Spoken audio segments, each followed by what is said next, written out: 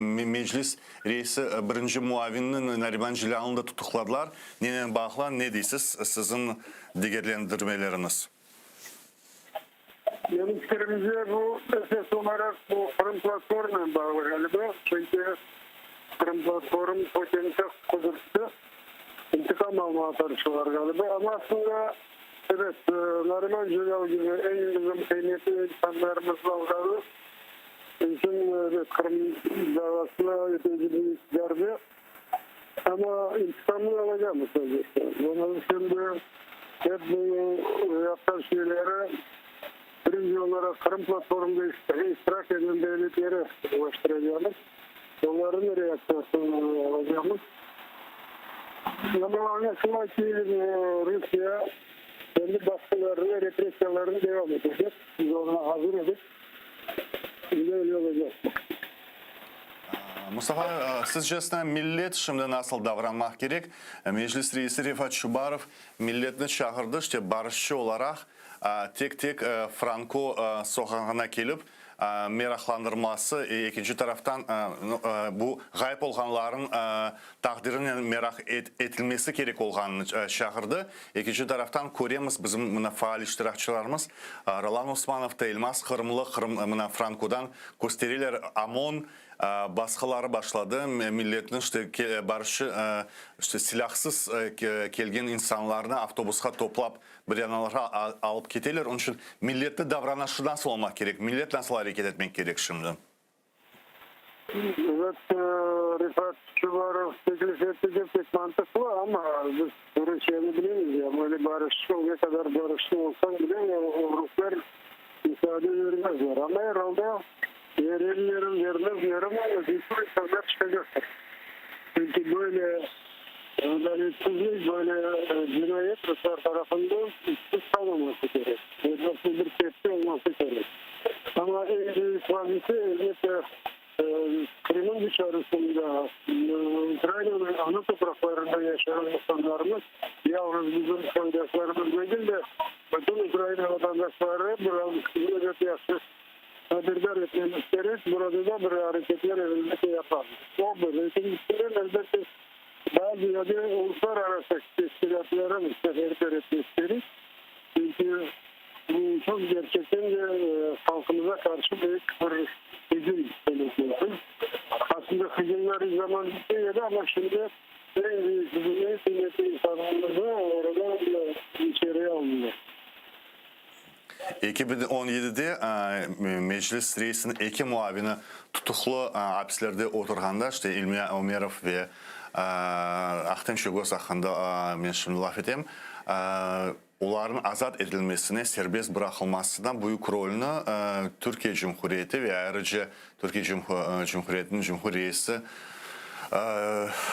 Tayyip Erdoğan onun rolü büyükydü. Onların serbest bırakılmasına şimdilik endi Türkiye hakimiyeti bildirildi mi bu tutuklamalar hakkında ve onlar ne diler? Sizin bağınız kimden oldu, olmadı mı yoksa daha bir şey belli değil?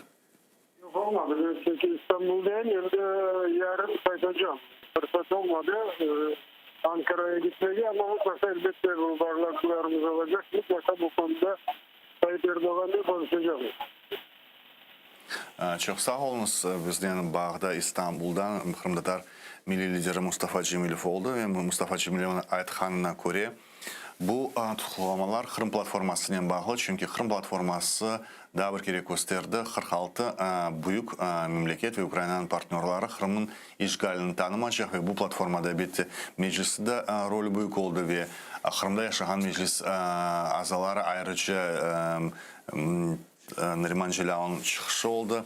Daha bir kere Rusça'da айтаем по оценкам лидера крымско-татарского народа Мустафы Джемилева, который был с нами сейчас на связи из Стамбула.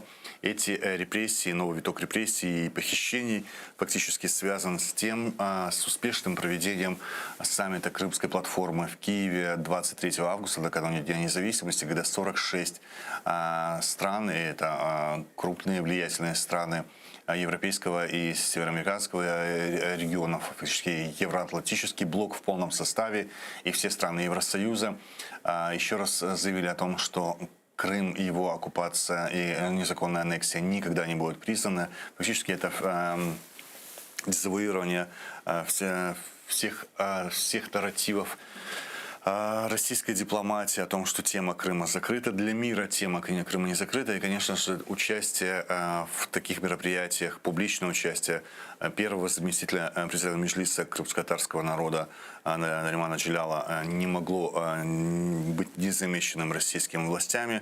Российские власти, российские...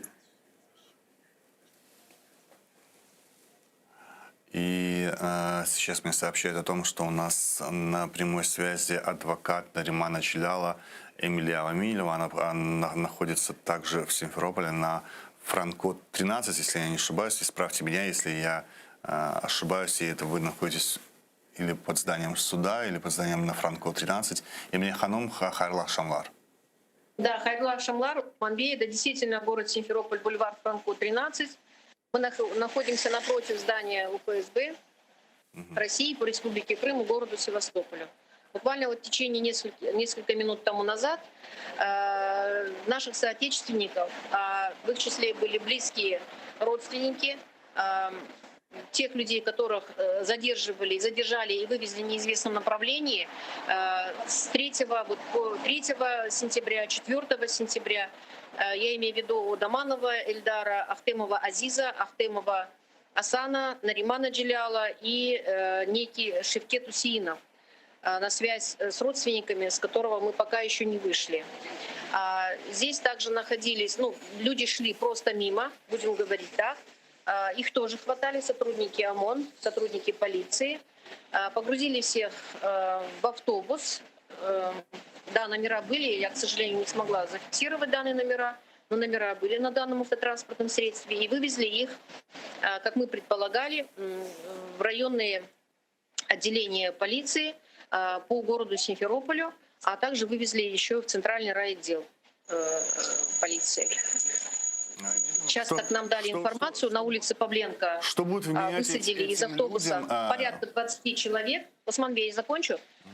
Высадили порядка 20 человек, среди них находятся и женщины, 2 женщины, наши соотечественницы, а остальных вывезли уже в другие районные подразделения полиции. Скорее всего, это центральный район. В Киевске он находится здесь неподалеку, буквально в 5 минутах ходьбы на улице Дзержинского. Предположительно, это центральный райотдел и, может быть, железнодорожный райотдел по городу Симферополю, отдел полиции. Что вменяют этим людям, если это просто родственники и друзья, которые интересуются судьбой похищенных людей? Им нельзя подходить к ФСБ и интересоваться судьбой, что им вменяют?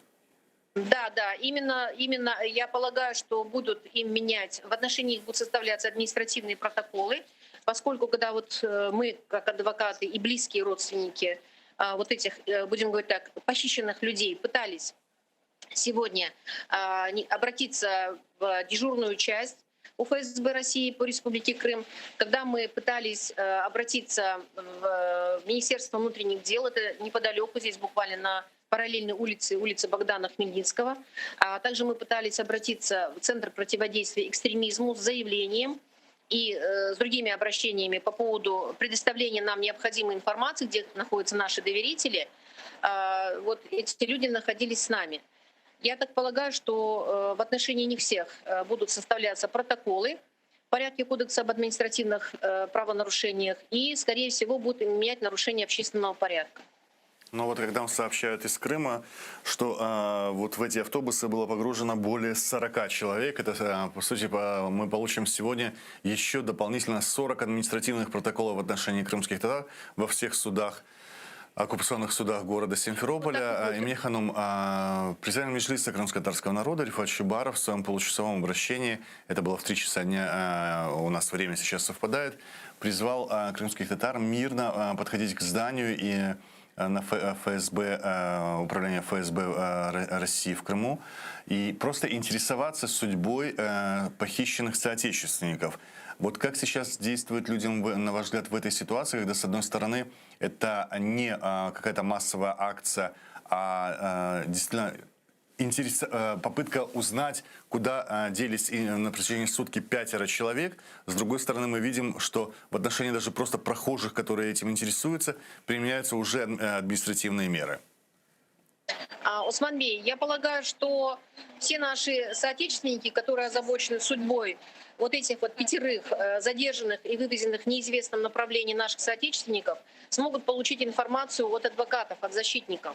Поскольку вот события, которые имели место вот буквально в недавнем прошлом, это минут 10-15, говорят о том, что сотрудники правоохранительных органов, а вот в частности сотрудники ОМОН, они, собственно говоря, даже по отношению к адвокатам проявляли определенную форму агрессии. Они хватали нас за руки, хватали за руки Лилию Гиминджи, хватали за руки и меня, подходили к Айберу Азаматову. Поэтому я полагаю, что не надо нашим соотечественникам сейчас приходить сюда и пытаться... Я понимаю их озабоченность, их тревогу, но лучше связываться с нами. Мы, в принципе, будем стараться постоянно давать информацию для того, чтобы люди были информированы. И общественность. Эмилия Ханом, я задавал этот вопрос в самом начале. Плохо слышу вас. В самом начале эфира я задавал этот вопрос Лилии Гиминджи, задам ему и вам. За эти годы, наверное, у вас есть какие-то контакты с руководством этого ФСБ. Можно ли выйти с ними на связь, на неофициальную, или они отказываются встречаться и сообщать вам какую-то информацию? Вот руководители ФСБ, например, по Крыму. Вы знаете, у меня никогда не было контактов руководителей ФСБ, кроме контактов сотрудников Следственного управления, в частности, следователь, конкретно, когда мы вступали в те или иные уголовные дела. Здесь у нас для коммуникации мы как бы имеем с ними контакты. А контактов руководства ФСБ по России, по Республике Крым у меня лично нет, отсутствует. Но я хочу вам сказать, что мы коммуницировали с управлением ФСБ России по Республике Крым непосредственно через дежурную часть, куда мы неоднократно обращались. И на наше обращение мы заходили, звонили в дежурную часть, просили, требовали предоставить информацию именно в ФСБ, поскольку мы обращались и в МВД, обращались и в прокуратуру. Оттуда нам всем говорят, обращайтесь в ФСБ, скорее всего, они там. Никакой информации нам не предоставлено. Вот мы в ожидании с раннего утра. А вот по Адаманову уже в 11 часов вечера будет уже почти сутки, как нет никакой информации. Можно ли подключить к этому процессу хотя бы российского омбудсмена Москалькову, потому что ситуация вообще... Да, такая... Необходимо подключить. Мы просто все это время заняты тем, что мы составляем процессуальные документы, заняты тем, что мы направляем свои обращения вот во все эти органы, правоохранительные я имею в виду. И сейчас нами будет направлено обращение и к российскому омбудсмену, и к омбудсмену по Республике Крым Афанасьюку. А есть ли законная возможность у российских властей, в принципе, не выходить на связь до понедельника, обосновывая тем, что это выходные дни? Есть ли возможность затягивать этот процесс предоставления информации о похищенных людях? Вы знаете, как показывает практика, это определенная своеобразная тактика проведения вот таких вот следственных действий в канун выходных дней, чтобы не было обратной связи.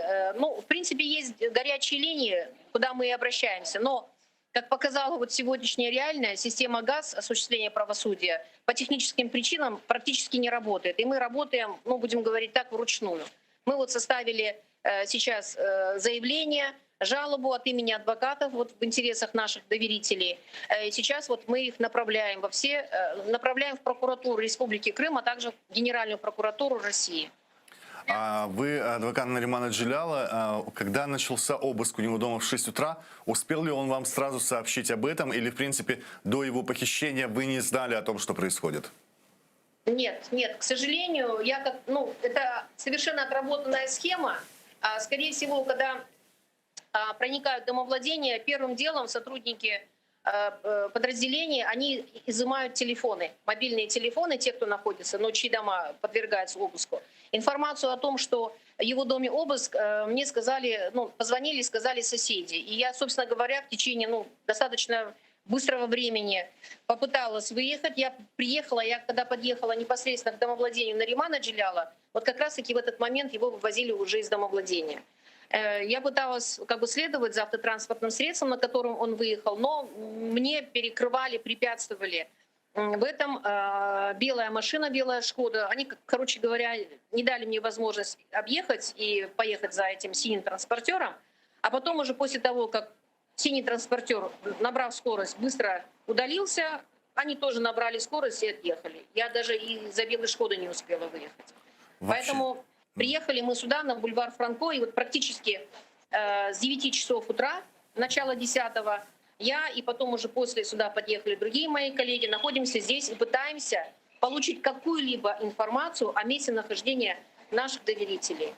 Но безуспешно. Можете ли вы сказать, какие есть опасности того, что о людях ничего не известно, кроме там применения каких-то незаконных действий в отношении них и, давайте откровенно говорить, например, пыток. Чего еще нужно опасаться вот в этой ситуации, когда о их местонахождении ничего не известно? Вы знаете, может произойти все, что угодно. Может быть оказано и психологическое давление, а может быть оказано и физическое давление.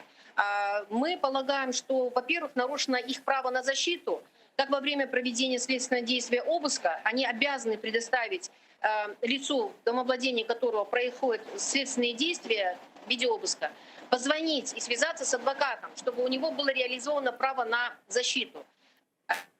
Более того, мы, адвокаты, кто вступил в эти дела по соглашению с родственниками наших доверителей, оповестили Адвокатскую палату Республики Крым о том, чтобы адвокатов по назначению по данным лицам они не направляли, поскольку мы так предполагаем, что правоохранительные органы, в чьих руках они сейчас находятся, они будут пытаться тем или иным образом спустя какое-то определенное время вот такую вот квалифицированную правовую защиту им предоставить. Но это будет носить, как мы полагаем, уже после, и будет носить исключительно формальный характер после, возможно, я не знаю, какими незаконными методами получения каких-либо признательных показаний. Это мы предполагаем. Это наше предположение пока на сегодняшний день, вот на этот момент. Потому что с момента задержания Адаманова, как я уже сказала, почти сутки будет скоро, а вот с момента задержания Наримана Джеляла, считайте, что он практически был ограничен в передвижении и в контактах с кем-либо с 7 часов утра, с начала 8-го. И также Ахтемов Асан с 12 часов ночи и Азиз где-то с часа дня ночи. Угу.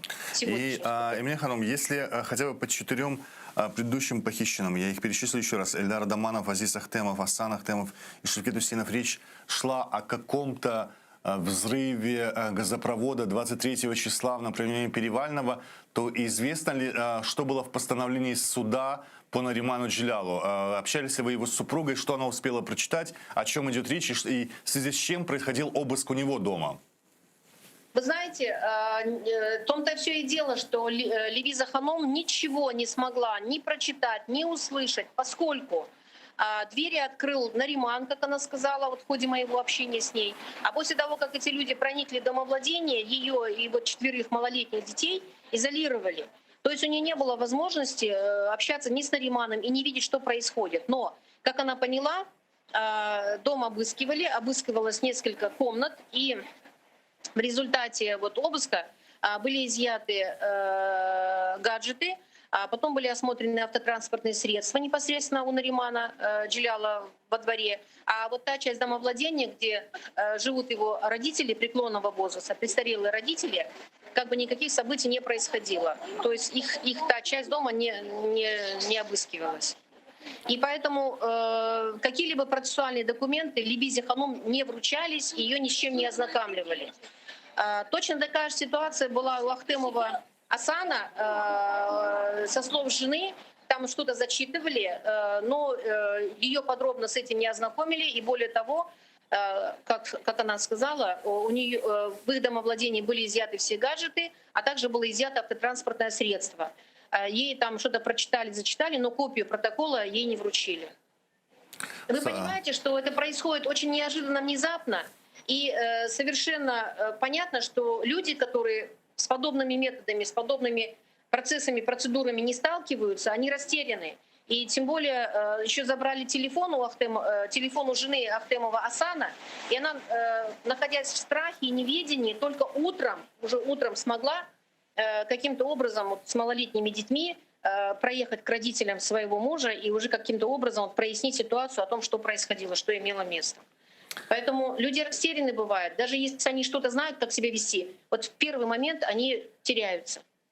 Саунас Емня Вамилева, адвокат Наримана Джиляла. Она находится сейчас в Симферополе под зданием оккупационного ФСБ России в Крыму, в Симферополе на Франко 13. И мы как раз на протяжении этого эфира узнали о том, что более 40 человек крымских татар, которые подошли к зданию ФСБ, чтобы поинтересоваться судьбой пятерых похищенных, которых похитили на протяжении этих суток. Давайте еще раз перечислим имена: Эльдар Адаманов, Азиз Ахтемов, Асан Ахтемов, Шевкет Усейнов и Нариман Джилял, первый заместитель председателя Меджлиса крымско-татарского народа. Так вот, людей, которые интересовались судьбой пятерых похищенных, это более 40 человек, их тоже задержали, их затолкали в 2 автобуса ОМОНа, и сейчас, по словам адвоката Емня Вамилевой, их развозят по райсудам города Симферополя. Вот и оккупационные суды в железнодорожном, Киевском и Центральном районе, скорее всего, составят административные протоколы и будут выписаны, как мы знаем,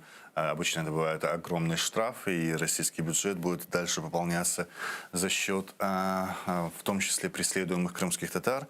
Вот сразу 40 человек новых налогоплательщиков Россия себе назначила только за то, что люди интересуются, куда делись 5 крымских татар на протяжении этих суток. Опасность отсутствия информации связана с тем, что за то время, пока адвокатам неизвестно местонахождение похищенных, ФСБ может применять к ним любые меры воздействия. И ярко это было видно по одному из последних задержаний в Крыму фрилансера «Радио Свободы», журналиста Есипенко, которого адвокаты нашли спустя только несколько суток после его исчезновения. И было видно на его теле и лице следы применения пыток, в том числе электрического тока. Сейчас на прямой связи с ЭТРом адвокат Эдем Смедляев. Хайрлах Шамлар Эдембей. Где находитесь вы вообще и какой частью сейчас работы по защите вы занимаетесь? Эмиль Курбединов сказал, что он курсирует по Крыму, а Гелиля Гимиджи находится на Франко 13. Чем заняты вы? И кто будет теперь освобождать вот этих 40 человек дополнительно, которых задержали буквально в течение последнего часа? Да, я нахожусь с коллегами, с Эмилем Курбединовым, Надимом Шейхмамбетовым на Павленко-1. Это отдел полиции железнодорожный, куда привезли 20 человек. По предварительным данным, по предварительной информации, на них будут составлять протоколы по статье 19.1, 11.3. Это неподчинение законным требованиям работникам полиции. Данная статья предусматривает и административное задержание. Среди задержанных нас еще не допустили, но по предварительной информации там есть женщины, есть люди преклонного возраста, есть инвалиды. Это те люди, это родственники, которые пропали уже больше суток, и судьба их неизвестна. Это люди, которые пришли узнать, куда делись их родственники, это знакомые этих людей. И вот правоохранители решили таким образом ликвидировать людей, которые находились возле здания ФСБ, так как все указывает на то, что 5 крымских татар похитили после обысков именно сотрудники ФСБ.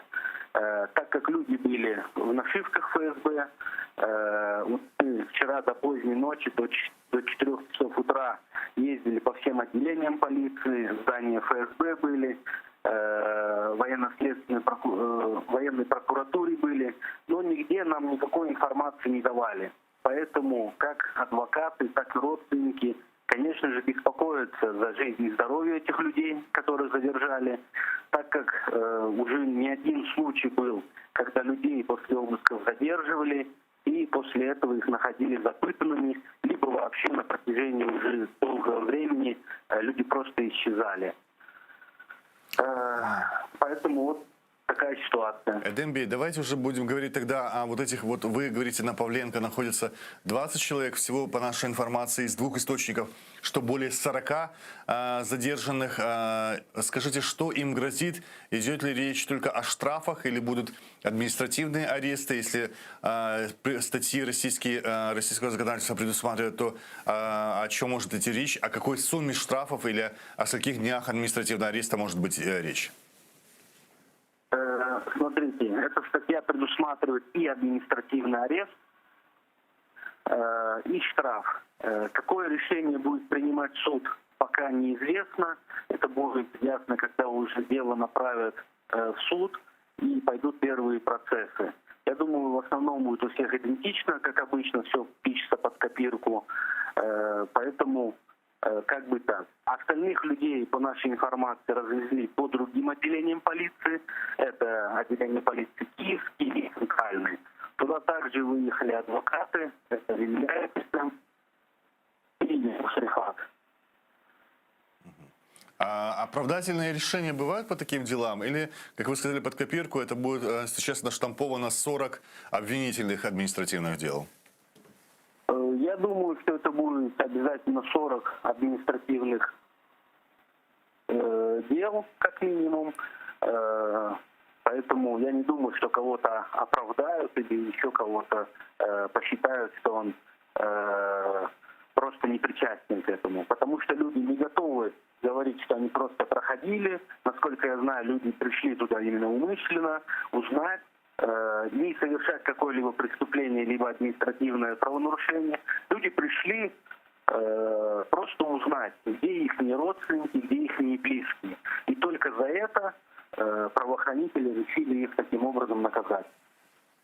Саунус, это был адвокат Эдем Семедляев, и это уже фактически, кроме нового витка репрессий, мы видим уже и продолжение того, ну, тут люди, которые только подключились к эфиру телеканала АТР, я напомню, что на протяжении суток пропала, исчезла, похищена, похитили, и предполагается, что это российский ФСБ, похитил 5 крымских татар. Почти сутки ничего не известно об Эльдаре Адаманове. На протяжении ночи похитили Азиза Ахтемова, Асана Ахтемова и Шевкета Усинова. И сегодня утром произошел обыск в доме первого заместителя председателя Меджлиса крымско-татарского народа Наримана Джиляла. И вот многие оценки мы слышали от адвоката Николая Полозова до Мустафы Джемилева, лидера крымско-татарского народа. Их политическая оценка, что репрессии против Джиляла и против остальных, и их похищение связано с успешным проведением саммита Крымской платформы 23 августа здесь, в Киеве, когда 46 стран, и среди них это влиятельные страны мира, Соединенные Штаты, все страны Европейского Союза и все страны Североатлантического блока НАТО подтвердили, что незаконная аннексия Крыма никогда не будет признана, и договорились о создании постоянно действующего механизма по деоккупации Крыма, что фактически привело в бешенство все российские власти, которые назвали Крымскую платформу антироссийским шабашем. И вот мы видим, как российские власти начинают действовать. Это усилился виток в отношении крымских татар, 5 из которых похищено. И это похищение произошло в ночь с пятницы на субботу, либо в пятницу, либо в ночь с пятницы на субботу. Адвокаты похищенных — это Эминева Милева, Лилия Гемиджи, София Шабанова, Эдем Смедляев, Айдер Азаматов, Эмиль Курбединов. Это уже 6 адвокатов, которые подключились к этому делу. Они ничего не знают о судьбе своих подзащитных. С ними никто не выходит на связь. Везде ссылаются на то, что в выходные дни, суббота и воскресенье, информации о местонахождении 5 похищенных нет ни в центре Эни, ни в полиции, ни в прокуратуре. И на протяжении этой ночи удалось только записать несколько интервью с женами, мы уже их показывали, с женами задержанных, похищенных людей. Сейчас на связи с нами, мне подсказывают, заместитель председателя Меджлиса крымско-татарского народа Ильмия Гаумеров. Хайрлах Шамлар Ильмибей. Салям алейкум. Оцените, пожалуйста, вы вообще вот эти вот похищения с чем связано вот это вот непредоставление информации и утаивание информации о похищенных людях, если фактически родственники видели, что это люди были с ошибками ФСБ, зачем ФСБ скрывать информацию о их местонахождении? А зачем в 2014 году было скрывать, что это российские грушники блокировали воинские подразделения Украины? Зачем, когда выкрадали Ришата Аметова, лица были видны, их не нашли. Вот это все продолжение этой российской политики. Они относятся к Крыму как к завоеванной территории на самом деле. Есть оценки от того, что это реакция на крымскую платформу, есть оценки, что это продолжение запугивания крымских татар и выдавливания из Крыма. Что вы скажете? Ну, если конкретно, то ответ на платформу. Ну и, конечно, устрашение, чтобы другим неповадно было, с элементами похищений. Да, Алла Берсен, чтобы хуже какие-то варианты не стали применять. Мы видим, вот вы, наверное, тоже видите видеокадры, которые мы показываем в эфире. Это процесс задержания уже тех людей, ОМОНовцы российские задерживают просто людей, которые пришли под здание ФСБ России в Симферополе на Франко 13. Эти люди пришли только для того, чтобы поинтересоваться судьбой 5 похищенных крымских татар, и более 40 человек задержали, затолкали в ОМОНовские автобусы и развозят по судам, составляются административные протоколы. На ваш взгляд, как сейчас действуют людям? Вот Эминя Вамилева говорит, что людям лучше не приходить и получать информацию от адвокатов. Ну, может быть, Эмине очень права, но сказать людям не приходить я не смогу. Тогда что вы можете сказать людям, как им действовать в этой ситуации? В любом случае надо выходить на поддержку друг другу, потому что это показывает наше единство и то, что эти люди не одиночки, не сумасшедшие какие-то, которые выступают против реально действующей власти, а это уважаемые люди, которые являются активистами национального движения, лучшими среди своего народа. Конечно, рано еще говорить, мы даже не знаем о месте нахождения Наримана Джиляла, первого заместителя председателя Меджлиса крымско-татарского народа. Но если это возможно, что вы, если в Меджлисе, в принципе, ожидали, и вот мы говорили с соратниками Наримана, с Эльмаз Крамлов, все это было ожидаемо, это был вопрос времени, когда произойдут эти задержания, аресты, а мы видим, оно происходит в виде похищения, то как дальше будут развиваться события, прежде всего, конечно, вокруг Наримана Джиляла как политической фигуры? Ну, Нариман Джилял является не маленькой политической фигурой, он первый заместитель председателя Меджлиса крымско-татарского народа.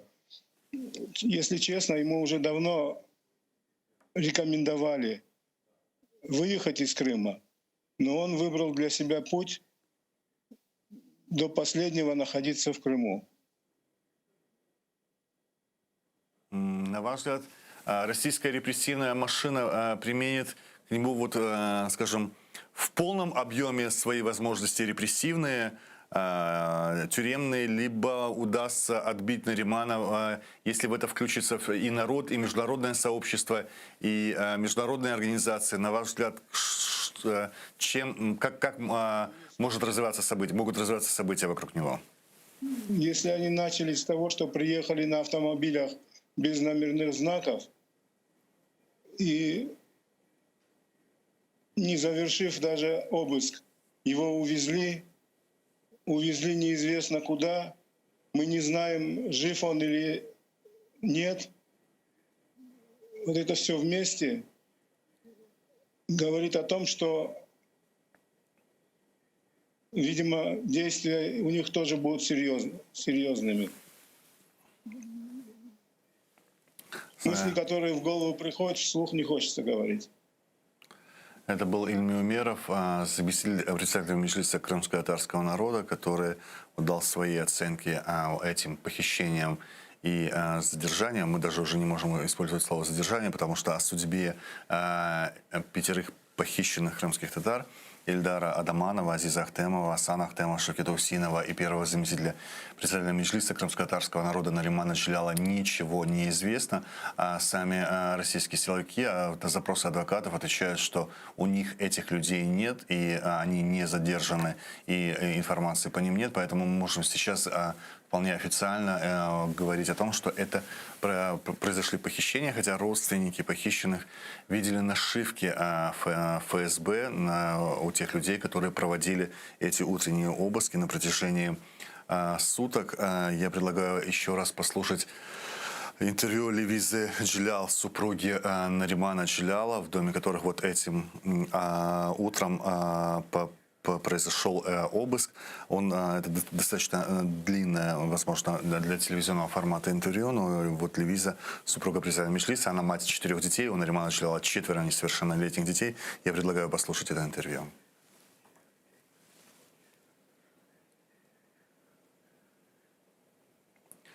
Мне режиссер говорит, что очень сложно сейчас включить это интервью, поэтому предлагаю послушать интервью одного из друзей похищенных, Мансура Тейфука. Селям алейкум. Adım Mansur Teyfuk. Şimdi FSB binasının yanında Franko sokağında bulunamız. Bugün öyle haber geldi. Tintuvlar geçirdiler Kırım Tatarların korantasında. Nariman Dжилял'ın onların arasında yakın dostum Hasan Ахтем. Tünin onun görüştük Şefika Abd'nin cenazesinde. Hasan pek yaxşı dostum. Bizim halkımızın meselelerden uzak kalmaydı. Her vakit böyle faal iştirak ederdi. Bu sebebin bu nasıl diyeyim kanunsuz, hukuksuz öyle bir tintuvlar geçirildi. Напомню нашим зрителям, это спецэфир на телеканале АТР, аресты в Крыму, и фактически это даже не аресты в Крыму, а похищения в Крыму. На протяжении этих суток были похищены Ильдар Адаманов, Азиз Ахтемов, Асан Ахтемов, Шевкет Усинов. И сегодня утром первый заместитель председателя Меджлиса крымско-татарского народа Нариман Джилял. О их судьбе до сих пор ничего не известно. С самого утра адвокаты похищенных находятся у здания ФСБ, оккупационного ФСБ Российской Федерации в Крыму, в Симферополе на улице Франко, 13, и им отказывают в предоставлении любой информации, с ними никто не встречается, ссылаются на то, что выходные дни, встреча с руководством этих силовых органов возможно только с понедельника, а официально и Центр это по противодействию с экстремизмом, и полиция, и прокуратура, все эти оккупационные силовые власти в Крыму отказывают в предоставлении информации о похищенных людях.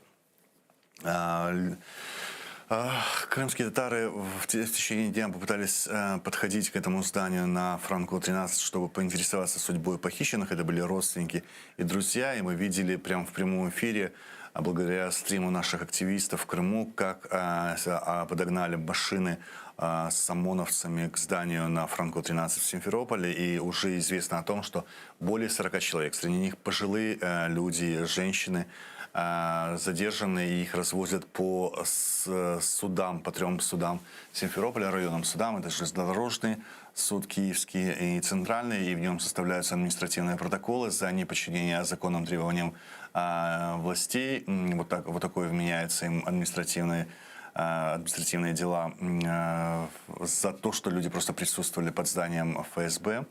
По этой статье, как нам сообщил адвокат Эдем Смедляев, им грозит и штраф, и административный арест. Пока мы не знаем, какие решения будет выносить суд, но, как предполагает Эдем Смедляев, все такие дела пишутся под копирку и просто штампуются, оправдательных дел не бывает. Фактически мы сейчас имеем уже таких 2 аспекта нового витка репрессий против крымских татар, как похищение, среди которых политический лидер крымских татар, и, наверное, в Крыму это самый яркий политический лидер, который на все намеки последних лет покинуть полуостров отказывался и находился в Крыму, и при этом активно участвовал в адвокации крымской проблематики, оккупации и непризнания аннексии, ситуации с правами человека в Крыму и с притеснением крымских татар, проукраинских активистов, гражданских журналистов. Это был все Нариман Джилял. Он активно и публично участвовал как в эфирах многих и украинских, и международных телеканалов, так и в таких международных событиях, как саммит Крымской платформы. Мы видели включение Наримана Джиляла с этого события. И вот по оценкам и лидера крымско-татарского народа Мустафы Джемилева, и адвоката по политическим делам крымским Николая Полозова, такое задержание, а на самом деле это не задержание, а похищение, это прямой ответ российских властей на успешное проведение Крымской платформы, на участие 46 стран, это влиятельные страны, это все страны Евросоюза и все страны НАТО. У нас на прямой связи из Крыма один из крымско-татарских активистов Эдем Дудаков. Хайрлах Шамлар Эдембей. Selam aleyküm. Aleykümselam. Siz kurultay делегатысыз 2016 seneden başlap meclis ekstremist teşkilat kabul edilgen son mecliske karşı böyle büyük darbeler olmadı. Birkaç cinayet işler oldu ama böyle mesela meclis reisi muavine hiçbir kere ona tim ediler. Niçin sizce bu represiyalar böyle seviyeye çıktı bugün de? Ну, айтмая кыйын şimdi bir şeyler olar ne sebepten obaları aldılar bilmeye kıyın. Belki bu platforma için alındı lakin ne boylarına asılacaklar belli değil. Ben belirttim şimdi bir bak tutayık. Ben uzun Kırım'da değil mi? Onun için bir şey aytıp olmayayım. Lakin bir şeyler asmaya isteyelim. Ben bilsem boylarına şimdi her türlü şeyler gazaprovod değiller, patladıdan bir şey. Ama bizim milli hareketimiz terörle açlı bir vakit verdiğiydi. Onun için kıyın şimdi bir şey etmeye. Siz честно, Нариман hakkında айтсақ, evet 5 insan gayip oldu ama Nariman evet siyasi bir figuradır. Mında Nariman'ın ne olacak sizce? O Rus hapisleri mi yoksa onu bastırıp Ukrayna'ya yani Kırım'dan çıkarmaya, Kırım'dan sürgün etmeye çalışacaklar. Kaysı yolun sizce Rusya hakimiyeti sayılacak? Onu bilmiyorum. Her türlüsü olmak mümkün. Fikirlerine ne geliyor? Belki de Kırım'dan coymaya isteyenler Ukrayna'ya geçsin diye o momentte var. Ya da anda bir cinayi iş açıp ya da bir administrativni iş açmaya isteyenler bu platformada aktif katlanmak için. Ben bilesem böyle. Lakin fikirlerini anlamak bir kıyın. Bilmeyimden bunu Osman Bey. Ne ekmeği de bilmeyim. Evet, birkaç advokatın sözüne göre Lila Gemici etti. Birinci onun bağlanğan edik. Lila Hanım de bu milletini korkutmak için yapıla. Bunlar daimi yapılacak şeyler. Bunun bir mantığını tapmağa zor. Milletini korkutacaklar, milletini baskının ezip çıkarmağa istiyorlar Yarımada'dan, Kırım'dan. Sizce bu korku muhiti şimdi nasıl derecede? Ben mesela 7 yıl olmadım Kırım'da, ben bu korku muhitini anlap olamayım. Kaysı dereceye geldi? Millet kapalama, millet dört gözünün gitmeye bakamı nasıl seviyede bu korku muhiti? Osman Bey, yaxşı işitilmeyi. Onun için sualinizi çok yaxşı anlamadım.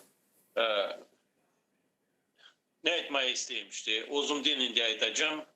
Evet hepsimiz şimdi pek rahatsızımız olan problemlerden bu men bilesem bu platformaya karşı bir işler yapılgan işler. Ben kaytarıp gene bunu aytayım.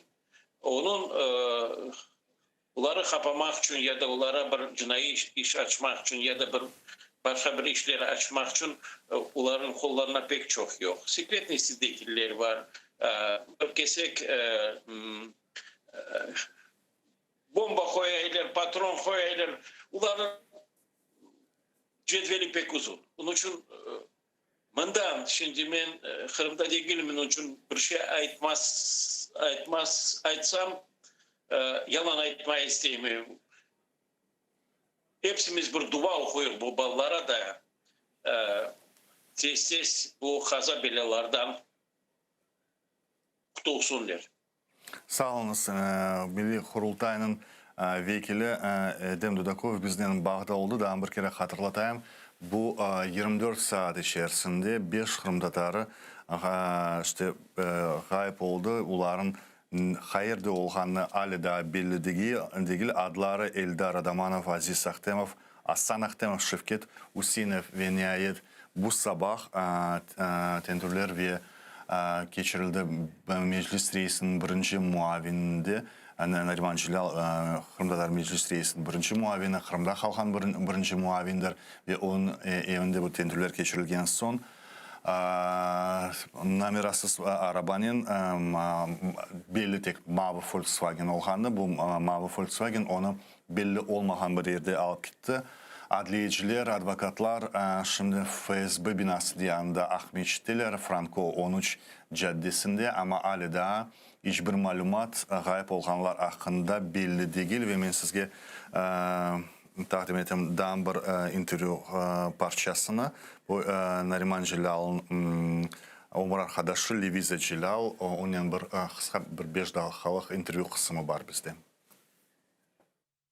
Ориентировочно где-то 7:15-7:20 ворвались около 12 людей в масках через заборы, разбудили нас, стуча в окна, в двери. Муж открыл дверь, Нариман открыл дверь. Нас с 4 детьми заблокировали в отдельной комнате, поэтому все разговоры производил он. Мне лично никто не представлялся, документы не показывал. Провели обыск с ним вместе, забрали его и увезли на машине без опознавательных, вообще без номерных знаков в неизвестном направлении. Они вообще представились, что это за управление, служба? Нариман с ними разговаривал. Я же еще раз говорю, мы в отдельной комнате с детьми находились, поэтому кто это такие, что это такие, мне лично никто не представлялся. Какие-то документы предоставляли? Может, Нариману представляли. После проведенного обыска? После обыска ничего не оставляли, ничего не делали. Изъяли только личные вещи Наримана, это телефон и ноутбук.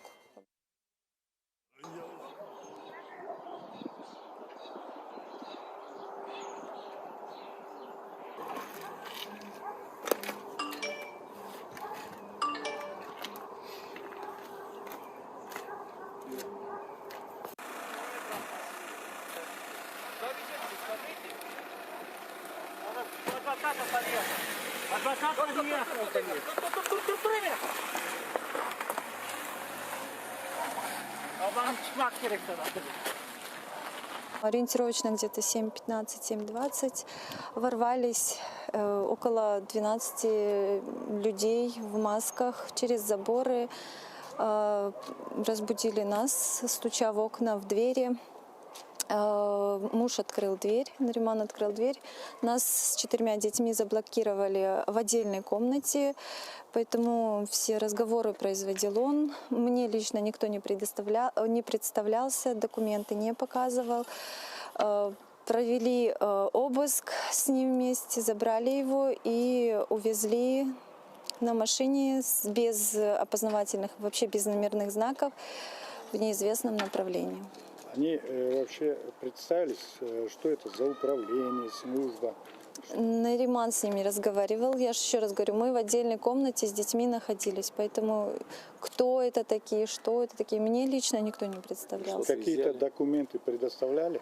Может, Нариману А представляли. после проведенного обыска? После обыска ничего не оставляли, ничего не делали. Изъяли только личные вещи Наримана. Это телефон и ноутбук.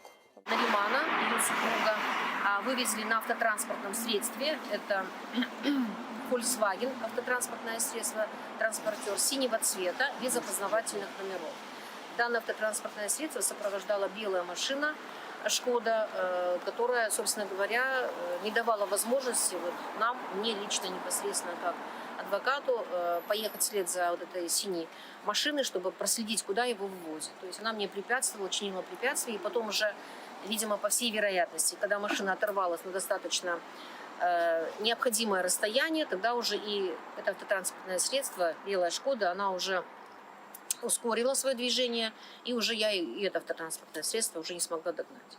Никто из нас, я имею в виду, ни из адвокатов, ни из близких родственников не располагают какой-либо информации исчерпывающей о том, где находятся их члены семьи. Сын, муж, брат, я не знаю, кто вот еще тут из родственников присутствует. Мы требуем незамедлительного информирования нас, как адвокатов, и, естественно, близких родственников в установленном законом порядке о месте нахождения наших доверителей и близких членов семьи. Я являюсь супругой Адаманова Ильдара Усиновича, которого 3 сентября утром увели из моего дома в неизвестном направлении люди, которые не предоставили мне служебное удостоверение, производили обыск. Во время обыска изъяли у нас оргтехнику. Это 2 ноутбука, наши телефоны и 2 флеш-карты. После проведения обыска моего супруга пригласили настоятельно на беседу. Сказали, зададим несколько вопросов. И увезли. Больше я его с тех пор не видела. Обыск, я отметила, закончился. Ушли они в 7:20 утра. Начали в 6, закончили в 7:20. На наше требование с супругом оставить мне протокол или копию, или дубликат проведения обыска, нам ответили отказом. Кроме того, во время обыска, когда, угрожая выломать дверь, они вошли к нам, они в первую очередь отобрали наши телефоны. Значит, я не имела возможности ни посовещаться, ни вызвать адвоката, ни предупредить кого-либо из родственников, точно так же, как и мой супруг. Более того, мы не знаем, где находились в момент обыска наши телефоны. Мы наблюдали за проведением процедуры обыска. И в момент, когда опечатывали без присутствия супруга оргтехнику, он настоял, чтобы развязали мешок, которым они сложили все, обнаружил, что отсутствует его телефон. Потребовал, чтобы его принесли. Согласно протоколу, если 2 телефона, то пускай лежат там 2 телефона. Им пришлось дождаться человека, который унес телефон, затем они положили его туда. И уже опечатали при нас этот мешок. В дальнейшем я требовала назвать место, куда отвезут моего супруга. На это мне давали неопределенный ответ и сказали, вероятно, в центральный район, в отделение. Абсолютно нездоровая, больная логика. Сотрудники ФСБ проводят обыск у человека, увозят его, и в течение суток они твердят о том, что и этого человека у них нет. Что это за позиция и что это за логика такая, да? Не сообщать родным, куда увезли человека, по сути, похитили, раз вы сутки не сообщаете о том, где он, и не сообщаете адвокату, и не допускаете, и говорите, его у нас нет. Вы проводите обыск, увозите его и говорите, что его у вас нет. Это просто больная, нездоровая логика и тенденция здесь, которая опять развивается на территории Крыма. Найдите детей, которые сохранили. Его увезли сотрудники правоохранительных органов, в том числе с нашивками ФСБ. Его пытают или что? Я представляю интересы Адаманова Ильдара, который был задержан вчера после обыска в его доме, и о котором до сегодняшнего дня нет никакой информации. Задерживали его без составления процессуальных документов. Люди, которые увезли его, не представлялись ни семье, ни самому Ильдару Адаманову, но на них были нашивки ФСБ. На супруга и я, мы звонили в дежурные части УФСБ, МВД, прокурору. Дежурная часть ФСБ ответила, что она не располагает информацией, не может предоставить нам никакую информацию. Было составлено и отправлено заявление в МВД о похищении Адаманова Эльдара. Дежурный прокурор на звонок супруги ответил, что следственные действия начнутся завтра через 12 часов. В разговоре со мной прокурор сослался на то, что он является совершеннолетним человеком и нет необходимости начинать его поиски. На что мной было обращено внимание, что он был похищен и не самостоятельно покинул свой дом. Заявления были направлены также в Генеральную прокуратуру. На сегодняшний день, где находится Адаманов Эльдар, неизвестно, но есть опасения, что его отсутствие во всех отделениях полиции, в УФСБ, это та информация, которую получили вчера несколько моих коллег, помогавшие в поисках Адаманова Эльдара, наводит на мысль о том, что в отношении него могут быть применены незаконные методы ведения следствия. И именно после более чем 12-часового удержания и недопуска адвоката к Адаманову Эльдару началась серия обысков и были задержаны еще ряд людей. Сторона защиты намерена обжаловать все незаконные действия и по проведению обыска, и по незаконному удержанию, но после того, как получит доступ к каким-либо процессуальным документам. Сейчас мы находимся с коллегами возле здания УФСБ. Нами проинформирована адвокатская палата Крыма о том, что у данных лиц присутствуют защитники по соглашению, чтобы адвокатская палата не направляла защитников по назначению. И я надеюсь, что в ближайшее время мы будем не только проинформированы о том, где находятся наши доверители, но будем иметь возможность конфиденциального общения с ними. Вчера в час ночи у него провели обыск. Или человек 7-8. После чего напугали невестку, провели обыск и забрали телефон. И до сих пор мы найти его не можем. И обращался вчера в МВД, тоже ничего не знают. Сейчас обращались в ФСБ, тоже все отмораживаются. Я Ахтемова Репика Рустемовна, жена Ахтемова Асана Исламовича, которого сегодня ночью неизвестные люди забрали из дома. Они забрали у нас телефоны, мой, мужа, все телефоны забрали, увезли его и начали делать обыск. В доме находилось в это время 2 деток наших. Они спали. Правоохранительные органы не шумели, я их попросила, чтобы было тихо.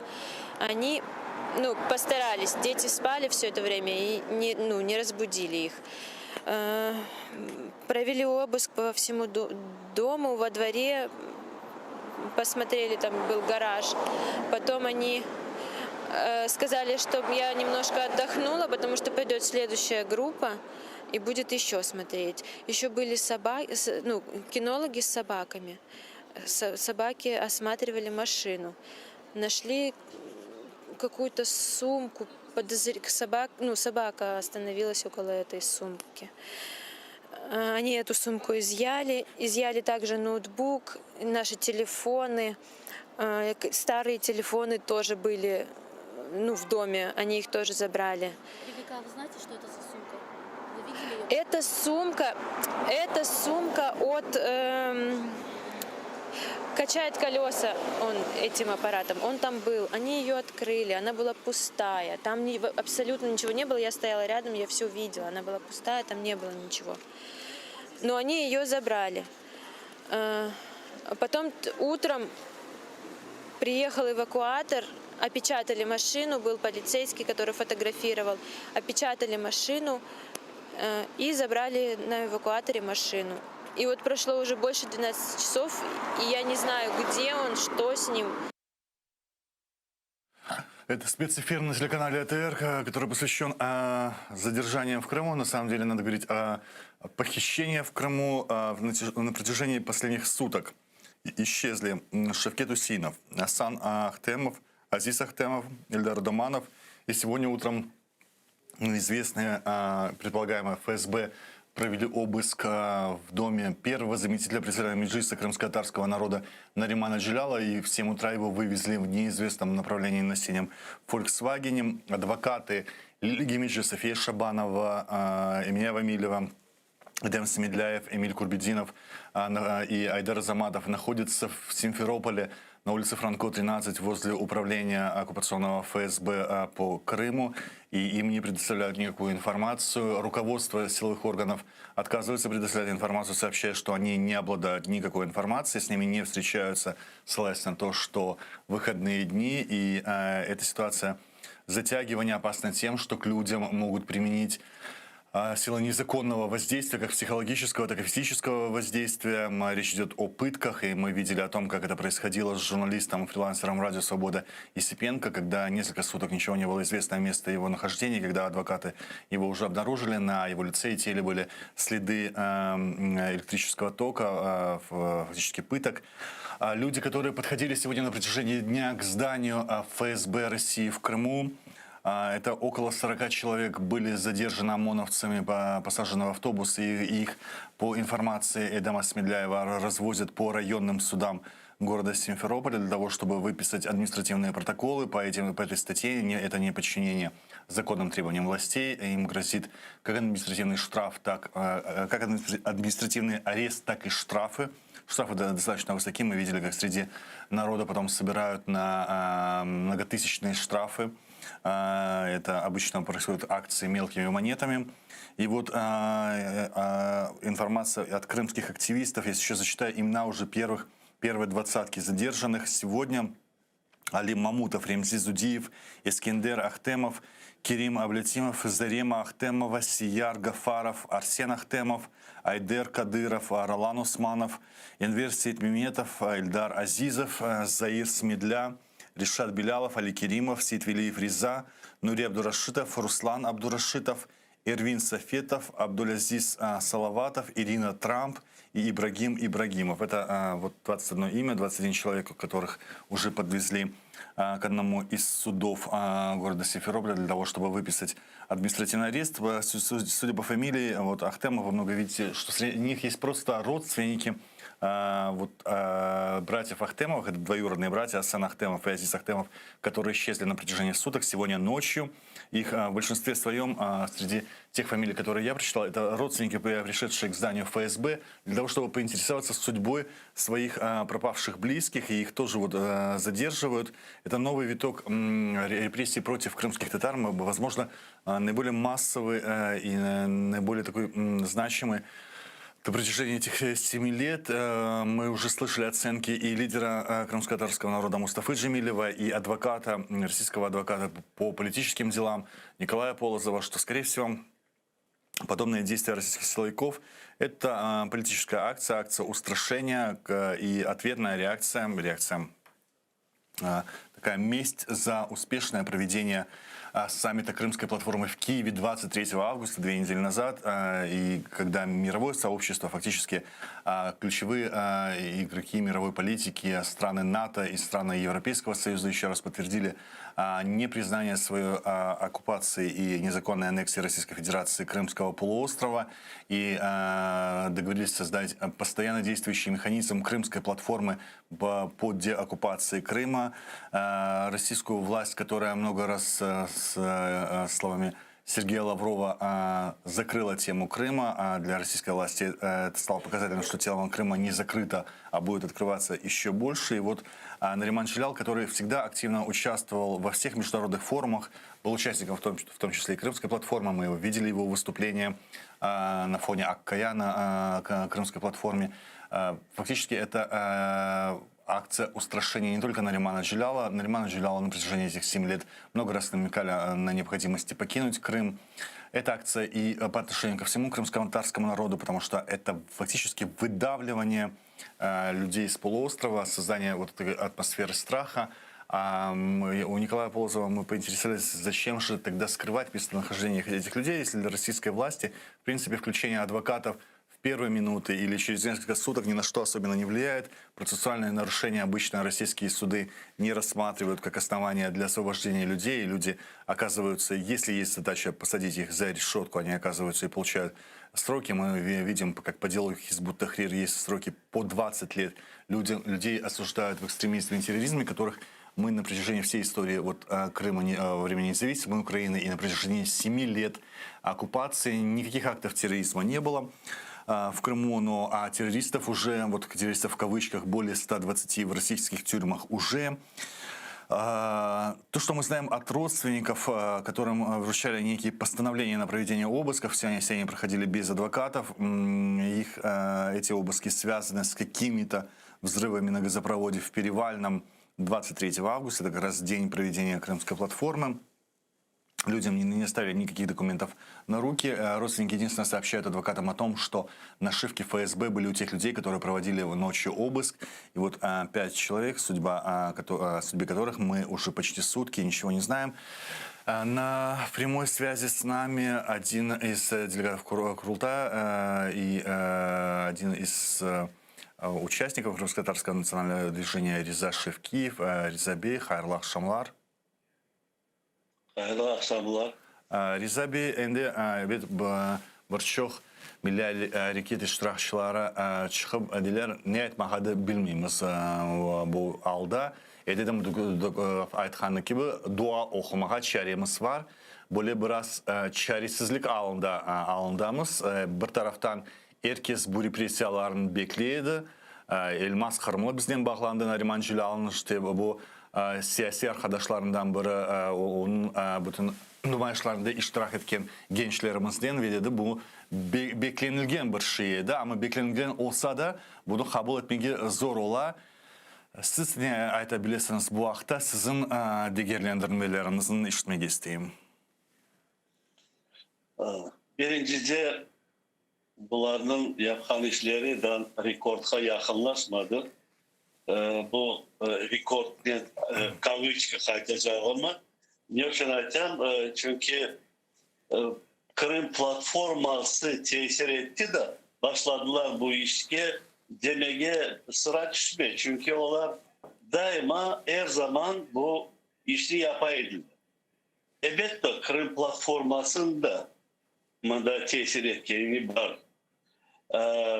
Birincisi Kırım platformasına toplaştılar Avrupa hükümetleri, Amerika ve Büyük Britanya 47 hükümet toplaşıp bir koalisya olan gibi böyle karar aldılar Kırım'ı Ukrayna'ya kaytarmaya.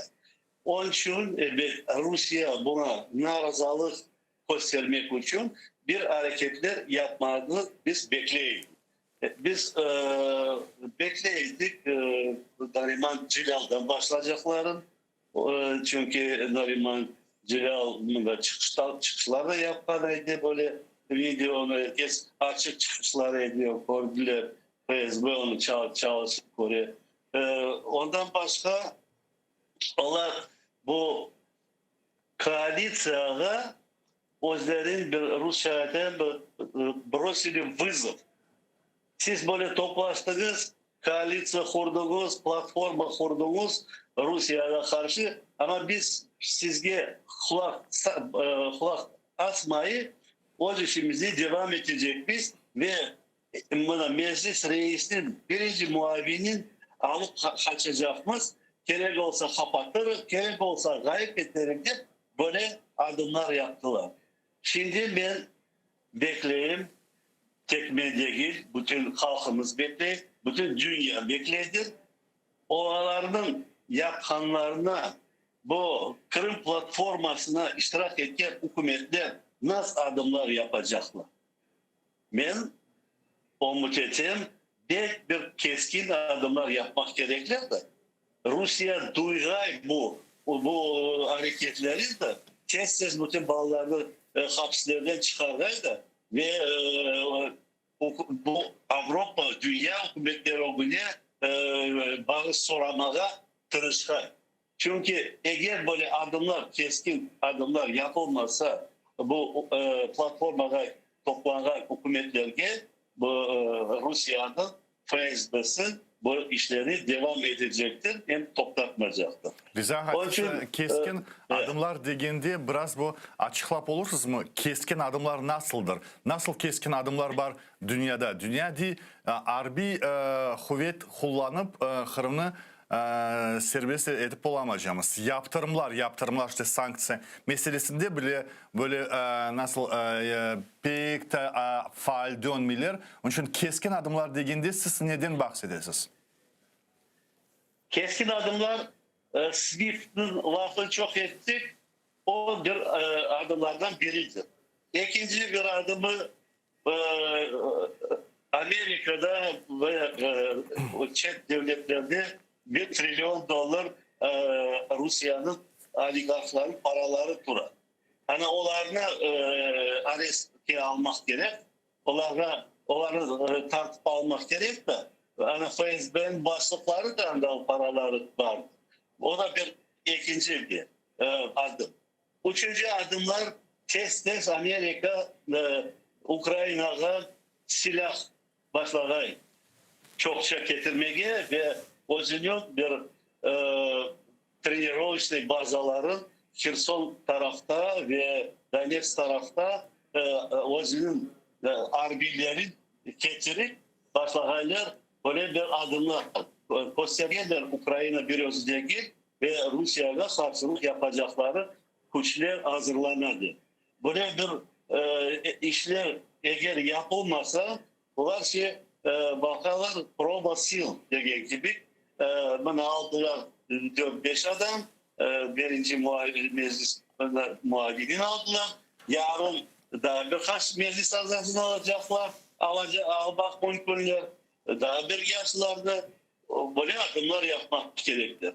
Ben halkımız için de bir söz aytacak olan böyle alda ne yapmak mümkün bizim halkımız. Evet ben uzaktanım onun için benim laflarım belki ağır gelmek mümkün ama ben yüreğim sizden beraber benim halkım. Bakınız keyik hayvanlarda eğer ballarına biri başka bir boyut hayvan gelip balların hırsızlar öldürmek için, aşamak için hareket yapanda ana babaları toplaşıp ya da bu birkaç neler toplaşıp karşılık yapıp korcalarlar balların. Bizim halkımız da bir Kur'an'da gibidir.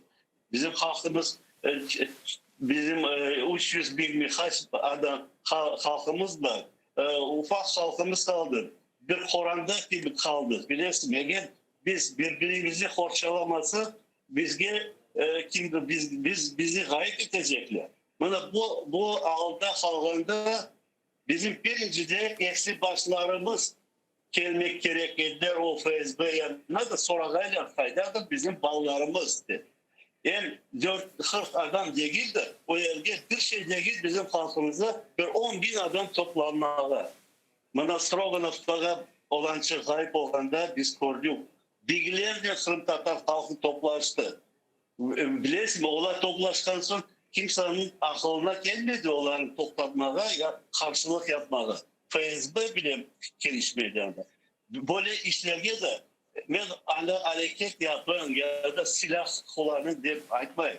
Gelip indemeyi tutturup bir omuza omuz namazına toplaşan gibi, camileri toplaşan gibi gelip indemeyi beklemek gerek, bakmak gerek.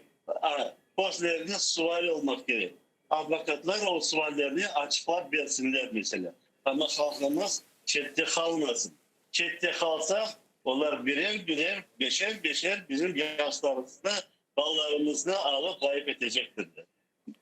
Böyle bir doğru anlayan olsam işte 40, 50, 100 insanını evet avtozaklara oturtup işte bu mahkemelerge alıp ketip yani administratif işleri yapıp olurlar.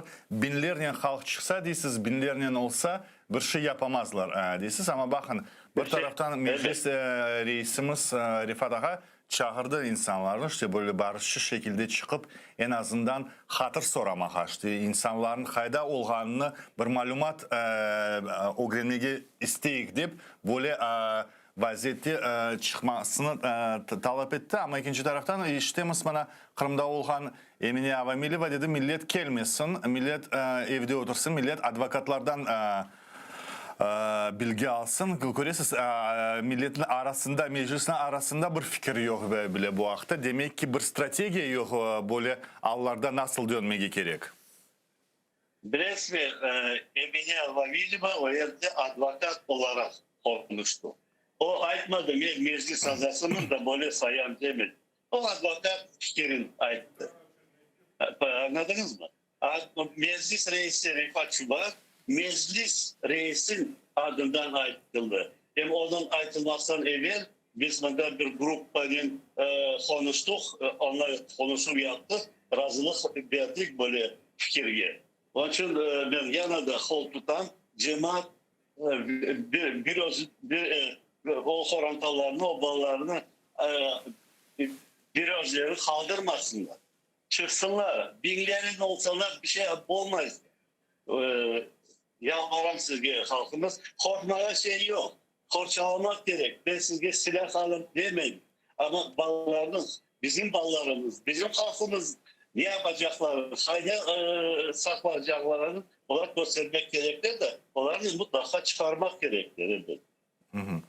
Siz birkaç işte sual evvelsi dan böyle bir fikir dediniz. Amerika o'zi harbiy usullerini Xerson viloyatında ve Donetsk viloyatında kursa idman usulleri böyle harbiy usuller o zaman işte o'zi kuchun dünyada Amerika'da Rusya'ya gösterik olacak gibi olacak aldı ama şimdiki bu Biden'ın yumuşamasının Biden'ın Kenya yanı alakalar Almanya'nın kurması Rusya'ya yapılan işte tahammülleri, tavizleri Ceneva'da yapılan tahammülleri siz ne diyorsunuz? Amerika bu alda hazır mı şimdi yani bir keskin adımlarha? Hazır olmağa onlarını bana Rusya özü mecbur et. Bana bugünkü informasyon bizim bağlarını meclis reisinin birinci muavini alıp hırsılaganlarına onlara da belli olacaktır. Onlar da bugünden başlayıp düşünüp başlayacaklar nasıl bir keskin meseleler yapmaya. Amerika'da Biden demiş, Trump demiş, anda demokratik hükümeti var, anda senatörler var. Onlar anda başka fikirler var. Anda böyle bir adamın çizilecek işler yoktur. Anda Belarusya değil ve Rusya değil. Anda demokrati. Onlar bakıp bir kararlar alıp mutlaka Amerika'nı Ukrayna'ya temelli yardımlar yapmaya çekerler ve böyle kararlar alırlar ben belirsin. Rıza Bey, dünyadan bu tentürler ve kaçırılmalar, hırsızlıklar olmazdan evvel işte efirde dünyanın bir Litvanya temsilcisine laf etkendik ve bizim diasporanın Lehistan, Varşava temsilcisi Nedim Usinov bağlanğan edi efirimizge ve biz işte Kırım platformasını müzakere etkende sonra platformadan sonra zirve ebed geçti. Dünya liderleri toplandı. Uçer daha bir şeyler ayıttı. Bir deklarasya imzalandı. Son ne yapmak gerek? Buna Litvanya'nın temsilcisi de biz daha işgal vaktine, Sovet işgali vaktine eğer bir Avrupa memleketinde çalışaydınız dedi. Çünkü sadece Brüksel'de değil, sadece Paris'te olsun, Berlin'de değil, eğer bir küçük olsun Avrupa memleketinde onların hükümetlerinin çalışmak gerek. Bizde bugün meclisin temsilciliği Brüksel'de bile yok. Yani meclisin daimi temsil etken, meclisin daimi iş alıp bargan temsilcilikleri yok. Sizce bu iş nasıl alıp barmalı? Çünkü iş alıp barmalısı için herkesin kulağına daimi bir malumat vermek gerek. Bu kulak asması için bu kulaklardan kim çalışacak? Meclis bu işte ne yapması gerek sizce? Dün biz bir ekskursiya gibi yapıldı. Представительство президента Крыму. Ve o aynı da o yerde Kırım platformanın ofisi. Anda bir tanışıp giriş oldu. Konuştuk. baktık ofisine, böyle düşünceler geliyor aklıma. Mesela oradan birinci adımlarda bu Kırım platformasının bu ofiste böyle çalışmalara olmak mümkün. Bu yerde meclis azalarımız mutlaka ziyadece çokça belki bütün özlerin iş günlerin anda geçirmek gerekir de bizim taze fikirlerini anda ayrılmak gerek de o fikirler başlarıyla anda toplanıp prezidentin masasına düşkü de prezident onlara bakıp ve akıl tanışıp Rada'nın ve başka yardımcılarının böyle kararlar hazırlamak gerek. Bu bir yoldur. Bu sizin ayıklarınız. Eğer hükümette biz bunda meclis azaları çokluğu Kırım'da mında azlıkmız. Hükümette yürüp de konuşmaya o bir fizik taraftan da ağırlık, finans taraftan da ağırlık olmalıdır belli. Ama bu platforma kurulgan sonra buyurmak gerek bu platformaya devletler, hükümetlerin delegeleri onların konuşup konuşmalar ve özümüzü fikirimizi onlara aytmağa da anlatmağa da onlarda bir kararlar son hükümetlerine bağlı onlarda kötergeler bu suallerini. Rıza adam bir böyle ahır meseleni sizden bu zakir etmek isteyeyim. İşte Allah göstermesin Nariman Bey'in sesini kesseler değil sadece hapis demeyeyim. Ukrayna'ya bile basıp çıkarsalar artık milletin siyasi sesi Kırım'dan işitilmeyecek. Nariman Cilal'ın da basıp çıkarsalar anda meclis adından böyle açıkça serbestçe laf edecek insanlar var mı asla yoksa o zaman siyasi ses kesilecek mi Kırım'dan sizce? Resmi bugünkü zamanda mutlaka adam Kırım'da oturup anda söylemeye gerekiyor. Anda oturan adam da söyleyende o yanında efirge çıkarırlar onu söylenişi de Kırım da dünyada işte. Onun için Kırım'dan Ukrayna'dan da bu iş alınacak. Tek halkımız dikkatle dinlesinler. Efirde çıkaracağımız. Evet buna sizin televizyonda da mutlaka güzel çalışmak gerekir. Adamlar bakıp bu milli kuruluş bir zaman toktamaz. Sonra Kırım'ı serbest yapmayacağız. Bu icralardan da çıkarmayacağız. Kuruluş bitmez bir zaman. Ben sizden biraz razı olmamaya tırışacağım çünkü siz mutlak Kırım'da olmak gerek değil. Kore'mizde biz işbirlikçi yapan insanlar var da bu Rusya hakimiyetinin işbirlik yapanlar. Onların esas öpkelegende ne diyorlar? Siz anda Kiev'desiniz, siz andasınız, andan sesiniz çıka, anda rahat yaşap, andan bir şeyler milletini ızıştırasınız, kızıştırasınız, karıştırasınız. Şimdi oturasınız mı? Oturunuz. Ama Nariman Bey gibi insanlar laf etkinde onların sesi kesiliyor. Çünkü Nariman onların arasında, Nariman milletin arasında. Nariman Kore olup, Nariman anda, Nariman'a o öpke yok. Nariman'a sen andasın deyip aytıp olamaylar. Onun için bu mühim meseledir menimce. Osman dostum ben senin razımın. Çok güzel laflar söyledin Nariman hakkında. Onun çok büyük işleri yapılaydı anda hem kısmet olsa serbest olup devam eder.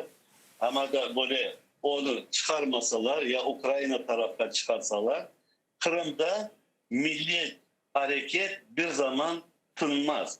Halkımız arasından yani adamlar çıkarlar. Resmi. Ama bahar geldiğinde bakarsın toprak, kuru toprak için, boş toprak için başlayacak otlar, güller çıkmalı. Böyle de bizim halkımızda yani milli harekette liderler çıkarlar. Tırışkanlar çıkarlar. Onun için halkımız bir zaman bir özü kalmaz. Ne ona çok işanlı. Ukrayna biz işte dünyanın laf ettik, Amerikanın ne yapacağını, öz halkımızın hakkında laf ettik. Ukrayna'nın yapkan adımları yeterli mi sizcesine ve Ukrayna daha ne yapabilecek gibi alı var? Ukrayna birinci politikasız böyle barmak gerek. Nasıl özünün ordusunu pekitmeli. Ben bazı bir fikrim de kele. Belki de Ukrayna'da çok oligarklar. Paraları çeşitli hükümetlerde saklayıp tutarlar. O paralarını çalıştırıp olmadılar.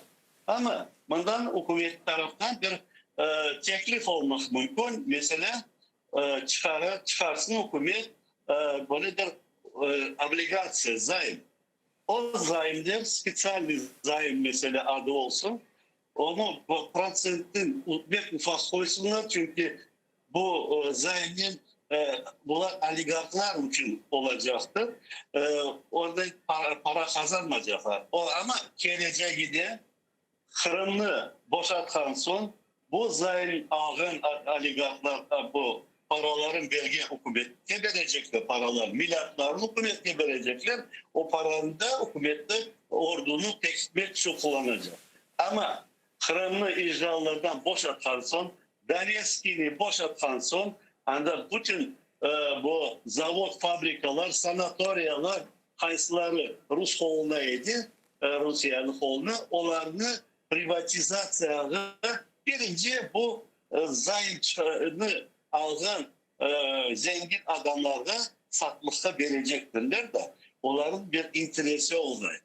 Böyle bir adımlar yapılsa ben belesem onlar mümkün o paralarını çıkarıp hükümeti kurtarmak için. Çünkü hükümet gayip olsa onlar para saklarlar belki devletlerde. Ama özleri böyle bir belli adamlar, patriotik adamlar olmazlar. Başka hükümetlerge kaçıp geçseler taşlar özün devleti. O bir adımdır. Mesela ben böyle adımlar koyayım. Bir niye buna aittim? Ordunu pekitmek. Ondan sonra reformalar hükümetler, çet devletlerde de reformalar geçirmek gerek. Korrupsiyanın kureş yapmak gerek. Onun lafı çok kötü ama kanunlarını almak gerek mesela. Korrupsiyanı yakaladan sonra onu tez cezaya çekip kapatmak gerek. Ama o kapatılmaklarını biz görmeyiz. Bu taraftan da bu Prezident Zelenski bir güzel adımlar yaptığını duyarız ama bu taraftan böyle keskinlik de duymayız. Onda ben belesem reformalarla beraber bu korrupsiyonu kureşmek gerek. Evet. Ondan başka evet Ukrayna içinde buna o Zelenski varıp Amerika'ya varıp gelgen son o politikasının IT sistemaların bakmağa ben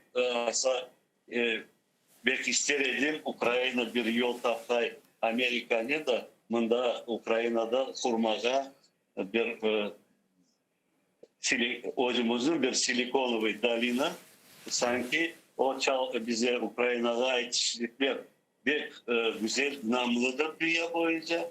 Hani onlardan toplayıp çalıştırmak ve bu kiber baskınlıklarda karşılık yapmaya ve tek Ukrayna'nın değil Amerika'nın, Avrupa hükümetlerini kurçalamak mümkün değil ve Ukrayna'nın statüsü böyle bu işlerden de çok başarılıydı. Büyük investisiyalar da gelirdi.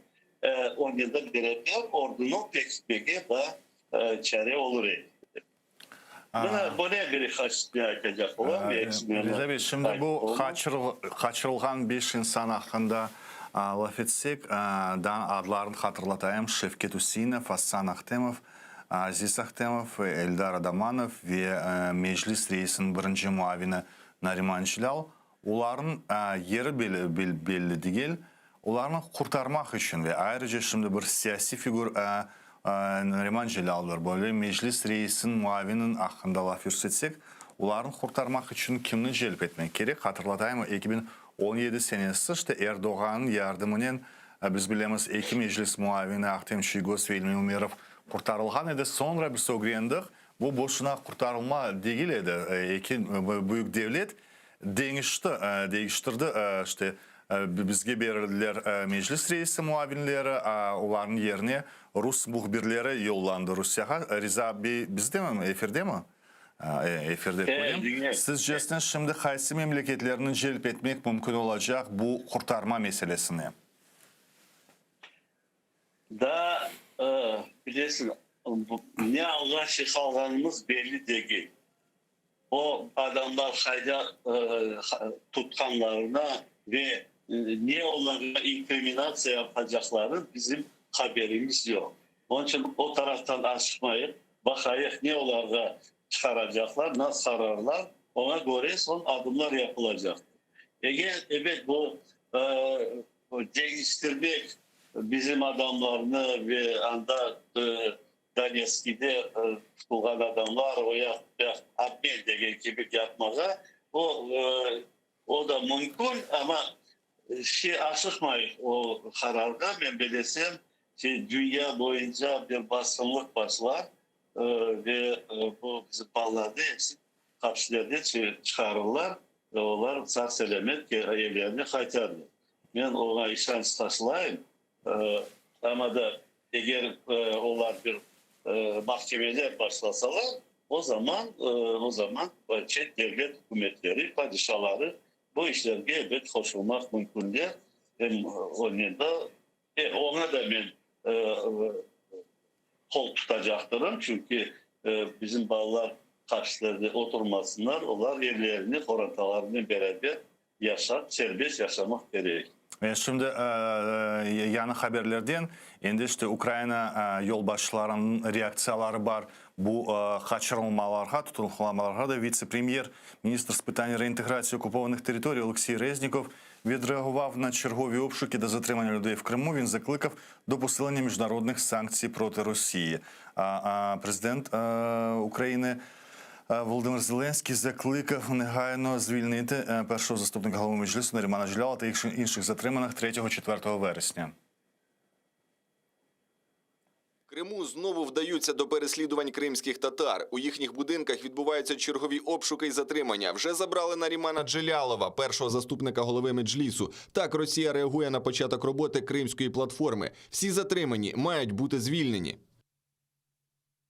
Це ляпас усім, хто заявляв про необхідність захисту прав людини і підтримки України. Виникає питання, як така держава може в подальшому перебувати в Радбезі ООН? Які аргументи можуть бути у тих, хто запрошує Росію в ПАРЄ? Ми закликаємо міжнародне співтовариство застосувати свій вплив на Кремль, щоб негайно звільнити всіх українських бранців, захоплених і в Криму, і в Ордло. Відмова Росії звільнити захоплених людей – це підстава посилити міжнародні санкції. Ukrayna ombudsmanı Людмила Денисова o da bir beyanname yaptı. Onun beyannamesini sizge takdim edeyim. Країна-окупант вкотре вдається до переслідування та залякування кримських татар. Обшуки у помешканнях громадян України є грубим порушенням міжнародних норм, зокрема статті 5 Конвенції про захист прав людей і основоположних свобод, відповідно до якої кожній людині гарантується право на особисту недоторканність, та статті 8 Конвенції «Право на повагу до приватного і сімейного життя». Riza Bey, sonki sualım sizge yeterli şekilde keskin aytıldı mı, yeterli mi? Ukrayna yolbaşçılarının aytkanını mı, siz de işittiniz suların koşulganını? Güzel laflar ayttılar Begedem. Ama yeterlilik tarafı neydi? Onlar nasıl çalıştığını işletecekler. Mesela inisiyativa bu OBS'den ondan onlarını bareden çıkarmak çoktan gerekirdi. Ama belki bu inisiyativa Kırım platformasından başlar. Onu test hazırlar, başı çıkarmak gerek de bu konsultasyalar yapıp anda bu rezolüsyaları yollamak gerekler. Rusya'nı bu halkara şirketlerden çıkarmak için. Ve o da bir boyut bir hücum olurdu Rusya'ya karşı. Bu işlerini becerseler ama aytıp da orada indirmeyip kalsa son neden gelmez. bu şeyler. Açılgan son yapılmak gerek. Çok sağ olunuz. Biz de bağda Milli Hareket'in iştirakçısı ve Kurultay azası Rıza Şevkiyev bizden bağdaydı. Şimdi İstanbul'dan bağımızda canlı yayınımızda İstanbul Kırım Tatar Derneklerin reisi Cilal İşten. Hayırlı akşamlar Cilal Bey. İyi akşamlar. Siz de endi bilirsiniz olup geçkençilerin. Men bizim seyirciler için daha bir kere hatırlatayım. Bu 24 saat içerisinde Kırım Tatarlarının 5 temsilcisi gayip oldu, kaçırıldı. İşte anlağanımıza göre FSB tarafından yapılan işler, onların adları Şevket Hüseyinov, Hasan Ahtemov, Aziz Ahtemov, en uzun işte vakit hiçbir şey belli değil Eldar Adamanov hakkında ve bu sabah saat 6'da Tentürler Meclisi'nin birinci reis muavini Nariman Cilal'ın evinde geçirildi ve ondan sonra Nariman Cilal da kayıp oldu. Kayda alıp ketkenleri belli değil. Advokatlar işte şimdi FSB binasının yanında sabahdan beri bu malumatını öğrenmek istiyorlar. Cilal Bey, siz ne aytasınız bu yanı baskılar, yanı represiyalar neyle bağlı? Kiev'de yapılan Dünya Tatar Platformu'nun arkasından bana göre beklenen şeylerdi bunlar. Rusya Federasyonu, faşist Putin, Kırım'da yaşayan Kırım Tatar halkına baskısını belli etmeye başladı. Yani bizim halkımızı, milletimizi korkutmaya çalışıyor. Ve baskı altına çalışmıyor. Kırım Tatar Milli Meclisimizin ikinci muavini Neriman Celal de Dünya Kırım Tatar Platformu için Kiev'e geldiğini ben biliyorum. Diğer gençleri de diğer Kırım'da yaşayan gençlere ve ailelerine, korantalarına gözdağı vermek için. Yani çocuklarınıza sahip çıkın. Bak, çocuklarınızın başına her şey gelebilir, Erbil'in başına geldiği gibi diye halkımızı ve milletimizi baskı altına alıyor. Ve biz Ruslara boyun eğmeyeceğiz. Onlara boysunmayacağız. Biz İstanbul'da gerekli müracaatlarımızı, gerekli şeylerimizi kendi sayfamızda olsun, kendi cemaatimize bu Rusların Kırım Tatarlarına baskısını duyurduk. Ve bunun için diasporayı harekete geçirmek için diasporadaki bütün teşkilatlara bunu duyurduk. Bizim oradaki soydaşlarımıza ve diktaşlarımıza desteğimiz boynumuzun borcudur. Bunu yapmamız lazım. Sabahtan beri biz hareket halindeyiz. Gerekli duyuruları ve gerekli müracaatları Türkiye'de yaşayan diasporaya bunları duyurduk. Cilal, şimdi Rusya'ya dünyanın baskısı yeterli aldı ama yoksa bu baskılar yetersiz mi? Daha nasıl bir yaptırımların olması gerek? Sizce sizin fikriniz ne? Bence dünyanın baskısı Rusya'ya yetersiz kaldı. Batı'nın farklı bir şekilde Kırım'ın işgaline ve Donbas'ın işgaline farklı yaklaştı. Çünkü Batı enerji bağımlılığı var Rusya Federasyonu'nda. Onun için çok dikkatli davranmaya çalışıyor kendisine göre. Çok böyle kararlı baskılar yapmıyorlar. Ama ben Batı'nın bu kadar çok böyle, yani Mustafa Azam'ın söylediği gibi çakalların ismi aslan ayağa kalkana kadar dedi platform konuşmasında. Ama bu aslanın ne zaman ayağa kalkacağı belirsiz.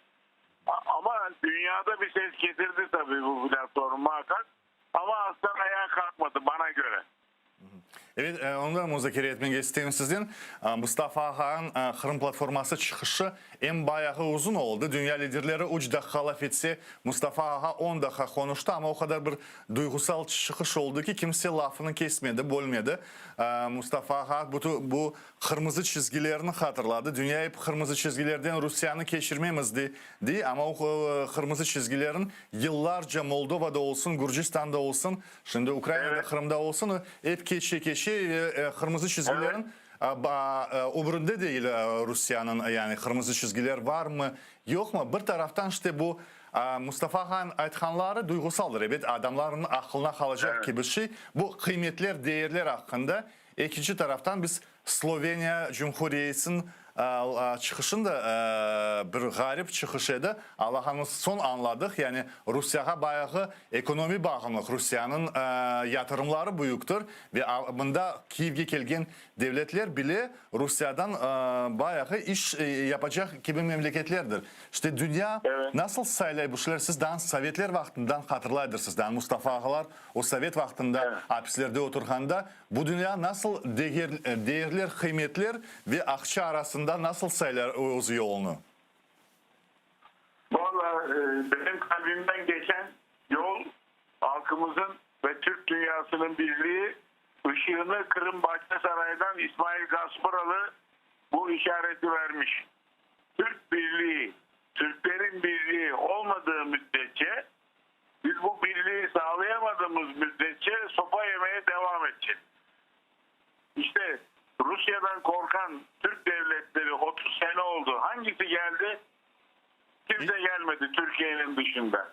Onun için İsmail Gasparalı'nın yolunu hatırlatmak lazım. Dilde, fikirde, işte birlik. Biz bir araya gelmediğimiz müddetçe sopa yemeye devam edeceğiz. Ama Celal Han, şimdi ben bu işine de pek meraklandım. Türkiye devletleri ayrıca kelmegeni ayrı mesele. Türkiye devletleri Kazakistan, Özbekistan, Kırgızistan olsun. Onlar hep Rusya tarafını bazıda açıkça tutarlar. Mesela Azerbaycan çekimser olsa diye o tarafa ne bu tarafa gelmeseydi pek Rusya'nın da desteklemi. Ama Asya'daki memleketlerimiz, Kore'miz açıkça bazıda destek verirler. O taraftan ama uzmanlar işte halkara uzmanları diler anlamak gerekmesi Türkiye dünyasının bir taraftan baskıcı Çin ve Çin'e bir denge kurmak için o Rusya'ya bağlı olalar. Çünkü başka taraftan yardım görmeyecek gibiler. Siz bu vakta ne diyorsunuz? Türk dünyasının kabatlamaya vakit gelir mi? Yoksa Çin'in yanında Rusya'ya yakınlaşması mantıklı bir şey mi? Şimdi ben o konulara elbette Çin'in ve Rusya'nın baskısı var. Şimdi bu Orta Asya'daki Türk Cumhuriyetlerinde bizim İsmail Gasparalı'mızın çıkardığı tercüman gazetesi çıktı. Buralarda okundu. Ve İsmail Gasparalı'nın desturunda cedid mektepleri açıldı.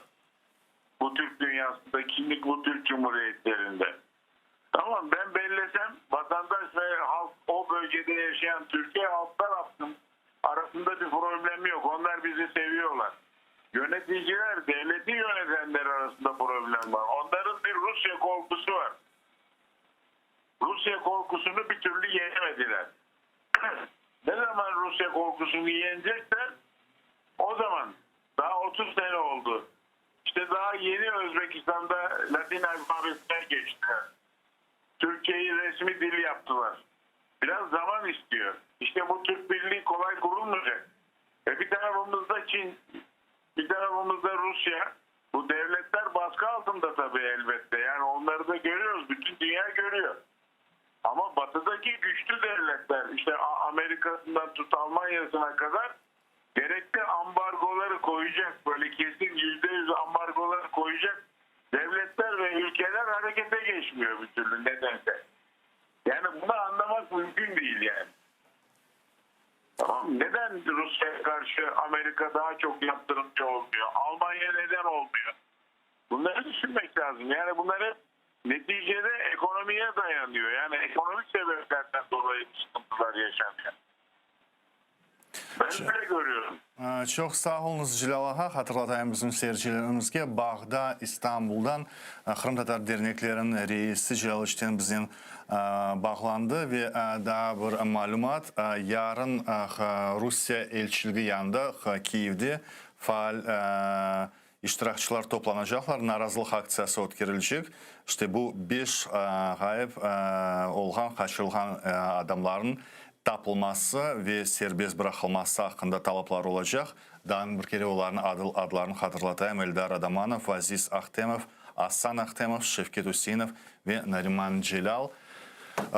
Çok sağ olunuz. Bizim efirimiz devam edetse. Ekstrенный ефір, пов'язаний з арештами в Криму.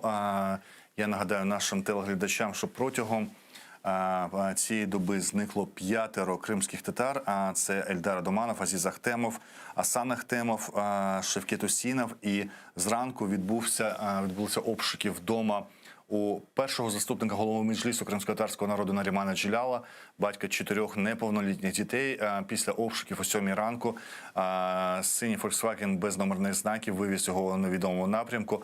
Адвокати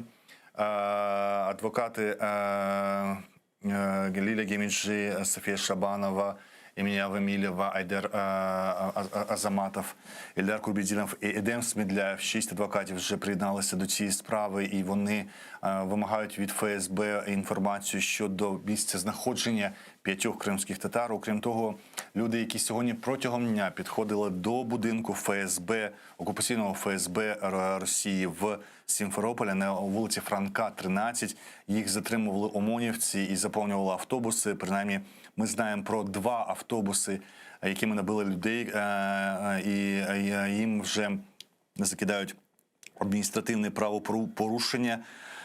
За це передбачено як адміністративний арешт, так і великі досить штрафи.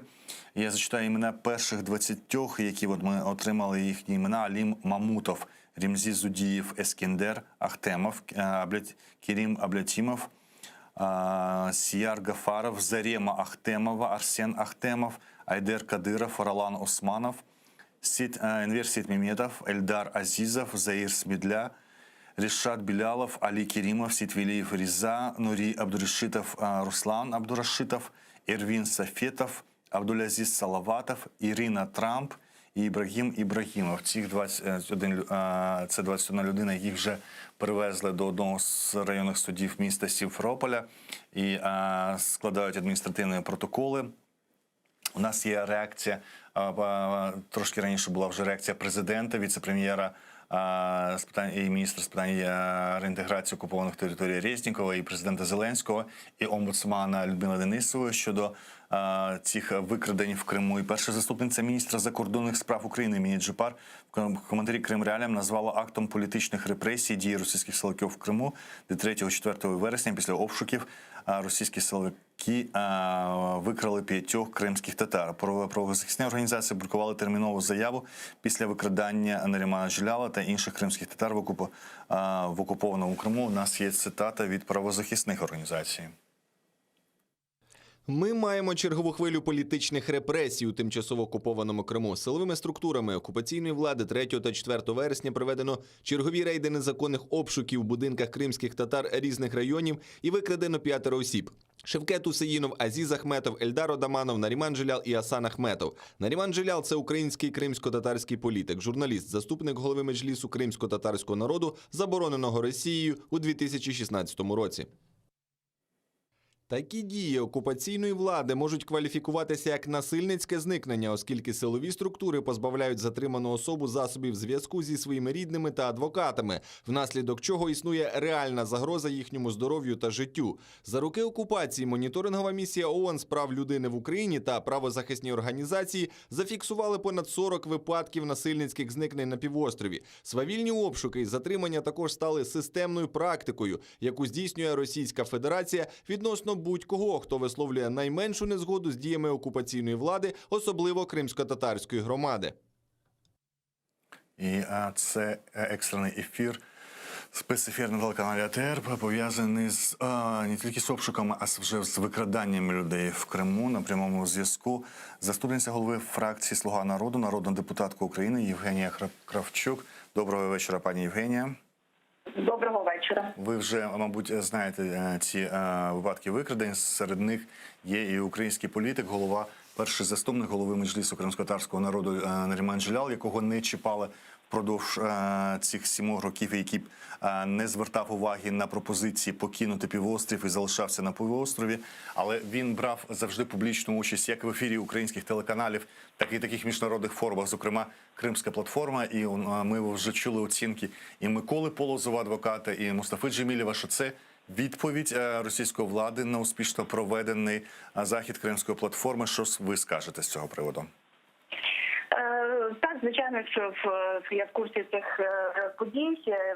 З паном Наріманом ми познайомилися трохи менше років тому, коли організовували слухання в ПАРЄ, в Парламентській асамблеї Ради Європи, щодо порушень прав кримських татар в Криму, і Наріман вмикався з окупованого Криму просто в обличчя російським парламентарям і Москалькові, і говорив всю ту правду, що відбувається в Криму, і оці його свідчення під час слухань потім частину з них лягли в текст резолюції, яку ПАРЄ прийняло в червні місяці. Це така знищівка.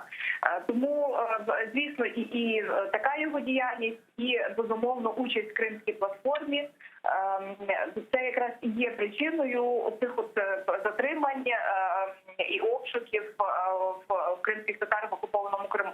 Ми вже звернулися до наших колег з ПАРЄ, з різних делегацій, зокрема до тих депутатів, які от буквально кілька тижнів тому їздили, ми їх організовували разом з представництвом президента паном Антоном Кореневичем, ми їздили на КПВВ, які на межі, адмінмежі з окупованим Кримом, і ті люди, які були також на Кримській платформі, можливо, і бачили, і говорили з Наріманом в Києві кілька тижнів тому.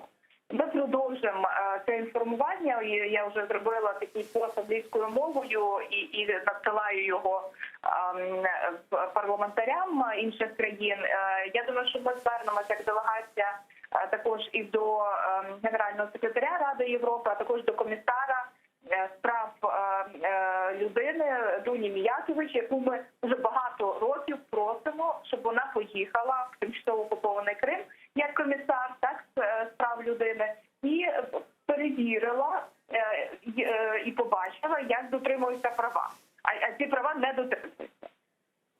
Пані Євгенія, от в декларації підсумковій, яку підписали країни-учасники, засновники Кримської платформи, там йшлося, знаєте, така обережна була фраза про в разі загострення ситуації країни залишають за собою право на обговорення можливих подальших санкцій. Це не точно моя цитата, то там точно санкції в разі якихось загострень. Отакі от викрадення і вже викрадення таких людей, як публічних людей, як політиків і політичних представників кримських та Наріман Джелял, чи є це приводом говорити про те, що треба запроваджувати нові санкції, і це і є загострення ситуації в Криму? Я впевнена, що усі рівні співпраці в Кримській платформі зараз мають бути задіяні. От ми, парламентарі, звертаємося до депутатів інших парламентів і до міжпарламентських асоціацій. Є вже реакція президента України, який зараз перебуває в Сполучених Штатах, завершує свій візит, який в тому числі передав Байдену, президенту Сполучених Штатів, список із 450 в'язнів, політичних в'язнів, серед яких є кримські татари. І ми б дуже не хотіли, звичайно, щоб цей список розширювався. Але питання якраз от і санкції, і взагалі реакції, в тому числі Сполучених Штатів, обговорювалося під час зустрічі двох президентів. І Джо Байден привітав із успішним самітом Кримської платформи. І дуже би хотілося, щоб це, зрештою, знаєте, перейшло і в додаткові дії. Тому зараз я впевнена, що експертні організації, експерти, які працюють в рамках Кримської платформи, зв'язуються з правозахисниками з різних країн. МЗС працює по своїй лінії, депутати по своїй. І однозначно, чого завжди бояться окупанти, це розголос. Бо чим гучніша ця справа, чим більше країн, урядів, парламентарів знають, тим складніше їм буде там якісь давати вироки і так далі. Тому розголос в цій справі дуже важливий. Скажи, будь ласка, яку ще можна проводити роботу поміж Кримською платформою, якби навіть цих арештів не було? Ми розуміємо, що в принципі передбачити, коли вони будуть, неможливо. Ми знаємо, що точно кожної весни і осені вони бувають масовими. Це таке загострення в Російській Федерації. Яку можна роботу ще проводити для того, щоб звернути увагу саме на цей аспект, який був перед Кримською платформою дуже важливий – це правозахисний. Бо ми, окрім цих 5 людей, які не знаємо, де вони перебувають, я не знаю, чи бачите ви наш ефір чи ні, протягом дня до ФСБ підходили люди, і вже ще 40 людей, які просто цікавилися долею цих, які зникли, ще 40 людей затримали, проти них адміністративні справи. І ми тут в Україні не можемо їм ніяк зарадити, окрім того, щоб інформувати світ про те, що відбувається. Яким чином світ може натиснути на Росію того, щоб зменшити репресії щодо людей і, принаймні, в цій частині, яка є права людини, щоб вони більш-менш дотримувалися в Криму? Все ж таки Путін, хоч і авторитарний лідер, він все одно хоче, щоб з Росією там приймали її в якісь коло топ-країн. Наприклад, от в кінці вересня вибори будуть відбуватися в Російської Федерації. Вони в тому числі будуть відбуватися на тимчасово окупованому Криму. І однозначно Росія буде бажати, щоб ці вибори були визнані там демократичними і так далі. От якраз думаю, що це може бути ще один момент, коли активізується Кримська платформа, і країни, які підписали цю декларацію, щоб ще раз підкреслити, що будь-які результати виборів в окупованому Криму не можуть визнаватися. Які ті депутати, які, як в лапках кажу, які обрані в окупованому Криму, де робиться те, що ви сказали, тобто людей 40 людей бачила цей стрім, так, і дуже добре, що хто ще наважується це стрімити. Що там просто вихоплюють людей на вулиці або приїжджають додому вночі і забирають і виключають там телефони. До речі, я звернула увагу, що ще вранці телефон Нарімана був в мережі у WhatsApp. Це означає, що ФСБ вже отримали доступ до його телефона, до його там месенджерів. Зараз, значить, будуть очевидно фабрикувати якусь справу про, не знаю, там ісламський тероризм. Дякую. Це була Євгенія Кравчук, заступниця голови фракції «Слуга народу» в українському парламенті, народна депутатка України. Ми обговорювали якраз останні викрадення людей в Криму і репресії. І пані Євгенія сказала, що це якраз і реакція української влади, і те, що відбувається зараз в Криму з викраденнями, достатні причини для того, щоб посилювати санкції на Російську Федерацію, запроваджувати нові санкції щодо Російської Федерації, активізовувати роботу Кримської платформи. От на наступних виборах, які відбудуться восени в Російській Федерації, і вони будуть проводитися в тому числі в окупованому Криму, і це привід постійно звертати увагу на порушення прав людей. Ми маємо не тільки викрадення 5 людей, а імена їх ще раз зачитаю. Це Шевкет Усінов, Асан Ахтемов, Азіз Ахтемов, Ельдар Адаманов і перший заступник голови Меджлісу кримськотатарського народу Наріман Джелял. Обшуки в його будинку почалися в 6 ранку, в 7 ранку невідомі на синьому Фольксвагені без номерних знаків вивезли його у невідомому напрямку, і адвокати, зараз 6 адвокатів приєдналися до цієї вже справи, і протягом доби вони намагаються зрозуміти, де перебувають їхні підзахисті. У нас є шматок інтерв'ю з Емілієм Курбідіновим з-під будинку на Івана Франка, 13. Це управління окупаційного ФСБ.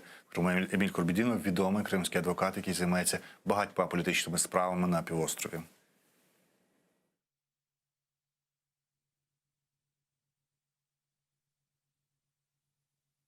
2021 год, вот мы находимся на Павленко, это же отдел полиции здесь.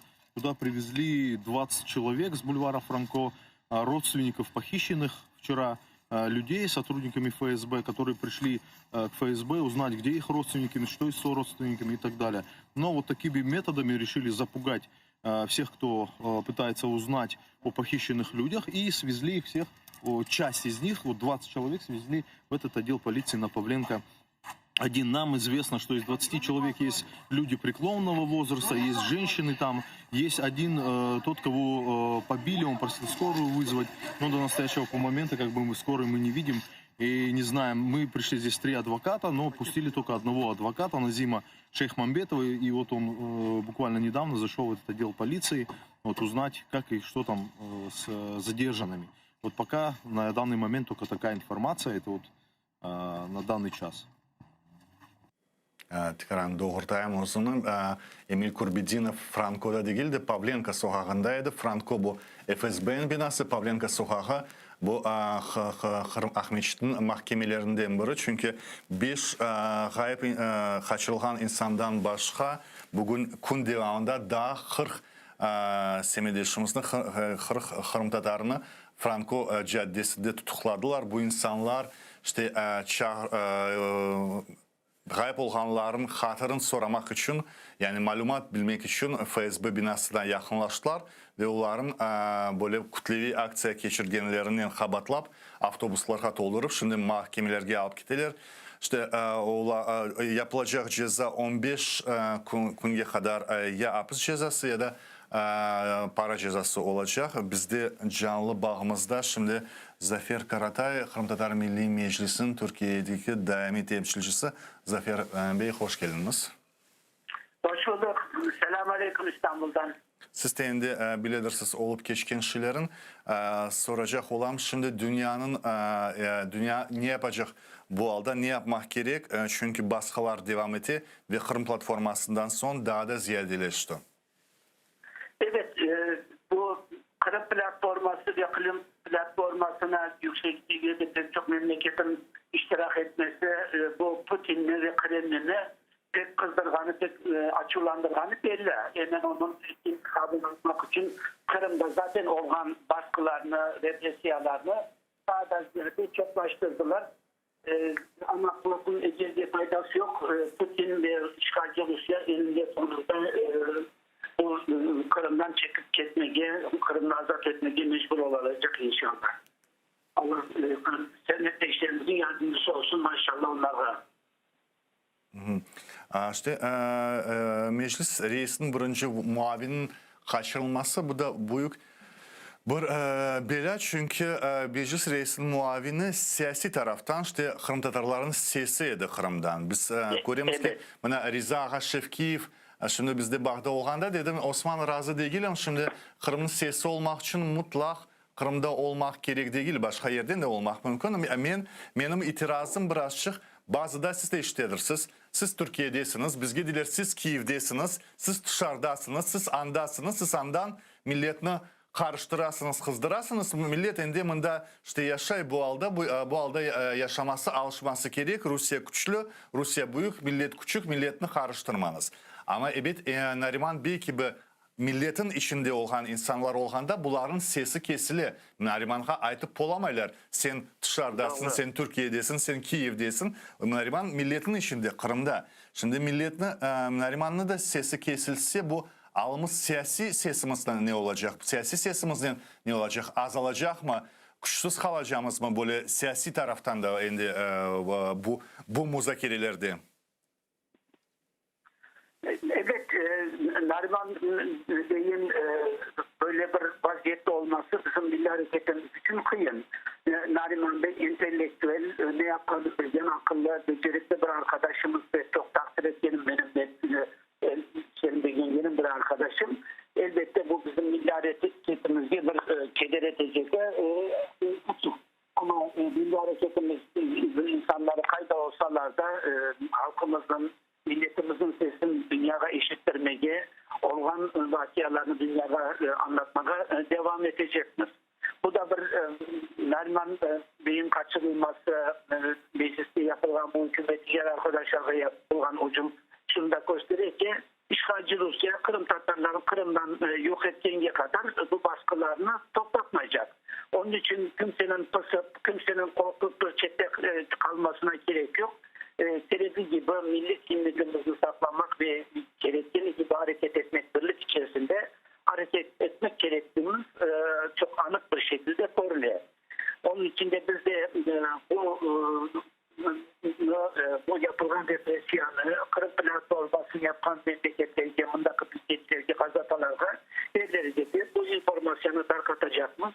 Kırım'da ve Rusya'nın, Putin'in gerçek yüzünün, gerçek siyasetinin ne olduğunu da göstermesi bakımından da bu dünyada iyi anlatılması gereken bir vakit olduğunu görüyorum. Ben şimdi Kırım platformasında Türkiye'nin Dışişleri Naziri Mevlüt Çavuşoğlu'nun sözlerini hatırlamak isteyeyim. O dedi, Kırım platforması bu uzun vadeli bir süreçtir ve esas maksadımız dünyanın bilincini bu etrafta kotermektir. Şimdi bu uzun vadeli süreç işitkende bazı da korkumuz peyda ola. Çünkü mesela Litvanya, Latvia ve Estonya'nın temsilcileri diler biz 50 yıl bekledik. Bu uzun vadeli süreç olabilir. Sizce bu uzun vadeli millet kaç süreçke, kaç yılga hazırlanmak gerek? Nasıl derin bir ve uzun vadeli süreç olacak bu işgalden kurtulmak? Şimdi bu koruyan tahminler, bu siyasetçiler işte Putin'in ve şimdiki dünya siyasetinin olan vaziyetine göre bir tahminde bulunmalar.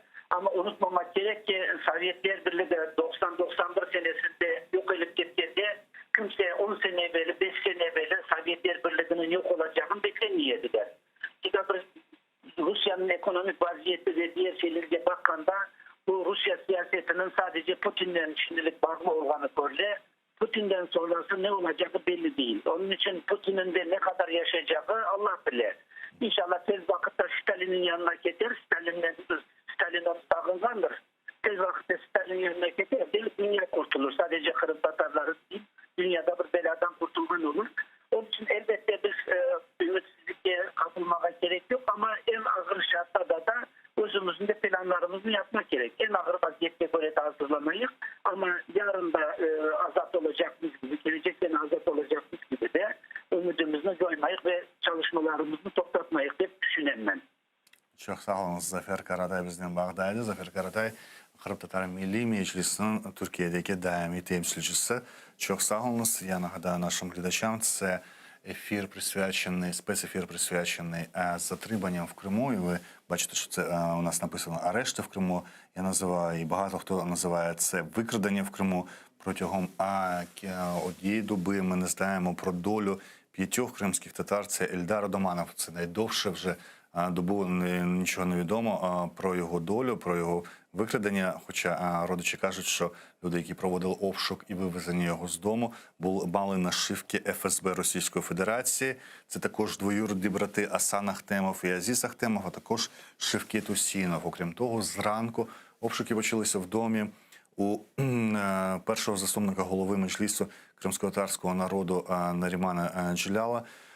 У нас є шматок інтерв'ю з його дружиною, яка розповідає, як це було. Дружина розповіла, що вона не отримала на руки ніякі документи щодо проведення обшуку. Єдине, що відомо нам від адвокатів, це те, що якось всіх цих людей пов'язують з якимось вибухом на газогоні в напрямку Перевального, який відбулося в день Кримської платформи 23 серпня. Я пропоную послухати це інтерв'ю з дружиною Нарімана Лівізою Джелял. Ориентировочно где-то 7:15, 7:20 ворвались около 12 людей в масках через заборы, разбудили нас, стуча в окна, в двери. Муж открыл дверь, Нариман открыл дверь.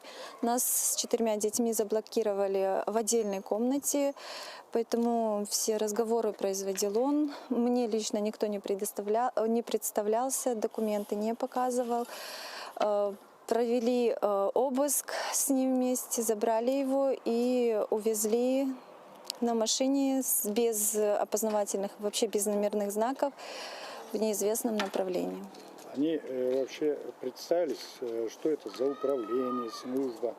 Нариман с ними разговаривал. Я же еще раз говорю, мы в отдельной комнате с детьми находились, поэтому кто это такие, что это такие, мне лично никто не представлялся. Какие-то документы предоставляли?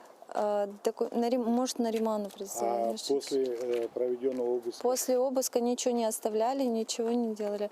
Изъяли только личные вещи Наримана. Это телефон и ноутбук. І на прямому зв'язку на спецефірі телеканалу АТР щодо викрадень і арештів в Криму постійний представник президента України в Автономній Республіці Крим Антон Кореневич. Доброго вечора, пане Антоне. Мені кажуть, що поки ми не готові включити пана Антона, ми збираємося У нас є, здається, інтерв'ю і решти родичів в будинку, яких проводилися обшуки. Принаймні, це єдині свідчення того, що відбувалося, бо на ці обшуки не допускали жодного журналіста. Самі родичі представляються по ходу справи, тому що все це робилося і монтувалося буквально у вас на очах. Я пропоную подивитися ще кілька епізодів з родичами, які розповідають, що відбувалося у їхніх будинках протягом цієї доби. Я являюсь супругой Адаманова Ильдара Усиновича, которого 3 сентября утром увели из моего дома в неизвестном направлении. Люди, которые не предоставили мне служебное удостоверение, производили обыск. Во время обыска изъяли у нас оргтехнику. Это 2 ноутбука, наши телефоны и 2 флеш-карты. После проведения обыска моего супруга пригласили настоятельно на беседу. Сказали, зададим несколько вопросов. И увезли. Больше я его с тех пор не видела. Обыск, я отметила, закончился. Ушли они в 7:20 утра. Начали в 6, закончили в 7:20. На наше требование с супругом оставить мне протокол или копию, или дубликат проведения обыска, нам ответили отказом. Це була дружина Адема Адаманова. Про його долю він найдовше нічого не відомо. Вже доба, як його викрали, і представники спецслужб, які не представилися, і у яких були нашивки ФСБ. У нас на прямому зв'язку постійний представник президента України в Автономній Республіці Крим Антон Куреневич. Доброго вечора, пане Антоне. Доброго вечора. Багато оцінок було, що ці нові репресії, принаймні йдеться мова про те, що така фігура, як Наріман Джелял, якого не затримувала, не торкалася 7 років, це відповідь Росії на успішне проведення Кримської платформи, відповідь, яку вона обіцяла зробити. І от і Микола Полозов, і Мустафа Джемілєв, і багато хто кажуть, що це є, треба вважати це вже початком відповіді Російської Федерації. Як на це реагувати, як відповідати на цю відповідь? Ну, безумовно, те, що відбувається вже другу добу, це просто жахливо. Це системні грубі порушення прав людини. І ми, власне кажучи, сьогодні відреагували так і президент України Володимир Зеленський, і Міністерство закордонних справ. І ми сьогодні цілий день на зв'язку також з посольствами, які працюють в Києві, посольствами іноземних держав. Тобто вони від нас цю інформацію теж отримують і так само передають свої центри. Безумовно, це пов'язано з Кримською платформою, з установчим самітом. І так сталося, що от президент бачився з паном Джеляловим 23 серпня. Вони спілкувалися, а сьогодні вже ми бачимо, що дійсно окупанти як відповідь на Кримську платформу вчиняють такі жахливі речі. Так? Затримують потім людей, які приходять знати правду. Так, ну тобто це звичайно жахливо. Зараз важливо все це документувати, фіксувати, прокуратурі розпочати, прокуратурі Автономної Республіки Крим та міста Севастополя почати відповідне кримінальне провадження. І відповідно це все максимально доносити до міжнародної спільноти, щоб реакція і України, і всіх тих держав та міжнародних організацій, які були присутні в Києві на установчому саміті Кримської платформи, щоб вона була жорсткою і дієвою. Я хочу нагадати нашим телеглядачам про те, що протягом дня люди підходили до будинку окупаційного ФСБ Росії по Криму в Сімферополі по вулиці Івана Франка, 13. І вже під час нашого ефіру ви бачили, коли наші активісти стрімили з Криму, ви бачили, як людей затискують в автобуси, ОМОНівці російські. Ми потім отримали інформацію, що принаймні 40 людей було затримано. Імена понад 20 з них відомі, серед них і колишній політв'язень Казім Аметов, і голова Центральної виборчої комісії Курултаю Заїр Смідля. Вони всі затримані, проти них складають адміністративні протоколи по цій статті російській. Їм загрожують від адміністративного арешту до штрафу. Пане Антоне, виправте мене, якщо я не дуже коректно цитую декларацію Кримської платформи. Там йшлося мова, що в разі загострення ситуації сторони обговорюють можливість нових санкцій.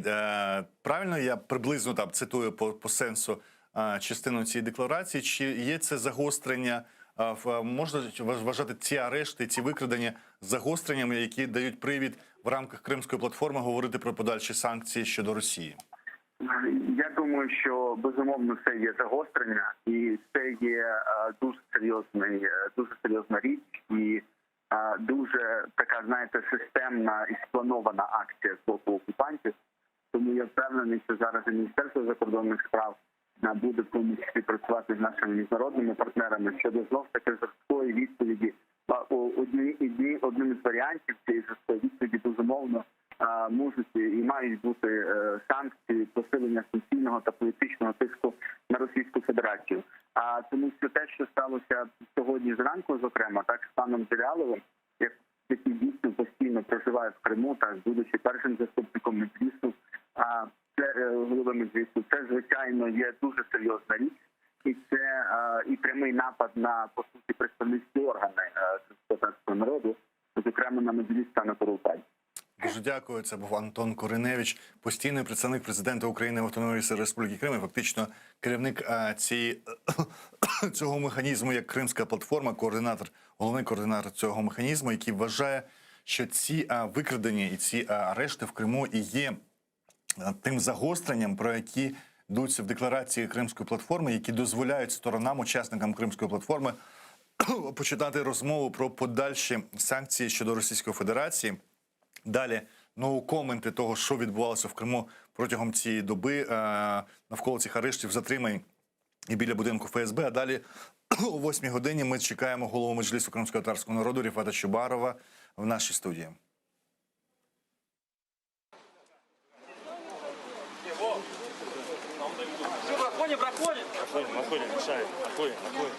Есть у меня удостоверение, есть. Прямо сейчас возле здания ФСБ задерживают родственников. Вот задерживают отца Азиза Ахтемова и сажают в пустой автобус. Задерживают активистов, родственников. А ты кто такой? У тебя сына заберут, что ты будешь делать? Сына забрали? Сына забрали, а что ты будешь делать? Вот и вот меня шаривают. Ясно. Ну вот, еще ты мне будешь указывать. Да.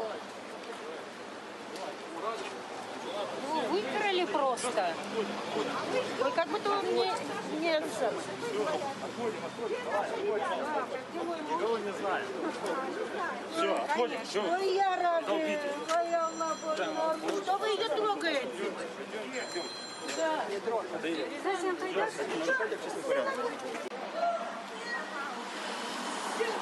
Прямо сейчас забирают маму одного из задержанных крымских татар. Ее сына сегодня ночью задержали, сейчас ее задерживают.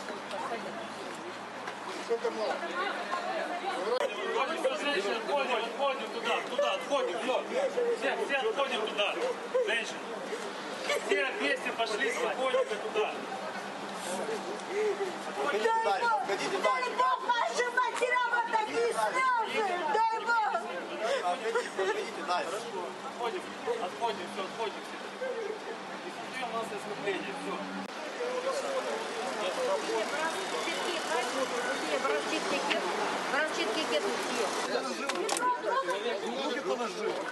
Сколько человек задержано? А куда их везут?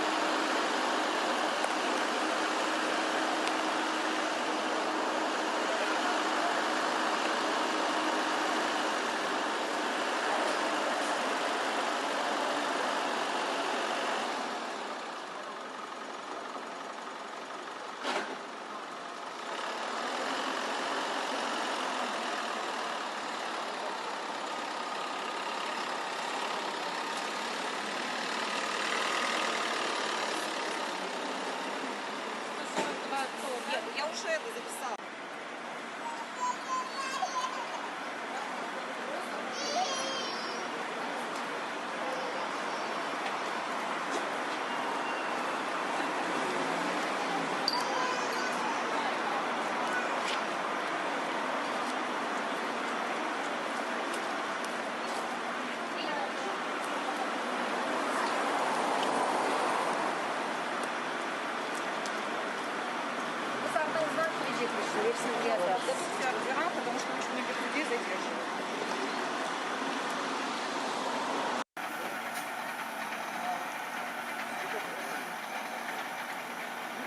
вообще приехал посмотреть, где я. Убегал, потому что он пришел посмотреть.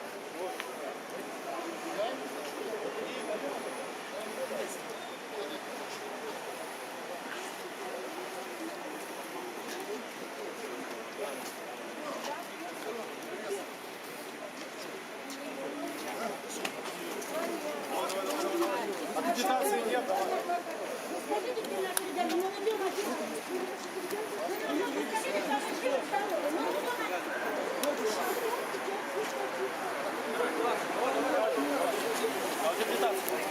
Журналист. Журналист.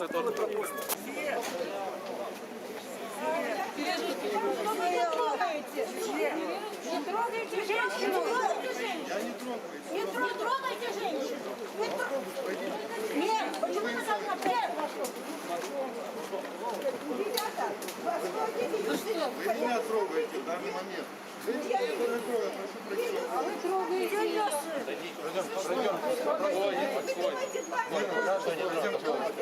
Не пойду я никуда.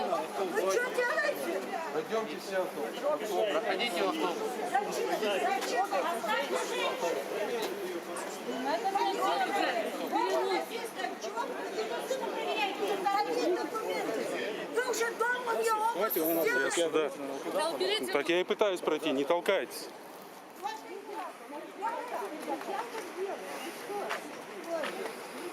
Женщин не трогайте.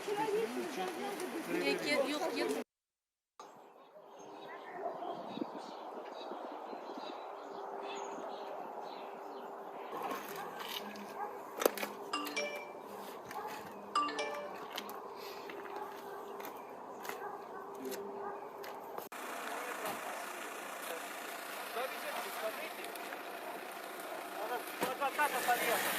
Адвокат подъехал.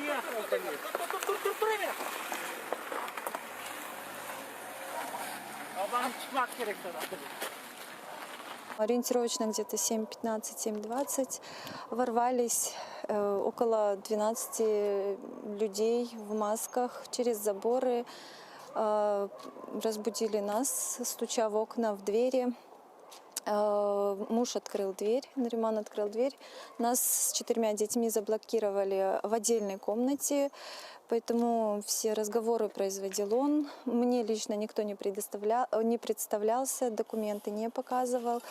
Провели обыск с ним вместе, забрали его и увезли на машине без опознавательных, вообще без номерных знаков в неизвестном направлении. Они вообще представились, что это за управление, служба? Нариман с ними разговаривал. Я же еще раз говорю, мы в отдельной комнате с детьми находились, поэтому кто это такие, что это такие, мне лично никто не представлялся. Какие-то документы предоставляли? Может, Нариману представляли. А после проведенного обыска? После обыска ничего не оставляли, ничего не делали. Изъяли только личные вещи Наримана. Это телефон и ноутбук. Наримана и его супруга вывезли на автотранспортном средстве. Это Volkswagen автотранспортное средство, транспортер синего цвета, без опознавательных номеров. Данное автотранспортное средство сопровождала белая машина Шкода, которая, собственно говоря, не давала возможности нам, мне лично непосредственно как адвокату, поехать вслед за вот этой синей машиной, чтобы проследить, куда его вывозят. То есть она мне препятствовала, чинила препятствия, и потом уже, видимо, по всей вероятности, когда машина оторвалась на достаточно необходимое расстояние, тогда уже и это автотранспортное средство, белая Шкода, она уже ускорила свое движение, и уже я и это автотранспортное средство уже не смогла догнать. Никто из нас, я имею в виду, ни из адвокатов, ни из близких родственников не располагают какой-либо информации исчерпывающей о том, где находятся их члены семьи. Сын, муж, брат, я не знаю, кто вот еще из родственников присутствует. Мы требуем незамедлительного информирования нас, как адвокатов, и, естественно, близких родственников в установленном законом порядке о месте нахождения наших доверителей и близких членов семьи. Я являюсь супругой Адаманова Ильдара Усиновича, которого 3 сентября утром увели из моего дома в неизвестном направлении. Люди, которые не предоставили мне служебное удостоверение, производили обыск. Во время обыска изъяли у нас оргтехнику. Это 2 ноутбука, наши телефоны и 2 флеш-карты. После проведения обыска моего супруга пригласили настоятельно на беседу. Сказали, зададим несколько вопросов. И увезли. Больше я его с тех пор не видела. Обыск, я отметила, закончился. Ушли они в 7:20 утра. Начали в 6, закончили в 7:20. На наше требование с супругом оставить мне протокол или копию, или дубликат проведения обыска, нам ответили отказом. Кроме того, во время обыска, когда, угрожая выломать дверь, они вошли к нам, они в первую очередь отобрали наши телефоны. Значит, я не имела возможности ни посовещаться, ни вызвать адвоката, ни предупредить кого-либо из родственников, точно так же, как и мой супруг.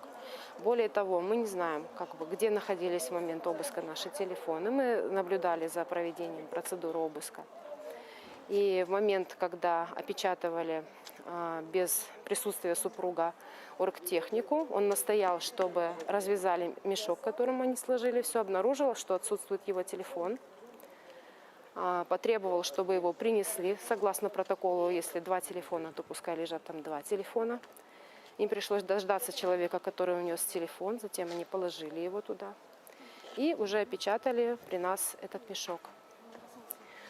В дальнейшем я требовала назвать место, куда отвезут моего супруга.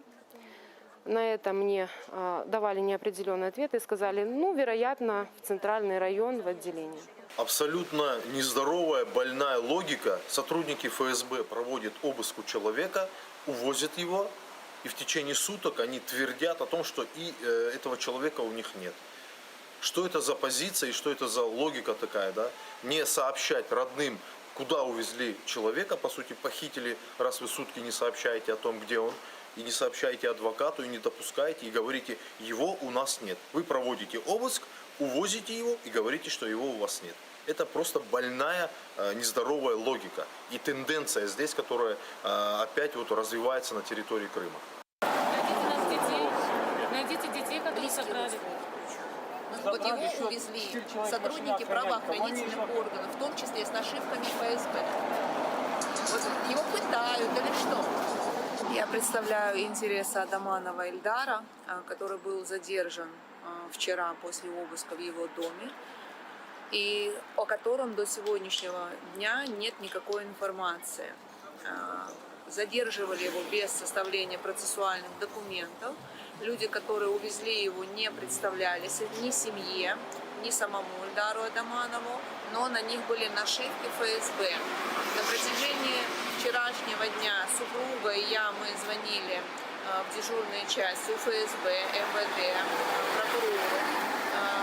Дежурная часть ФСБ ответила, что она не располагает информацией, не может предоставить нам никакую информацию. Было составлено и отправлено заявление в МВД о похищении Адаманова Ильдара. Дежурный прокурор на звонок супруги ответил, что следственные действия начнутся завтра, через 12 часов. В разговоре со мной прокурор сослался на то, что он является совершеннолетним человеком и нет необходимости начинать его поиски. На что мной было обращено внимание, что он был похищен и не самостоятельно покинул свой дом. Заявления были направлены также в Генеральную прокуратуру. На сегодняшний день, где находится Адаманов Ильдар, неизвестно, но есть опасения, что его отсутствие во всех отделениях полиции, в УФСБ, это та информация, которую получили вчера несколько моих коллег, помогавшие в поисках Адаманова Ильдара, наводит на мысль о том, что в отношении него могут быть применены незаконные методы ведения следствия. И именно после более чем 12-часового удержания и недопуска адвоката к Адаманову Ильдару началась серия обысков и были задержаны еще ряд людей. Сторона защиты намерена обжаловать все незаконные действия и по проведению обыска, и по незаконному удержанию, но после того, как получит доступ к каким-либо процессуальным документам. Сейчас мы находимся с коллегами возле здания УФСБ. Нами проинформирована адвокатская палата Крыма о том, что у данных лиц присутствуют защитники по соглашению, чтобы адвокатская палата не направляла защитников по назначению. И я надеюсь, что в ближайшее время мы будем не только проинформированы о том, где находятся наши доверители, но будем иметь возможность конфиденциального общения с ними. Вчера в час ночи у него провели обыск. Или человек 7-8. После чего напугали невестку, провели обыск и забрали телефон. И до сих пор мы найти его не можем. И обращался вчера в МВД, тоже ничего не знают. Сейчас обращались в ФСБ, тоже все отмораживаются. Я Ахтемова Репика Рустемовна, жена Ахтемова Асана Исламовича, которого сегодня ночью неизвестные люди забрали из дома. Они забрали у нас телефоны, мой, мужа, все телефоны забрали, увезли его и начали делать обыск. В доме находилось в это время 2 деток наших. Они спали. Правоохранительные органы не шумели, я их попросила, чтобы было тихо. Они постарались. Дети спали все это время и не разбудили их. Провели обыск по всему дому, во дворе. Посмотрели, там был гараж. Потом они сказали, чтобы я немножко отдохнула, потому что пойдет следующая группа и будет еще смотреть. Еще были кинологи с собаками. Собаки осматривали машину. Нашли какую-то сумку. Собака остановилась около этой сумки. Они эту сумку изъяли также ноутбук, наши телефоны. Старые телефоны тоже были в доме, они их тоже забрали. Ребека, вы знаете, что это за сумка? Вы видели ее? Это сумка от... качает колеса он этим аппаратом. Он там был, они ее открыли, она была пустая. Там абсолютно ничего не было, я стояла рядом, я все видела. Она была пустая, там не было ничего. Но они ее забрали.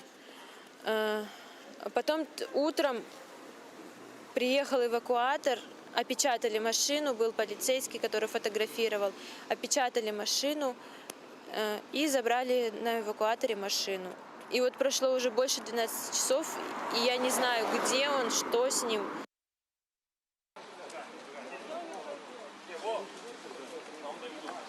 Проходим, мешает. Проходим.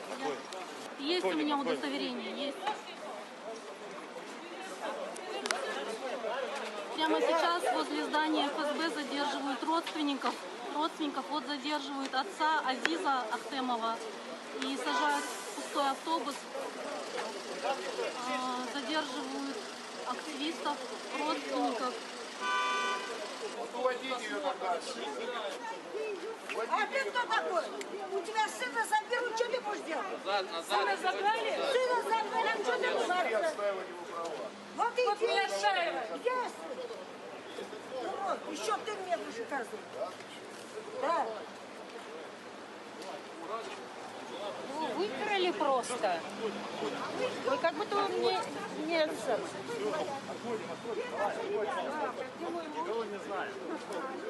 Все, отходим, все. Ой, я рада. Ой, Аллах, что вы ее трогаете? Да. Зачем ты идешь?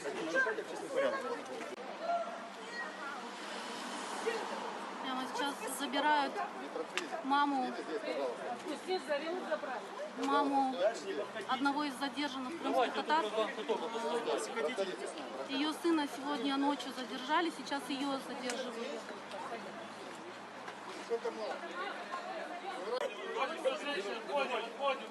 Отходим, все отходим туда, женщины. Все вместе пошли спокойненько туда.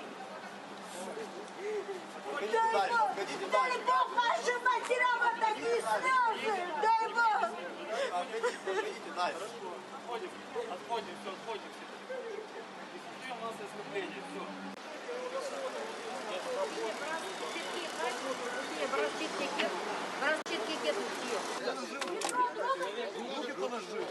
Сколько человек задержано? А куда их везут?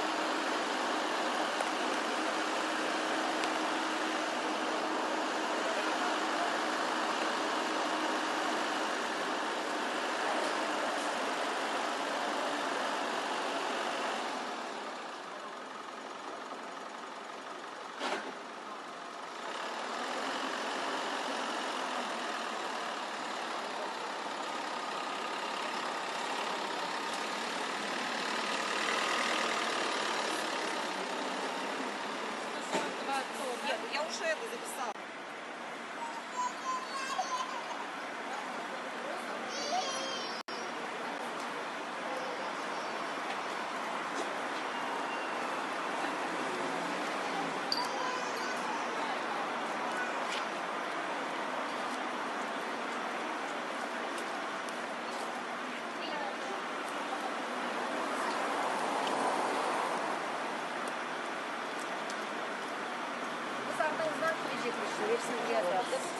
Потому что очень многих людей задерживают.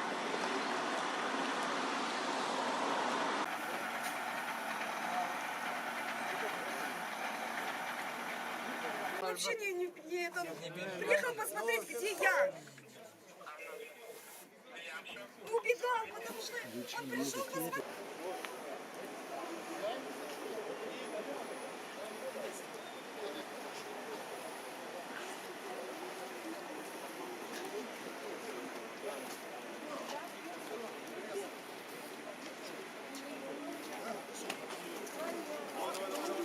Агитации нет.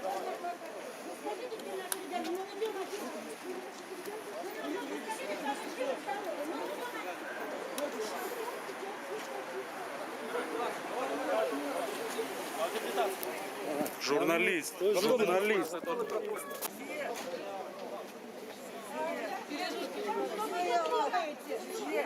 Не трогайте женщину! Не трогайте женщину! Нет, почему вы так наперед пошел? Ребята, Вы меня трогаете в данный момент. Я не трогаю, прошу прощения. А вы трогаете ее.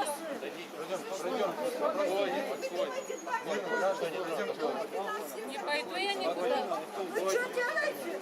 Пойдемте все в автобус. Проходите в автобус. Зачем? Оставьте женщину! Это мне делать. Чего вы проверяете социальные документы? Вы уже дома мне обыск сделали?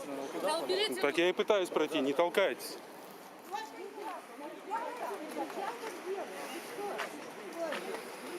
Женщин не трогайте. Доброго вечора. Ми продовжуємо наш телемарафон репресії в Криму, а точніше поговорити вже не про затримання, а про викрадення в Криму. Я нагадаю, протягом доби нічого не відомо про долю 5 кримських татар. Це Шевкет Усейнов, Асан Ахтемов, Азіз Ахтемов, Ельдар Одаманов. Найдовше невідомо про його долю. Його першим викрили вчора. Родичі кажуть, що це були люди з нашивками ФСБ, але точно ніхто не представився і ніяких документів родичам не залишав. А сьогодні зранку обшуки почалися в будинку першого заступника голови меджлісу кримськотатарського народу Нарімана Джеляла. І після того на синьому Фольксвагені його вивезли в невідомому напрямку. 6 адвокатів працюють біля будинку окупаційного ФСБ Російської Федерації по Криму у вулиці Івана Франка, 13. Їм так і не вдалося дізнатися жодної інформації про місце перебування Нарімана Джеляла і решти 4 зниклих. І адвокати кажуть про те, що на прикладі фрілансера Радіо Свобода Єсипенка можна говорити, що саме в цей проміжок часу можуть відбуватися страшні речі з тими людьми, про долю яких невідомо. Зазвичай в ці часи використовуються різного роду тортури. І по Єсипенкому виділ бачили, як щодо нього використовувався електричний струм. Я хочу нагадати, що Наріман Джелял – це не лише людина, яка на загал виходить на українські ефіри українських медіа щодо ситуації в Криму і сам перебуває в Криму, незважаючи на тиск протягом 7 років і на всі його тиск, щоб він покинув територію Криму. Це людина, яка брала участь і в Кримській платформі, саміті, і ці затримання вважають відповіддю Російської Федерації на проведення успішного саміту. Окрім того, Наріман Джеляла, хочу нагадати, був тим активним діячем, який зібрав шалену кількість грошей на підтримку українських моряків, яких 18-го року затримали біля Керченської протоки. І саме Наріман Джелял був також організатором колони дружби кримських татар, коли цю допомогу відвозили в Москві, де затримали протягом 9 місяців українських моряків. І це не тільки про кримсько-татарський рух, це про підтримку всіх і українських, і проукраїнських активістів в Криму. Наріман Джелял брав участь у захисті прав людини протягом цих 7 років. Зараз у нашій студії голова Меджлісу кримсько-татарського народу Ріфат Чубаров. Вдень ви бачили його звернення, півгодини звернення, в якому він запрошував людей просто підійти до будинку будівлі ФСБ Російської Федерації, щоб дізнатися просто про долю зниклих, щоб ця увага, це привернення уваги не дало змогу або вивести людей з території Криму, або застосовувати до них тортури. Ріфат Бібі-Хошкінс. Антон Коріневич в інтерв'ю нам протягом цього ефіру сказав, що ці затримання і викрадення можна вважати тим загостренням ситуації в Криму, про яке йдеться в декларації Кримської платформи, яку підписали 46 країн. Там йдеться таке обережне формулювання: в разі загострення ситуації сторони можуть обговорювати можливі подальші санкції. Тобто, як ви вважаєте, що достатньо приводів Росія сьогодні дала, щоб говорити і збирати знову учасників платформи під нові санкції? Elbette hayırlı akşam demege doğru olmaz. Çünkü Tünev'in bugün Kırım'daki olan tentüller ve bütün baskınlar hepimizi böyle çok acınık duruma getirdi. Ben anlayayım, bugün biz sadece ya Ukraynaca ya Rusça konuşacak. Çünkü saat 8'de beraberlikte olacağımızı bilgen arkadaşlar SMS olarak ziyade kişiler anlasınlar ne olduğunu deyip işte böyle ricada da bulundular. Будемо говорити і українською, і російською, але будемо переходити і на кримсько-татарську мову.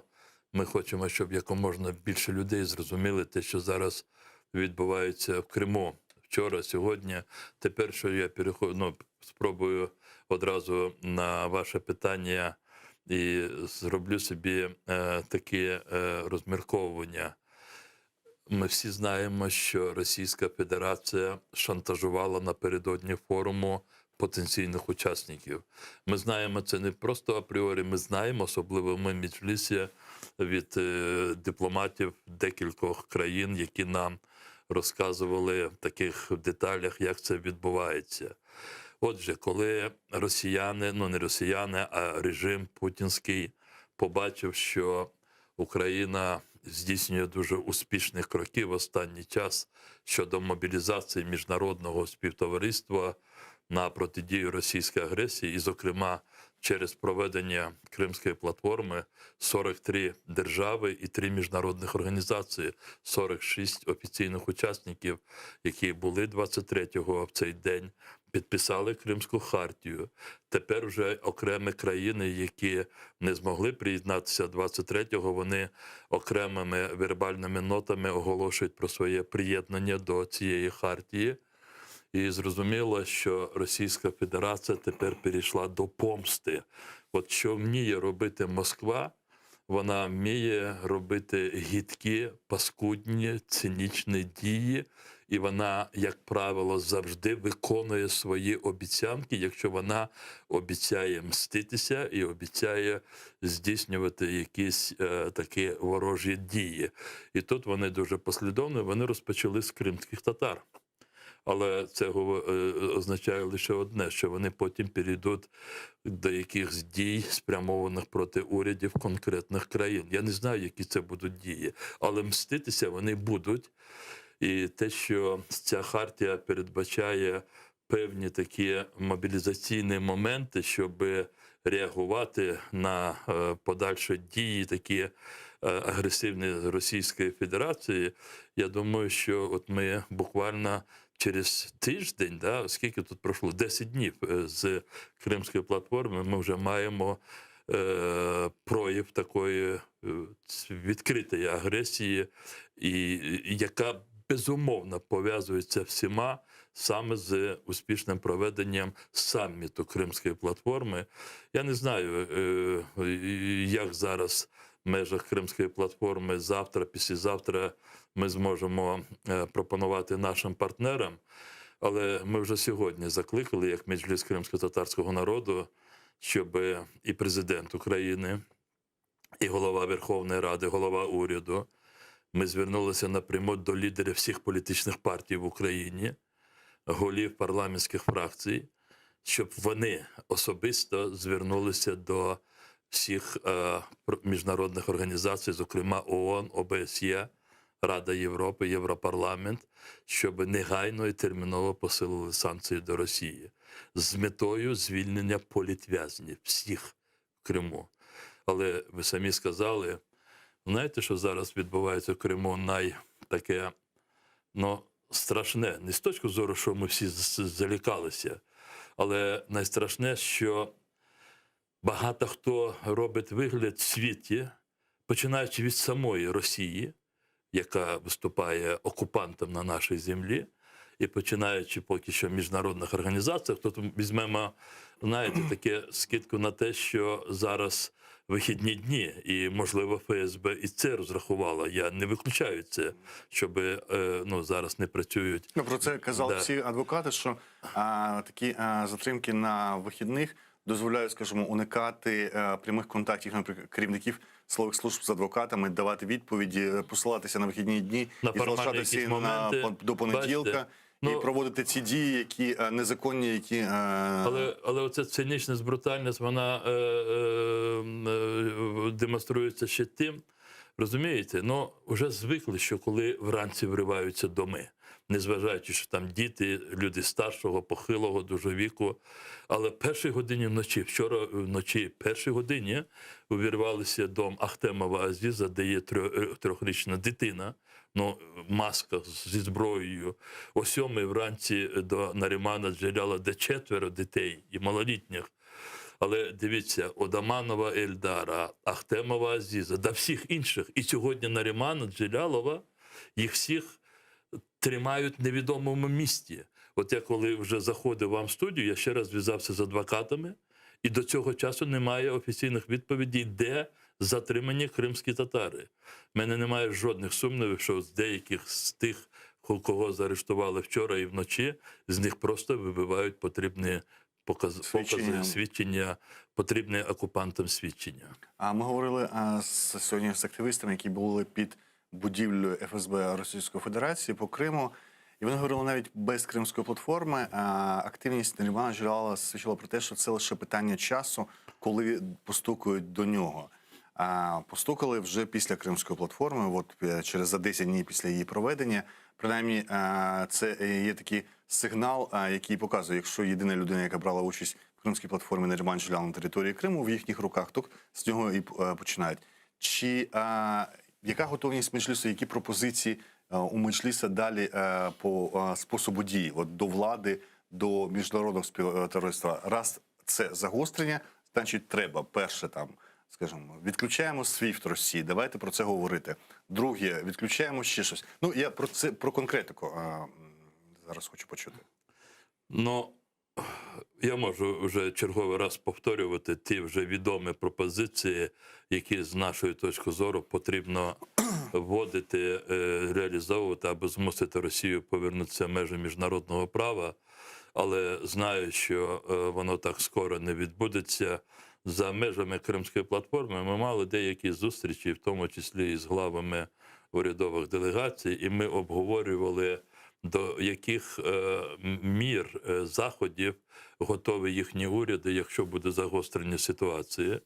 І я можу сказати загально, я не хочу і не зможу називати держави, бо це буде не дуже коректно, але відповідь, я думаю, що ви і догадуєтесь, вона така, що говорити з 2-3 найвеликими за економікою, за розмірами, за обсягами в Європейському Союзі державами, Вони мають бути готові, а ми, казали наші співбесідники, ми готові, бо ми розуміємося, що за вами будемо ми. Вони це розуміють. І тепер, мені здається, найголовніше зусилля нам треба, нам, це державі, Меджлісу, всім іншим, треба заакцентувати на уряді Франції, Німеччини, говорити з Великою Британією, хоча вона не в Європейському Союзі. Я не знаю, десь я читав, що десь, здається, в кінці цього місяця тут в Києві наміряється бути Макрон. Можливо, я десь помиляюсь, але я таке повідомлення бачу в засобах масової інформації.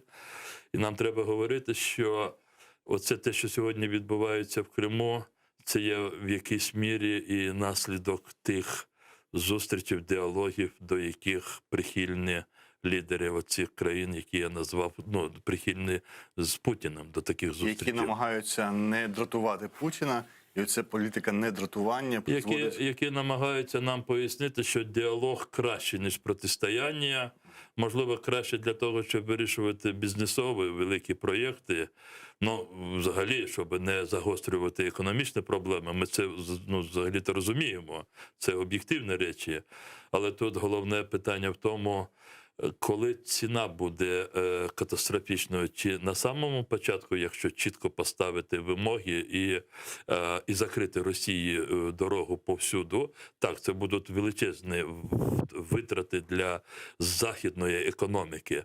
Але якщо це зараз не робити, можливо, через деякий момент взагалі витрати будуть такими, що їх ніхто не потягне. Мова може дійти до світової війни.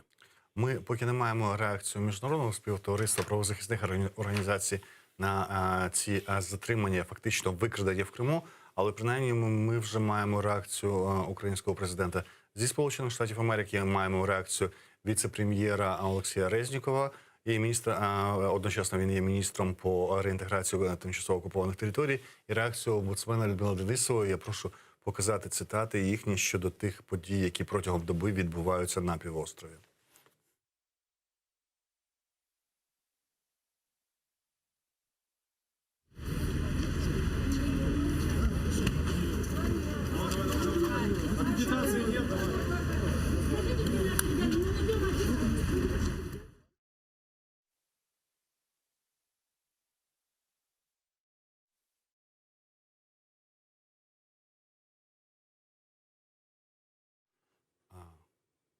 Я перепрошую у наших глядачів, у нас є якась проблема зі звуком цих цитат. Ми згодом покажемо їх вам знову. До Рифат Бея, представителя Меджлісу кримського татарського народу, все ж таки в самій Російській Федерації ще по якесь правозахисне коло, можна сказати, зберіглося. Ми його бачимо і бачимо, коли відбуваються такі речі, як, наприклад, оголошення іншоземними агентами телеканалу «Дождь». Журналісти цього каналу шукають підтримки, в тому числі і в демократичній Україні. І вони дуже ображаються, коли ми називаємо їх диетичною частиною російської опозиції. Що ви скажете про реакцію цих демократичних або правозахисних кіл в самій Росії щодо Криму? Ми сьогодні намагалися довести інформацію про те, що відбувається в Криму протягом вчорашнього і сьогоднішнього дня, до всіх, і в тому числі до тих політичних громадських діячів Росії, які ще залишаються на території власне Росії, країни-окупанта, чи які мають певний вплив на окремі медіа, скажімо, як «Ехо Москви».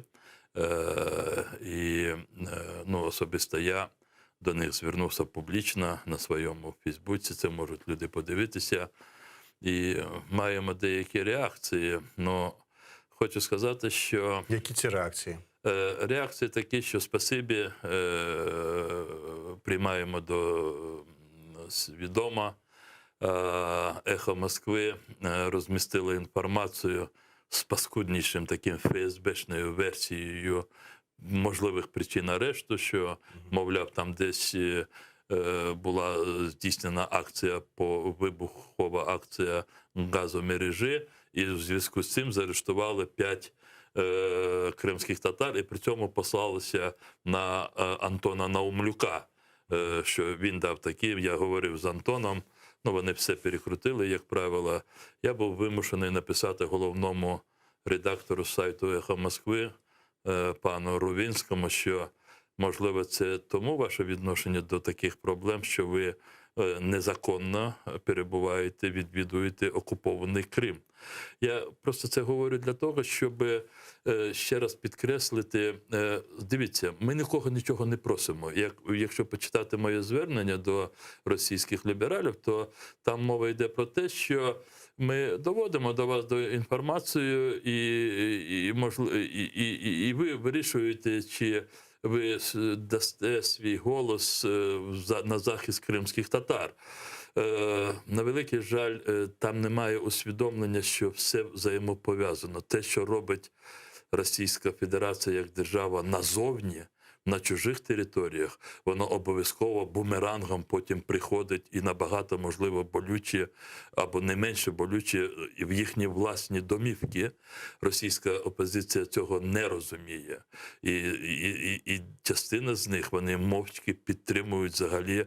Вони хочуть боротися за демократію в Росії, але при тому хочуть погодитися з тим, що Путін анексував Крим, розумієте? Це тут нам треба бути в цьому усвідомленими. Скажу, а навіщо ви привертаєте увагу до російської цієї, як ви називаєте, ліберальної? Ми іноді, як людина з ліберальними поглядами ображає цей зв'язок з ліберальною частиною, це фактично частина російської машини, можливо, з трошки іншими поглядами, м'якшими поглядами. Навіщо вони? За 7 років було зрозуміло, як вони. Мене за це деякі мої колеги сварять, якщо чесно. Але я виходжу з того, що Росія фізично нікуди не дінеться від наших кордонів. Я дуже хотів би, і ми будемо робити все для того, щоб взагалі цей монстр величезний, щоб він розпався на мінімум, я не знаю, там 5-6 таких незалежних держав, бо народи тієї держави, і Татарстан, і Башкортостан, і Удмурти, і Мордва, інші, вони мають право на власні держави, бо всі їхні землі і їхні ресурси, вони зараз викачуються Москвою і спрямовуються назовні, в тому числі проти кримських татар. Ми дуже хотіли би, щоб Москва перетворилася з часом на низку незалежних держав. Але як би там не було, взагалі Москва, вона буде перебувати близько наших кордонів, і ми зараз вже маємо думати про те, хто будуть ті люди, які будуть вирішувати долю тієї держави, яка нарешті, можливо, відродиться після розпаду цього монстру, яка сьогодні називається Російська Федерація. Ви знаєте, це не є фантастикою. Так дуже часто буває, що про це треба думати тоді, коли тобі найтяжче. А що буде завтра, хто буде жити завтра в домі твого сусіда, якщо сьогодні твій сусід є вбивцею, але той дом ти не знесеш, там хтось буде жити. І про це треба думати нам вже сьогодні. Але в той же Росії все ж таки залишається, скажімо так, старий дисидентський рух, як Олександр Подробинник або Вікторія Івлєва. Це дуже добре, що ви згадали його ім'я. Це перший, хто мені сьогодні потелефонував. Це був Олександр Подробинник і сказав: Рифате, я поруч. Як тільки, ви вирішите, що я готовий бути громадянським захисником. Є така позиція в праві Російської Федерації. І я сказав, що Саша, будь наготові, бо ти знову знадобишся своїм досвідом і своєю просто такою жадою до справедливості. Потелефонував Полозов, адвокат, телефонували деякі посли. Я можу послатися на посла Турецької Республіки, який попросив деякі деталі йому пояснити. І він на зв'язку з МЗС Туреччини, яка дуже слідкує за тими арештами, які відбулися останні 2 дні, зокрема за арештом Нарімана Джелялова.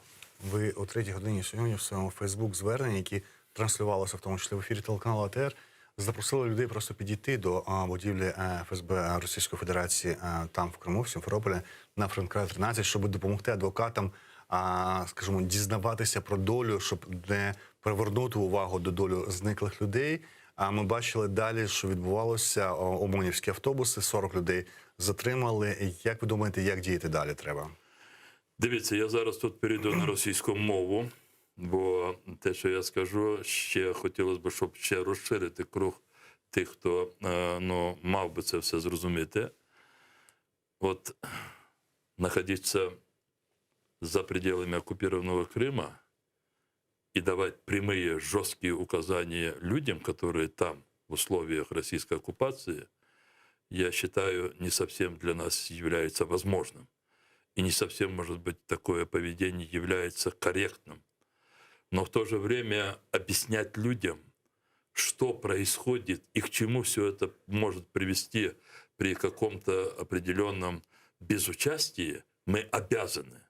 И поэтому вот в этом обращении, которое я сегодня сделал, пользуясь возможностями телеканала АТР, мы еще раз попытались объяснить людям, что оккупационный российский режим ожидает полного подавления, то есть они стараются полностью подавить волю крымских татар, и для них вот эти аресты, которые состоялись вчера и особенно сегодня, особенно Нариман Джелял, это есть своеобразный тест.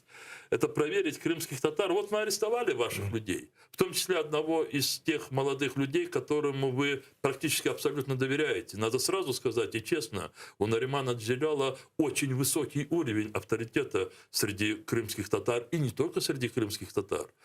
И российские оккупанты тестировали. Вы вообще каким-то образом отреагируете на то, что мы их арестовали, вывезли, мы даже не говорим вам, где он, может быть, он уже убит, жив ли он, все это действительно, вы абсолютно правильно сказали. Они сегодня проверяли болевой порог крымских татар. И поэтому было очень важно, чтобы люди показали свои позиции, что они требуют просто, они хотят знать, и они просто не будут сидеть молча, пока не узнают, что произошло с этими крымскими татарами. Это можно продемонстрировать только тем, чтобы появиться возле офисов этих карательных фашистующих структур. И одним из таких структур является управление ФСБ России в оккупированном Крыму. Это управление ФСБ России находится в бывшем здании СБУ, которое было размещено на улице, на бульваре Франко. И мы призвали людей, вы можете, я даже говорил, вы должны своей позиции показать, что вам далеко не безразлична судьба ваших соотечественников. И многие люди откликнулись. Я хочу сейчас повторить, что мы еще считаем необходимым прийти, хотя уже арестовали близко, может быть, сейчас больше, около 50 человек крымских татар, которые собрались возле офиса, возле здания ФСБ России в Крыму. Их посадили полицейские автобусы, я смотрю вас на экране, да. Это происходило прямо во время эфира. Вот у нас стримеры показывали. Я успевал кое-что посмотреть, но не все я успевал. Да, видите, их насильно заталкивали, а потом еще один автозак, и там все наши активисты, и Заир Смедляев, и Лемар Юнусов, и Ролан Османов, и многие, извините, я все фамилии. У меня, кстати, Казим Аметов. Да, у нас есть где-то фамилии около 15 человек. Мы просим наших активистов составить все эти фамилии. И сейчас люди опять съезжаются со всего Крыма. Сейчас, несмотря на то, что 9-й час, мы считаем, что люди таким образом должны просто сказать о том, что никто не склоняет голову и никто не даст на уничтожение собственного своего сородича.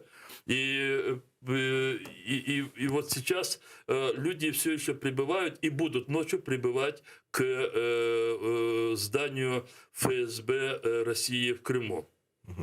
В эфире сегодня был Реза Шевкиев, который сказал, что в принципе для того, чтобы быть голосом крымских татар, сегодня, может быть, и не обязательно находиться в самом Крыму. И у нас была такая, не то что, как говорится по-украински, суперечка, я привел такой аргумент. Очень часто мы можем слышать в свой адрес, и журналисты, наверное, и политики, что вы там в Киеве, или там вы там в Турции, вы там просто драконите народ, который находится в условиях оккупации. И как раз-таки присутствие Наримана Джеляла в Крыму нивелировало все эти голоса коллаборантов, потому что Нариман Джелял находился в Крыму среди народа, и его голос был в унисон с киевскими голосами. То есть или наши голоса были в унисон с ним. И поэтому, когда говорил Нариман, это усиливало позицию тех и нас здесь, которые говорят о всех нарушениях прав человека в Крыму. Насколько сейчас, если даже в лучшем случае его там выдавят на материковую часть, насколько это ослабит наши позиции в Крыму? Смотрите, вы затронули тему, в которой надо быть максимально откровенным. Потому что на этой теме очень часто пытаются спекулировать русские оккупанты и те, кто им прислуживает. Ну, не секрет же, когда сплошь и рядом каждый день в Крыму раздаются утверждения и с экранов местных телеканалов, там нет независимых телеканалов, там все они под полной опекой российских оккупантов или в тех газетах, которые издаются органами государственной, органами оккупационной власти в Крыму, о том, что лидеры бросили всех в Крыму, убежали, что они первыми убежали, да. И вот такие утверждения нередко повторяют где-то 4-5 человек из числа крымских татар. Я слышу два голоса. Это два голоса очень... Можем не называть их имена, можем называть Айваз Умеров, Лемар Целендили. Два голоса, которые используются по всему миру и по всем российским Недавно медиа. добавилась еще такая Эльвина Сиитова. Эльвина Сиитова, которая прямо в эфире призывала, чтобы из Крыма выкидывали родителей тех крымских татар, которые с ее точки зрения прислуживают киевскому режиму. Я был просто шокирован таким утверждением достаточно молодой женщины, но я думаю, что среди ее родственников найдутся много взрослых людей, которые вставят ее разум в нужное место. Вряд ли. Мы слышим эти голоса уже не один год, вряд ли. Но я хотел бы сейчас немножко сказать о другом. Вы понимаете, мы же знаем, что является настоящей целью, истинной целью, которая практически уже в последнее время не скрывается российскими оккупантами. Они хотят именно через внесение страха, через устрашение заставить крымских татар покинуть Крым. И они видят, что не срабатывают эти все аресты уже более 130 людей, которые лишены свободы. Слушайте, пусть только все, вот, кто нас сейчас слушает, подумают. Приговоры 13 лет лишения свободы, 17, 19 лет лишения свободы. И таким образом, с одной стороны, хотят максимально расправиться с теми, кто ходит по улицам и демонстрирует о том, что он не согласен с тем беспределом, унижением, репрессиями, которые принесены русскими оккупантами. И второе, чтобы значительная часть крымских татар, просто увидев вот эти расправы, она сама для себя сделала быстрые выводы и вывезла своих детей, и сами все уехали из Крыма. Это то, что хотят российские оккупанты. И при этом они еще, чтобы ускорить этот процесс, уже переселили в Крым сотни тысяч граждан России. И таким образом нахождение в Крыму крымских татар — это крайне, это чрезвычайно, это жизненно важно для того, чтобы мы имели шансы и надежды на возрождение после деоккупации Крыма. Разумеется, когда здесь кто-то находится, и я еще раз хочу сказать, это есть очень такие тонкие моменты. Каждый в этой ситуации, ответственный политик, гражданский активист, он определяет свою позицию в зависимости от осознания значимости, я не боюсь этого слова, своей роли и важности для всех других. Нахождение Наримана — это была поддержка, моральная, духовная поддержка, может быть, десяткам и десяткам тысяч людей. Но, разумеется, мы еще не знаем, чем все это закончится, да? Хотя предчувствия не очень у нас хорошие, но ни один Нариман, обязательно еще найдутся десятки и других Нариманов и все тому подобное, но в этой ситуации роль каждого человека чрезвычайно важна. Поэтому я скажу, что очень важна деятельность тех, кто за пределами Крыма. Это безусловно, в том числе и членов Меджлиса крымского народа. И мы пытаемся максимально организовать свою работу таким образом, чтобы приблизить момент деоккупации. Но важность тех людей, которые говорят о своей земле, о справедливости, о достоинстве, находясь на своей земле, она чрезвычайно важна. Мы наблюдаем в Крыму в последнее время и за теми, кто разочаровался в присутствии России, которые, я не скажу, что, может быть, они были сильно очарованы, но, в всяком случае, им оказались неудел. Я не буду говорить о своей части знакомых университетского периода или постуниверситетского периода. Это люди, которые в том числе занимали должности на уровне Симферопольского горсовета, которые в последнее время проявляют какие-то такие, знаете, активности по, назовем так мягко, коммуникационные активности, да, через сеть. А если из известных среди крымских татар, это, наверное, только Ремзи Ильясов, по-моему, не секрет ни для кого его разочарование происшедшим. Можно ли рассчитывать на рост протестного движения за счет разочаровавшихся? Нет, я меньше всего сейчас хотел бы говорить об этих людях. Я сейчас объясню почему. Потому что, во-первых, их очень мало, тех, которые хотели очень зачароваться, и потом как бы разочаровались. Во-вторых, они не проявили свои человеческие качества в наиболее таких, очень сложных моментах, когда надо было подать свой голос. Если не в защиту конкретного человека, ты не мог этого сделать, потому что боялся, допустим, но хотя бы сказать о тех ужасающих формах поведения российских оккупантов, которые неприемлемы даже для российского авторитарного общества. Но можно ведь сказать о том, что не приемлете, скажем, когда 12 вооруженных в масках с карателей врываются в дома, где маленькие дети, и скидывают их с постелей. Или врываются, ломая окна и разбивая двери. Да? То есть хотя бы такие вещи. Или заступиться за явное уничтожение крымско-татарских классов или классов с крымско-татарским языком обучения. Но и много других моментов. И они не вступаются за свой народ даже тогда, когда им это не грозит какими-то лишениями или репрессиями. И в случаях тогда, когда надо заступаться за конкретных людей, смелых, достойных, чистых, они никогда на это не выйдут. Но здесь другое дело. Здесь надо говорить о том, что потенциал российских оккупантов, он тоже не безграничен. Как бы некоторым не представлялось о том, что вот вся сила на их стороне, что их ничем не остановить, это не так. Я хотел сказать, там тоже люди, хотя слово «люди» не совсем к ним приемлемо, вот к этим масках и тому подобное, но это тоже живые существа, которых в глубине души тоже сидит страх за то, что они совершают.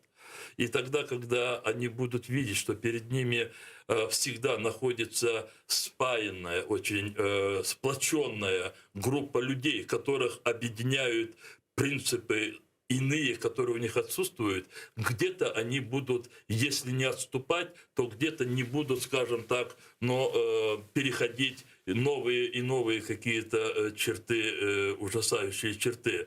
И поэтому сплоченность, я просто не все иногда могу говорить, потому что мы в Крыму отслеживаем некоторые ситуации на уровне даже каких-то диалогов, которые происходят с теми, кто на той стороне.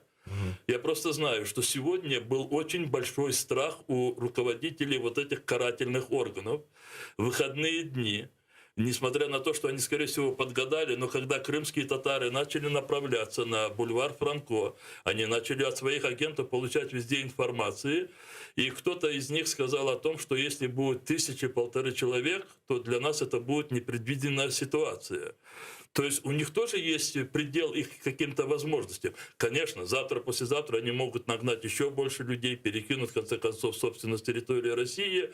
Но сплоченность это всегда останавливает даже самого такого, знаете, садиста, врага, чем страх. Страх поощряет врага. Нам сегодня надо показать сплоченность. Я хочу, Осман, все-таки чуть вернуться к вопросу там, тут.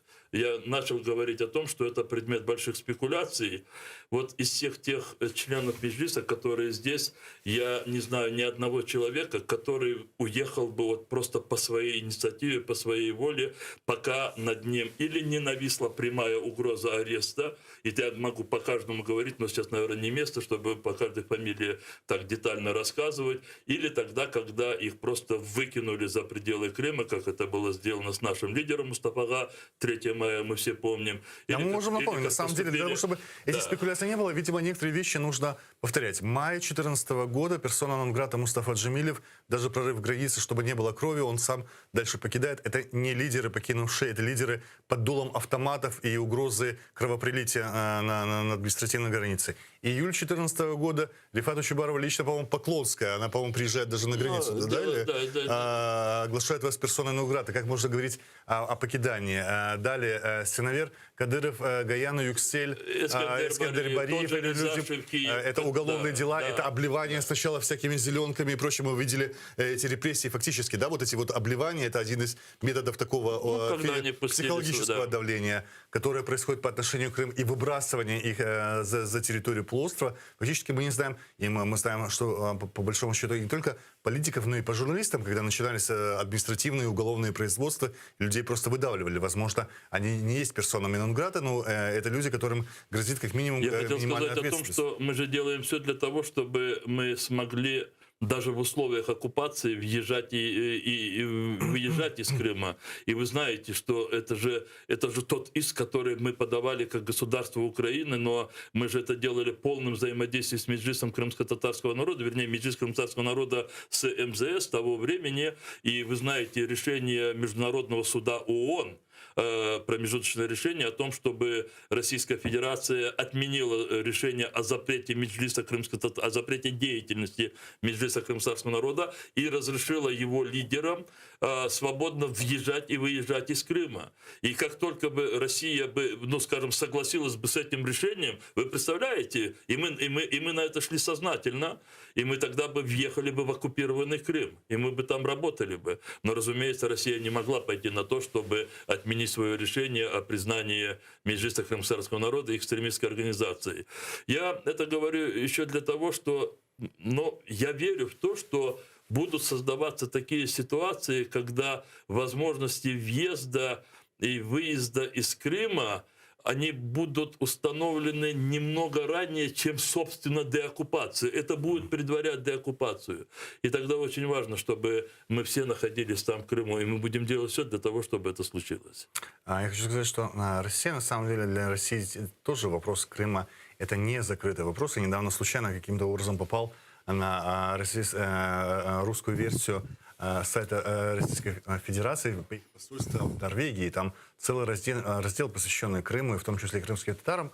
Я хочу напомнить о том, что уровень коллаборации среди крымских татар с Россией очень низкий, минимальный. Вот за эти годы, за эти 7 лет им удалось инкорпорировать различные органы власти, от горсоветов до Верховной, там это называется сейчас Госсовет и правительство Крыма, включая все сельсоветы, всего лишь 200 крымских татар, 200 из 300-тысячного народа. Я скажу, что в худшие времена в Украине, где в украинское времена, на самом деле, тамошние пророссийские силы делали максимум, чтобы тогда крымские татары были не представлены во власти. И даже в то время противодействие со стороны местных органов крымских татар было порядка 2000 во всех органах власти. Сейчас, когда российская власть максимально пытается привлечь крымских татар и сделать из них витрину сотрудничества, они не набирают и 200 человек по всему полуострову, при том, что у них там в сотрудничестве аж 3 организации: Крым, Крым-Берлигин, Милифирка. На все, я говорю, на все вместе,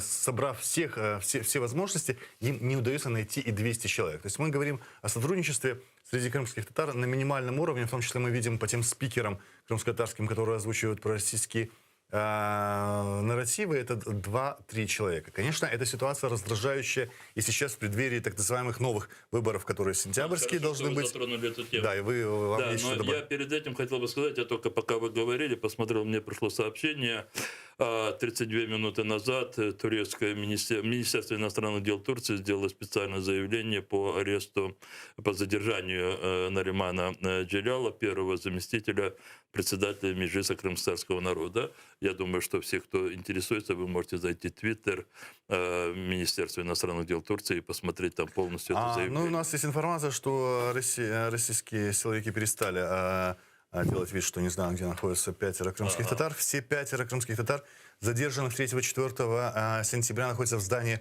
управления ФСБ по Республике Крым и Симферополя. Только что эту информацию подтвердил адвокату Исляму Велиляеву следователь Виталий Власов. У здания...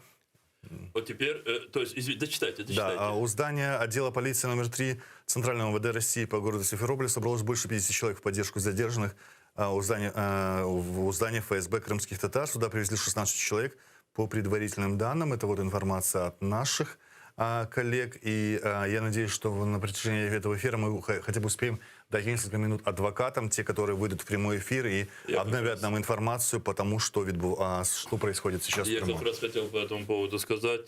Дело в том, что, видите, значит, все-таки вот это люди, активность людей заставили их признать о том, что все наши 5 арестованных соотечественников вместе с Нариманом Джелалом находятся в здании ФСБ России. Но в России по Крыму. Но то, что они не допускают к ним активистов, это не менее грубейшее такое нарушение. Они допускают даже адвокатов. Я говорю адвокатов. Поэтому я просто смотрю другое сообщение. Адвокатов. И поэтому я еще раз хочу сказать о том, чтобы пока адвокаты не увидят каждого из задержанных, люди должны показывать свою позицию, и люди должны требовать. И поэтому все те, кто вот согласен с таким подходом, они могут подходить к зданию ФСБ России в Крыму, в оккупированном Крыму. Я просто знаю, что часть людей собрались возле отделения милиции на Павленко. Я с ними связывался, говорил. Но, видите, мы и предполагали, что они все ФСБ. Они сейчас просто думают, когда их судить и судить ли их в Симферополе. Мы имеем некоторые предположения, как дальше может оказаться поведение их по отношению к Нариману Джелялу, к другим. Мы не исключаем, что их могут даже вывести, по крайней мере, Наримана в Москву. И там уже адвокаты будут ждать даже такого развития событий. Я хотел, Осман, вы сказали об этом, но, может быть, это не совсем та тема, которую стоит говорить вот в тот день, когда такие трагедии происходят в Крыму, а арест каждого крымского татарина – это трагедия. Знаете, я не держу в голове фамилии всех лишенных свободы крымских татар, потому что их действительно уже за 100 человек. Но я помню некоторые, не помню, я всегда думаю о тех, когда трагедия коснулась семьи, когда семьи 2-3 человека, да, и как братья Абдулаевы, Узеир и Теймур, 13 и 17 лет, на двоих 30 лет. И помню этого очень такого правозащитника, очень честного человека Эмир Усейн Куку, который тоже получил срок, если я не ошибаюсь, 8 или 9 лет, а Сервер Мустафаев, Ремзи Бекиров, Осман Ариф Маметов, да, и вот смотрите, сколько много вещей этих, да, и поэтому вот эти Власовы, да, вы сказали, следователь Власов, да, их много таких. Я сейчас уточню, но это условно Власовы, скажем, у меня следователь, который сейчас подал на апелляцию, приговор 6 лет. Власов, да. У меня следователь вообще какой-то Магомедов, мы сейчас пытаемся найти его родственников в Дагестане. Он перекати поле давил, сперва расправлялся с инакомыслящими в Татарстане, набережных Челнах, а там его потом перекинули в Крым в 2014 году, теперь он расправляется с крымскими татарами. Мы каждого из этих нелюдей, мы их всех фиксируем, и придет время, когда они будут отвечать. Но я сейчас хочу сказать о другом. На территории Крыма происходят события, в которые оккупанты пытаются вовлечь всех людей, которые живут в Крыму, сделать как бы пусть маленькими, но соучастниками своих преступлений. И вот одно из таких незаконных событий, которое будет происходить в Крыму, это так называемые выборы депутатов Государственной Думы Российской Федерации. И они, эти выборы, незаконно будут проводить и на оккупированных украинских территориях, в частности, на нашей родине, в Крыму. И, соответственно, я сейчас не буду говорить, что русские оккупанты максимально использовали в качестве такого предмета одноразового некоторых крымских татар, и уже теперь вот на этих выборах им не нужны прислужники рядом с собою, и никого они не взяли даже формально, чтобы обмануть, имитировать как бы заботу о крымских татарах, они никого не взяли рядом в списке, и это очень хорошо, потому что людям теперь очень легко определяться, никто не может обманываться. Я просто особенно вот... Бальбека нет больше в списках? Никого нет в списках. Где-то они есть, не он, а другие, но они в таких позициях, когда уже не нужны, понимаете, они отслужили. Это одноразовый предмет. Они отслужили, их взяли и выбросили годливо и брезгливо. Но Русские оккупанты надеются, что с 17-19 я называю 3 дня, потому что для того, чтобы взагалі, вообще в России провести снова нужных людей парламент России, выборы сделали 3 дня, голосование 3 дня, и понятно, что это будут массовые фальсификации, но нас это не интересует. Пусть у себя дома делают то, что хотят, но они хотят на нашей земле, в нашем доме испачкать наших людей, пытаясь убедить их прийти и проголосовать. Но я не знаю, особенно после того, когда понятно, что репрессии и обыски проходят не каждый день в Крыму, каждую неделю это точно, но не каждый из этих обысков бывает массовыми или такими резонансными, как вчера и сегодня. Не каждого задержанного там где-то в течение дня-двух скрывают и пытают, и поэтому вот то, что произошло вчера и сегодня, это получило большой резонанс, и мне представляется, что после этого всего любой крымский татарин, да не только крымский татарин, любой человек, который себя считает честным и порядочным, если он пойдет к Крыму с 17, 18, 19 сентября, чтобы каким-то образом участвовать в этих выборах, находя для себя, для оправдания собственного страха, пусть какие мотивации, то понятно, что этот человек просто сам себя будет загонять в такую ситуацию, когда обязательно когда-то придут к нему домой однажды. У нас на прямой связи из Крыма адвокаты Ислам Велиляев и Айдар Азаматов. Я прошу включить их там в эфир. Харлах Шамлар, вы слышите нас? Ислам Бербей, мы вас видим. Слышите ли вы студию? Да, мы вас хорошо слышим. Вот мы только что получили информацию о том, что ФСБ и Власов, следователь, подтвердил нахождение всех 5 в здании. Допустили ли адвокатов вас к вашим подзащитным? Что вы сейчас можете рассказать? Нет, нас не допустили. Изначально целые сутки не было известия, где находятся наши доверители. Но вот уже вечером, буквально после 7 часов, стало известно, что все 5 находятся в управлении ФСБ. Я прибыл сюда в связи с тем, что на неоднократные требования, которые направлялись в адвокатскую палату Республики Крым о недопустимости предоставления бесплатных защитников, что у каждого из этих наших доверителей есть адвокаты по соглашению. К сожалению, каким путем мы еще пока не знаем. У нашего доверителя изначально был адвокат София Шабанова, она сидит тут сзади, Ахтемов Азиз Искендерович. Нам сообщили, что он написал заявление о том, что он отказывается от Софии Шабановой. Я незамедлительно прибыл сюда, в управление возле ФСБ, заключил соглашение с родственниками, сообщил следователю о том, что есть второй защитник, адвокат прибыл. К сожалению, следователь меня выслушал, Власов, но сказал, что есть адвокат по назначению. Связавшись с адвокатской палатой, мы также подняли этот вопрос, что это недопустимо.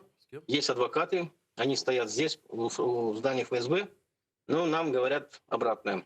Якобы ждите. Вот мы сегодня, сейчас... По Азизу Ахтемову, да, это правильно мы вас поняли? Якобы Азиз Ахтемов отказался от адвоката Софии Шабановой и выбрал адвоката по назначению. Но здесь это не только явно, здесь просто открытая фальсификация. Но не мог задержанный отказаться от адвоката, который ему определили его близкие, родные люди, которым он полностью доверяет. А вопрос по остальным 4. Почему не допускают адвокатов к остальным 4? Если здесь формально хотя бы есть какой-то отказ, и можно тянуть, что по 4 остальным, включая Наримана Джиляла?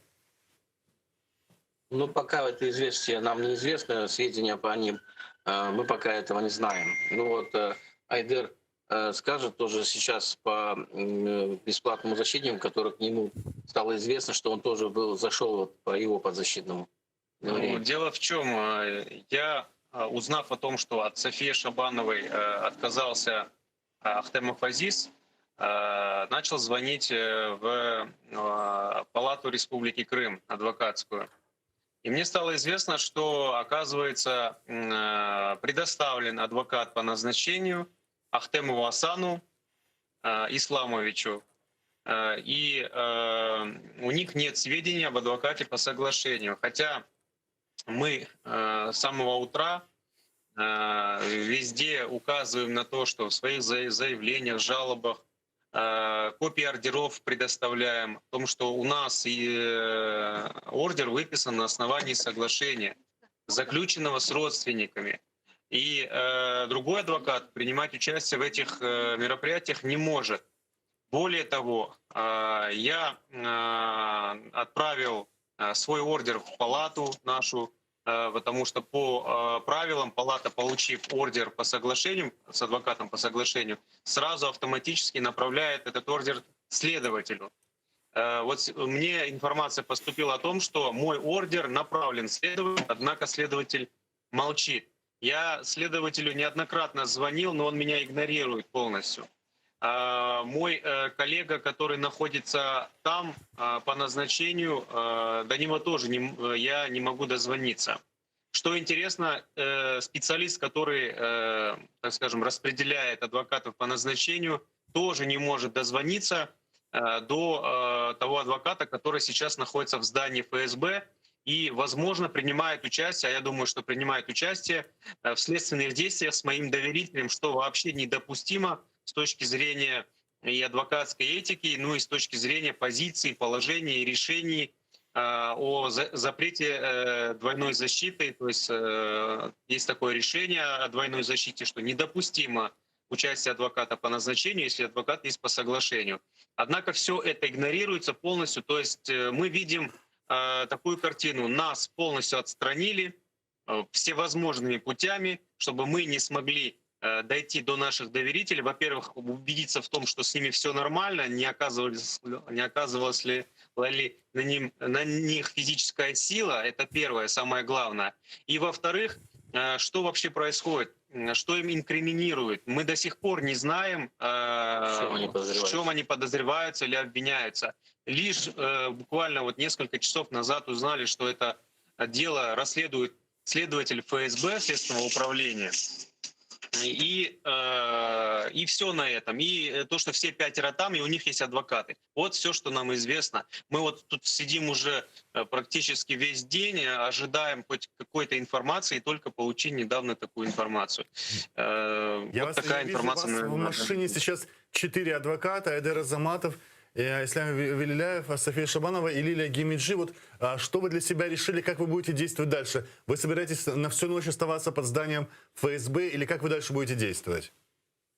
Ну, пока мы здесь будем до последнего, потому что у нас нету, скажем, уверенности, что будет дальше. Если наших подзащитных сейчас будут задерживать по статье 91, первым делом я буду связываться с изоляторами. Ну, у нас тут и Симферополь, и в Евпатория возят, и в Саки возят. Что такое статья 91? Это задержание по УПК 91 по задержание подозреваемого. Поэтому будем смотреть, если их начнут вывозить. Мы-то сидим в машине, а наши помощники, скажем, наши добровольные помощники, которые они находятся сейчас на улице, меняются периодически прохладно, садятся в машину, греются. Они находятся и сообщают сразу нам, есть какие-то движения, телодвижения происходят возле управления ФСБ, нам сразу сообщат. Можно я вам задам еще вопрос по тем людям, которых сегодня задерживали? Это более 40 человек задержали возле здания ФСБ по административному делу, неповиновения, да, требованиям сотрудников власти, и там им грозят административные штрафы. Людей удалось властям разогнать или есть люди, которые по-прежнему находятся под зданием ФСБ? Нет, есть часть людей все равно осталась.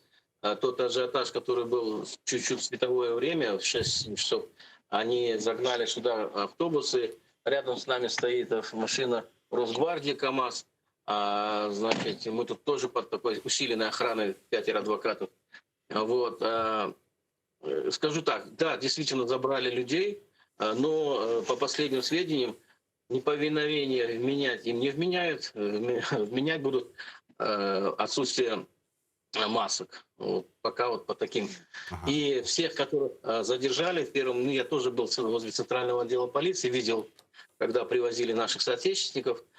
Первое, скажем, то, что я успел им сказать, это отказываться от проведения обязательно, то, что они там пытаются сделать, это дактилоскопия. Я сразу всем, как успел сказать, отказывайтесь, вас никто не имеет права без вашего согласия отбирать у вас пальцы, откатывать пальцы. Ну и отказывайтесь от дачи показаний. Çok sağ olun. Да, Айдар Бей. Скажу, немного дополню. Во время вот этих вот массовых задержаний наших соотечественников адвокаты пытались все это зафиксировать на телефон, чтобы потом доказывать, что были нарушения при задержании, не представлялись сотрудники, непонятно кто это, только были нашивки ОМОН и все. Более того, не было зачитано никаких процессуальных документов, за что они задерживаются. То есть людей просто заталкивались. И в этот момент и к нам подходили сотрудники полиции сначала. Меня вот лично взяли за руки и пытались, я так понимаю, тоже в автобус затолкать. Но после того, как я представился адвокатом, указал на то, что все адвокаты являются спецсубъектами, они не вправе это делать, они не стали этого делать. Нас тоже хватали. Через некоторые, ну я про всех адвокатов, да. Через некоторое время, может быть, там минут 10 прошло, и я опять фиксировал такой факт, что человек проходил, просто мимо остановился посмотреть. Возле дерева стоял, просто смотрел, он не стоял там до этого. К нему тоже подошли сотрудники уже ОМОН, и взяли его под руки и просто затащили в автобус, хотя он говорил, я просто проходил, я просто тут остановился посмотреть. Они ему сказали, ты не переживай, там разберутся где надо, и все. И в этот момент, я этот момент снимаю на видео, и ко мне уже подходят сотрудники ОМОН, два человека, закрывают меня спереди и сбоку и предлагают мне сообщить, кем я являюсь. Ну, я, безусловно, сказал о том, что я являюсь адвокатом, показал им служебное удостоверение, и после этого они ушли, но начали по всему району вот этому вот бегать. Я лично был свидетелем, бегать, людей каких-то задерживать. Тут проходили просто люди, они останавливали их. Если какое-то подозрение, я не знаю, там лицо им не понравилось, они их тоже брали под руки и вели в автобус, заводили и отправляли по райотделам. То есть по всем адвокатам такие меры были незаконные предприняты, не давали оказывать юридическую помощь, не давали возможность зафиксировать нарушения, которые мы имеем право фиксировать, и в том числе оказывали давление таким образом как на защитников, так и на людей, которые здесь стояли, и просто даже проходили мимо. Есть ли у вас информация, отпустили ли уже всех этих, мы по разным оценкам, 40-50 человек? Пока еще нет. Это будет все, эта процедура будет проходить еще, не знаю, до утра, скорее всего. Чтобы вы понимали, просто составление протокола занимает в среднем минимум 45 минут. С учетом всех обстоятельств. Поэтому очень много задержанных. Наши адвокаты, мы разделились. Фактически во всех райотделах находятся наши коллеги и обеспечены. И я думаю, что люди будут требовать обязательно участия адвокатов при составлении административных протоколов. Сейчас.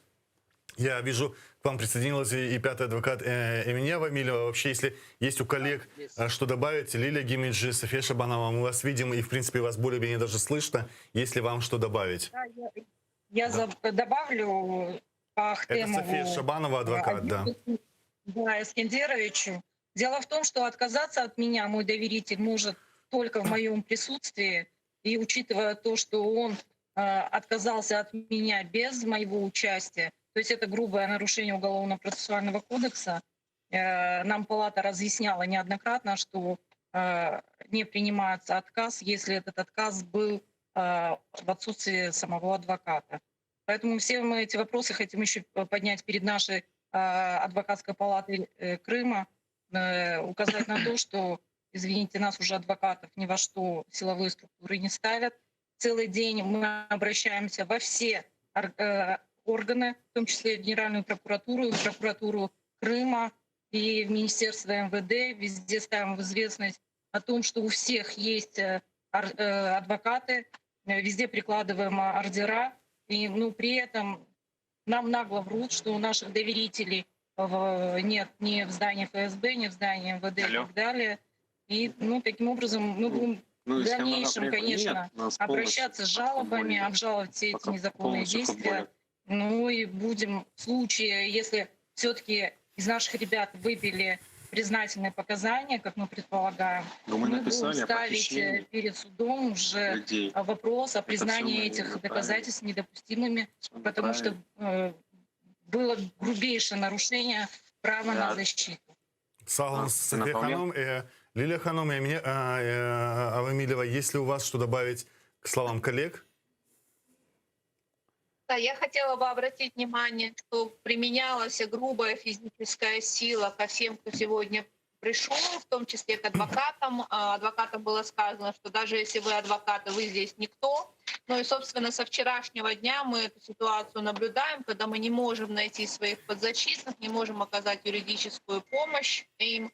И я думаю, вся эта ситуация направлена на то, чтобы запугать. Вокруг нас продолжают оставаться сотрудники правоохранительных органов, стоит машина Росгвардии. Это является очень показательно. Возле нас остались только женщины, которые заняли активную гражданскую позицию, вот на протяжении многих часов находятся рядом с нами.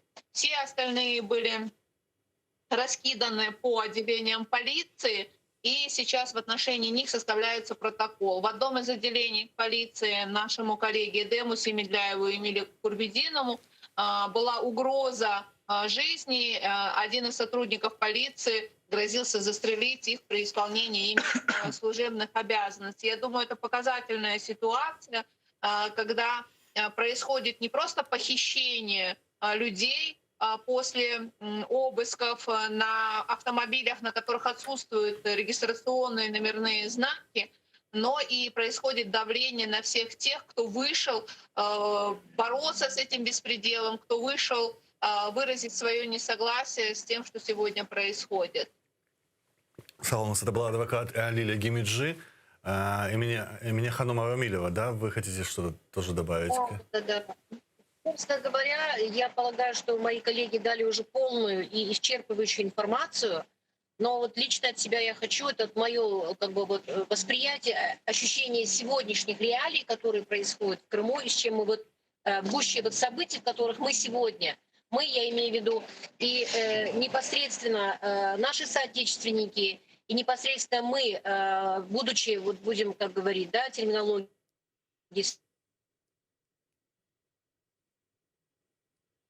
Я прошу прощения.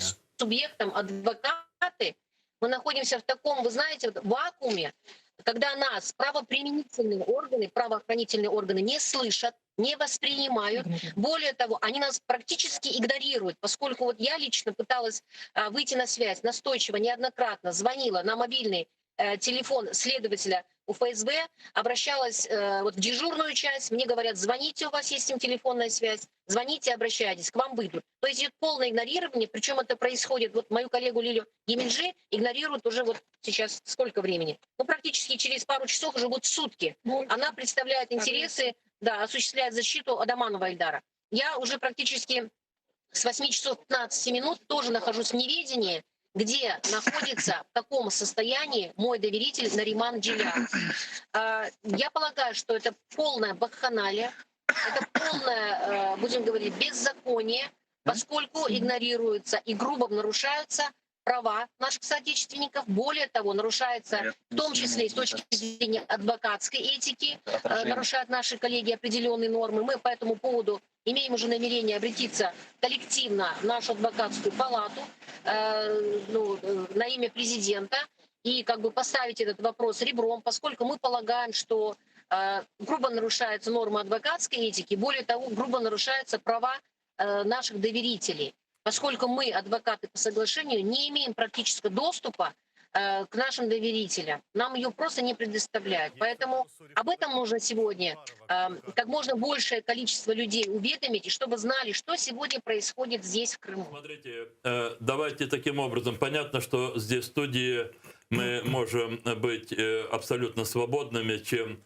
там, где вы находитесь. И поэтому здесь все должны исходить из того, что вчера, сегодня проводилась специальная операция. Специальная операция по тестированию крымско-татарского народа наиболее безобразными, вопиющими такими отношением к задержанию, к похищению людей. Но большое спасибо всем нашим соотечественникам, которые защищают и незаконно задержанных, и, в общем-то, адвокатов тоже оказывают поддержку адвокатам в выполнении ими своих профессиональных обязанностей. Смотрите, сегодня благодаря позиции соотечественников заставили ФСБ признать о том, что все задержанные находятся в управлении ФСБ по Крыму, в этом здании. Но теперь они создали второе препятствие. Они не допускают адвокатов подзащитных к исполнению своих функций и не позволяют им встречаться со своими подзащитными, навязывая им адвокатов по, как это называется, по договору, или, ну, не по договору, по назначению. Это говорит о том, что, скорее всего, по отношению к некоторым задержанным, я не знаю, кому именно, возможно, применены пытки, как минимум психологическое давление, чтобы они признались в том, что никто не совершал. И, понятно, недопуск адвокатов для того, чтобы вы не видели, в каком они находятся состоянии, для того, чтобы дальше подавить волю этих людей. Поэтому мы действительно будем обращаемся просто к нашим соотечественникам. Пожалуйста, продолжайте свою активную позицию. ФСБ сейчас тоже находится в такой стадии, когда они понимают, что они далеко зашли. Пожалуйста, у меня единственная просьба ко всем адвокатам, сейчас будет вопрос. Ко всем адвокатам: фиксируйте все, что происходит в разрезе ваших взаимоотношений с вашими подзащитными, но фиксируйте и то, что происходит вокруг. Каждое ваше свидетельство, оно бесценно, особенно с указанием фамилий тех должностных лиц, которые совершают эти преступления в отношении конкретных людей. Для нас это очень важно. Теперь, что касается задержанных более 40 людей. Я так понимаю, после того, как будут составлены протоколы в отношении каждого из них, то потом будут проходить, пусть и формальные, так называемые судебные заседания. Но мы говорим судилище. И эти люди будут приговорены к административным наказаниям. Насколько я понимаю, при рассмотрении административных дел могут при рассмотрении этих дел участвовать гражданские активисты. Я просто очень беспокоюсь, что сил адвокатов может не хватить на всех тех, кого будут пропускать через эти судилища. И поэтому, если мы бы обратились бы ко всем крымским татарам, которые владеют определенными навыками правозащитной работы, чтобы они выходили на вас, на адвокатов, и оставляли данные о себе, и вы бы их вовлекали бы в тех случаях, когда посчитаете необходимым, в качестве гражданских активистов. Возможно ли такое содействие в вашей работе со стороны соотечественников? Да, конечно, возможно. Я напомню нашим зрителям, к сожалению, мы не успеваем все оформить так, чтобы вам было удобно. Это связь с Симферополем, с Крымом прямо сейчас. С нами на прямой связи вот 5 адвокатов. Ислам Вилляев, Айдар Азаматов, Лилия Гемиджи, Эмилия Вамилева и София Шабанова. Что нам удалось от них узнать? Я подытожу немножко это итог нашего разговора, что следователь Виталий Власов, если я правильно все говорю, признал, что все 5 похищенных крымских татар, я сейчас скажу их имена, еще напомню: Шевкет Усейнов, Асан Ахтемов, Азиз Ахтемов, Эльдар Адаманов и Нариман Джилял, первый заместитель председателя Меджлиса крымско-татарского народа, которого задержали уже сегодня. Все они, о их судьбе не было ничего известно. Сейчас, во всяком случае, управление ФСБ по Крыму признает, что они находятся в здании. Никого из адвокатов своим доверителям не допустили, а вот по словам адвоката Софии Шабановой, якобы Азиз Ахтемов отказался от адвоката по соглашению и принял адвоката по назначению. Это тех адвокатов, которые государство выделяет задержанным. Правильно я все сказал, по-моему, на этом у нас... Абсолютно правильно. Я предлагаю посмотреть еще Сағылныс Адличлер, Сағылныс Хошулганныс еще. Я скажу, что у нас есть еще одно короткое видео, буквально 15 секунд. Это скорая помощь, которая подъехала к зданию оккупационному зданию полиции по железнодорожному району в крымской столице в Симферополе. Я прошу включить его. Видимо, кому-то то ли стало плохо, то ли кого-то избили. Это видео вот появилось у нас недавно.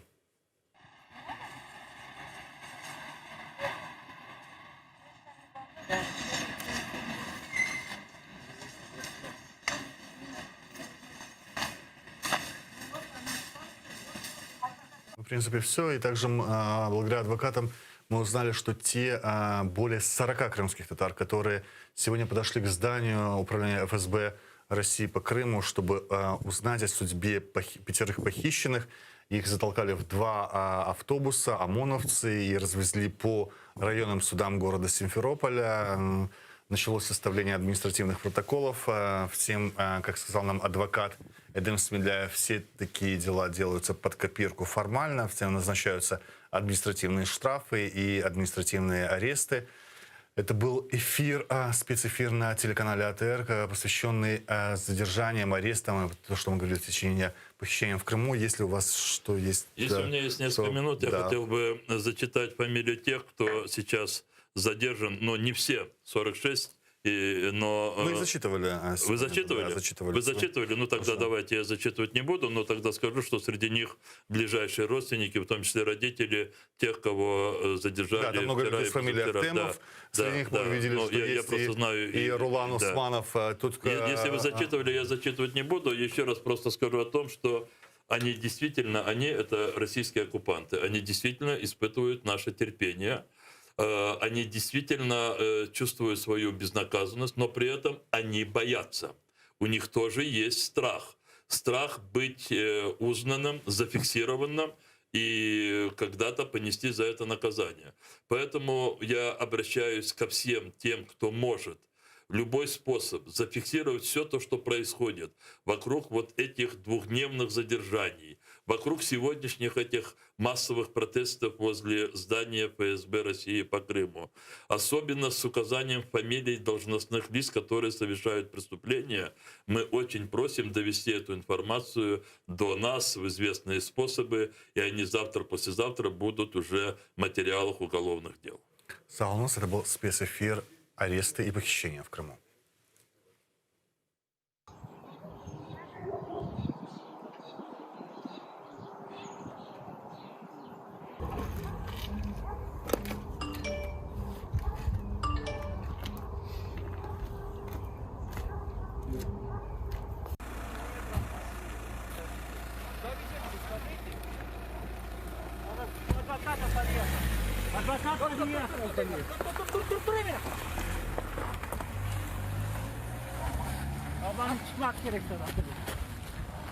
Ориентировочно где-то 7:15, 7:20 ворвались около 12 людей в масках через заборы, разбудили нас, стуча в окна, в двери. Муж открыл дверь, Нариман открыл дверь. Нас с 4 детьми заблокировали в отдельной комнате, поэтому все разговоры производил он. Мне лично никто не представлялся, документы не показывал. Провели обыск с ним вместе, забрали его и увезли на машине без опознавательных, вообще без номерных знаков в неизвестном направлении. Они вообще представились, что это за управление, служба? Нариман с ними разговаривал. Я же еще раз говорю, мы в отдельной комнате с детьми находились, поэтому кто это такие, что это такие, мне лично никто не представлялся. Какие-то документы предоставляли? Может, Нариману представили. После проведенного обыска? После обыска ничего не оставляли, ничего не делали. Изъяли только личные вещи Наримана. Это телефон и ноутбук. Наримана, ее супруга, вывезли на автотранспортном средстве. Это Volkswagen, автотранспортное средство, транспортер синего цвета, без опознавательных номеров. Данное автотранспортное средство сопровождала белая машина Шкода, которая, собственно говоря, не давала возможности нам, мне лично непосредственно как адвокату, поехать вслед за вот этой синей машиной, чтобы проследить, куда его вывозят. То есть она мне препятствовала, чинила препятствия, и потом уже, видимо, по всей вероятности, когда машина оторвалась на достаточно необходимое расстояние, тогда уже и это автотранспортное средство, белая «Шкода», она уже ускорила свое движение, и уже я и это автотранспортное средство уже не смогла догнать. Никто из нас, я имею в виду, ни из адвокатов, ни из близких родственников не располагают какой-либо информацией исчерпывающей о том, где находятся их члены семьи. Сын, муж, брат, я не знаю, кто вот еще тут из родственников присутствует. Мы требуем незамедлительного информирования нас, как адвокатов, и, естественно, близких родственников в установленном законом порядке о месте нахождения наших доверителей и близких членов семьи. Я являюсь супругой Адаманова Ильдара Усиновича, которого 3 сентября утром увели из моего дома в неизвестном направлении люди, которые не предоставили мне служебное удостоверение, производили обыск. Во время обыска изъяли у нас оргтехнику. Это 2 ноутбука, наши телефоны и 2 флеш-карты. После проведения обыска моего супруга пригласили настоятельно на беседу. Сказали, зададим несколько вопросов. И увезли. Больше я его с тех пор не видела. Обыск, я отметила, закончился. Ушли они в 7:20 утра. Начали в 6, закончили в 7:20. На наше требование с супругом оставить мне протокол или копию, или дубликат проведения обыска, нам ответили отказом.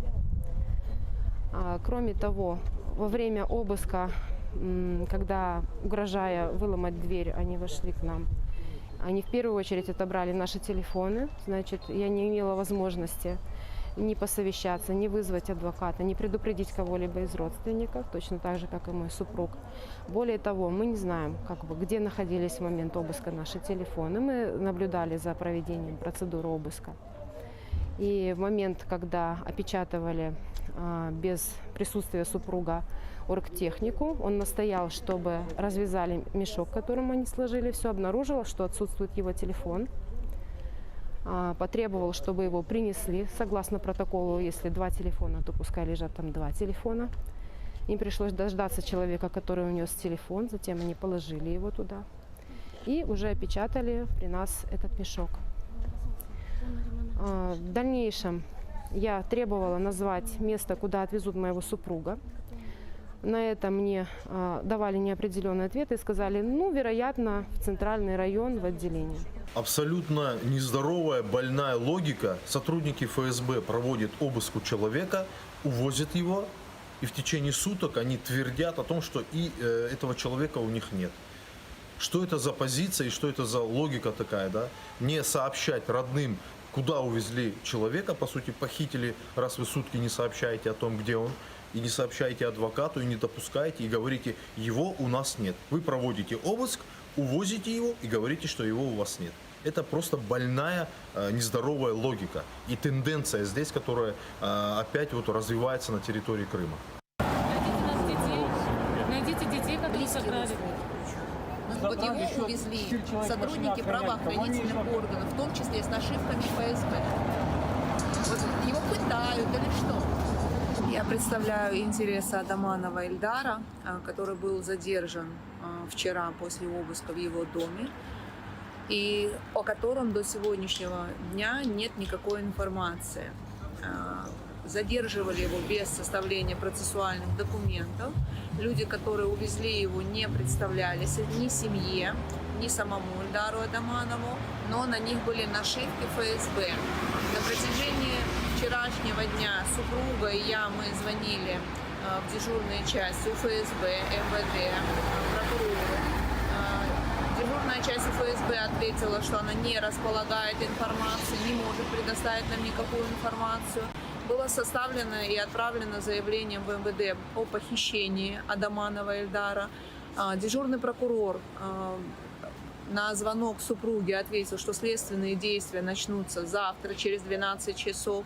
В разговоре со мной прокурор сослался на то, что он является совершеннолетним человеком и нет необходимости начинать его поиски, на что мной было обращено внимание, что он был похищен и не самостоятельно покинул свой дом. Заявления были направлены также в Генеральную прокуратуру. На сегодняшний день, где находится Адаманов Ильдар, неизвестно, но есть опасения, что его отсутствие во всех отделениях полиции, в УФСБ, это та информация, которую получили вчера несколько моих коллег, помогавшие в поисках Адаманова Ильдара, наводит на мысль о том, что в отношении него могут быть применены незаконные методы ведения следствия. И именно после более чем 12-часового удержания и недопуска адвоката к Адаманову Ильдару началась серия обысков и были задержаны еще ряд людей. Сторона защиты намерена обжаловать все незаконные действия и по проведению обыска, и по незаконному удержанию, но после того, как получит доступ к каким-либо процессуальным документам. Сейчас мы находимся с коллегами возле здания УФСБ. Нами проинформирована адвокатская палата Крыма о том, что у данных лиц присутствуют защитники по соглашению, чтобы адвокатская палата не направляла защитников по назначению. И я надеюсь, что в ближайшее время мы будем не только проинформированы о том, где находятся наши доверители, но будем иметь возможность конфиденциального общения с ними. Вчера в час ночи у него провели обыск. Это человек 7-8. После чего напугали невестку, провели обыск и забрали телефон. И до сих пор мы найти его не можем. И обращался вчера в МВД, тоже ничего не знают. Сейчас обращались в ФСБ, тоже все отмораживаются. Я Ахтемова Репика Рустемовна, жена Ахтемова Асана Исламовича, которого сегодня ночью неизвестные люди забрали из дома. Они забрали у нас телефоны, мой, мужа, все телефоны забрали, увезли его и начали делать обыск. В доме находилось в это время 2 деток наших. Они спали. Правоохранительные органы не шумели, я их попросила, чтобы было тихо. Они постарались. Дети спали все это время и не разбудили их. Провели обыск по всему дому, во дворе. Посмотрели, там был гараж. Потом они сказали, чтобы я немножко отдохнула, потому что пойдет следующая группа и будет еще смотреть. Еще были кинологи с собаками. Собаки осматривали машину. Нашли какую-то сумку. Собака остановилась около этой сумки.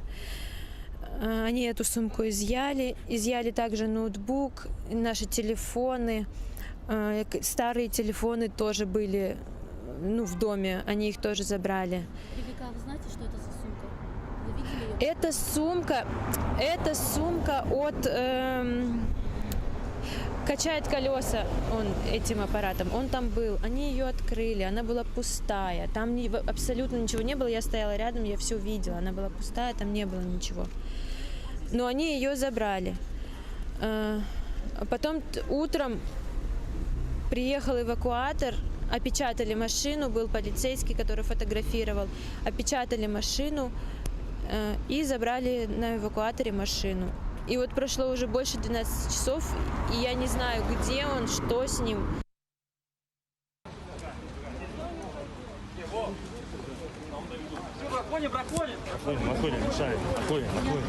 Есть у меня удостоверение, есть. Прямо сейчас возле здания ФСБ задерживают родственников. Вот задерживают отца Азиза Ахтемова и сажают в пустой автобус. Задерживают активистов, родственников. А ты кто такой? У тебя сына заберут, что ты будешь делать? Сына забрали? Сына забрали, а что ты будешь делать?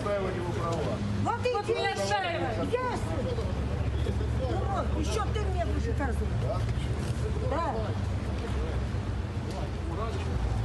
Его выкрали просто. Вы как будто вы мне нет. Никого не знаю. Все. Отходим, все. Ой, я рада. Долбите. Ой, Аллах, Боже, что вы ее трогаете? Да. Зачем ты идешь?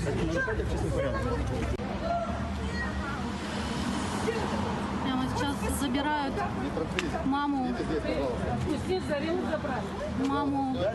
одного из задержанных крымских татар. Ее сына сегодня ночью задержали, сейчас ее задерживают.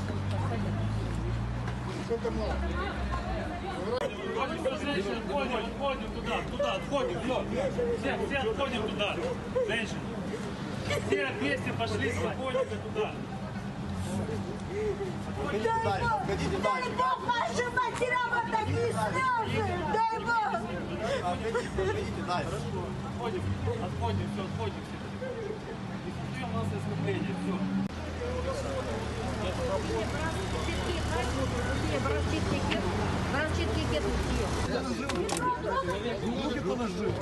Сколько человек задержано? А куда их везут?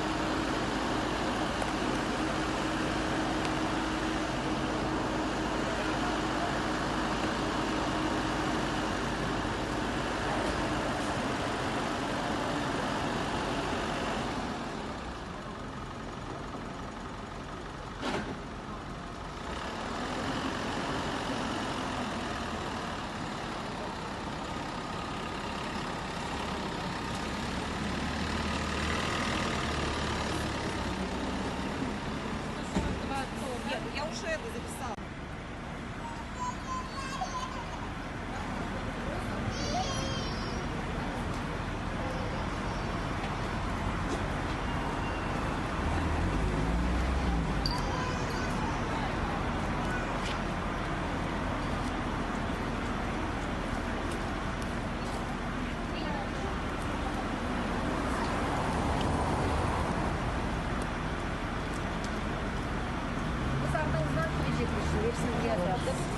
Потому что очень многих людей задерживают.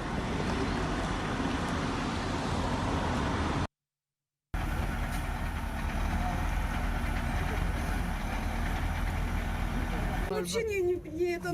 Приехал посмотреть, где я.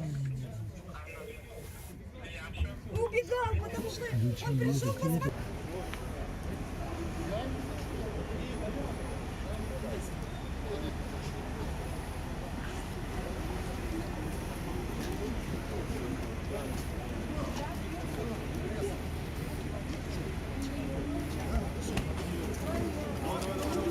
Агитации нет,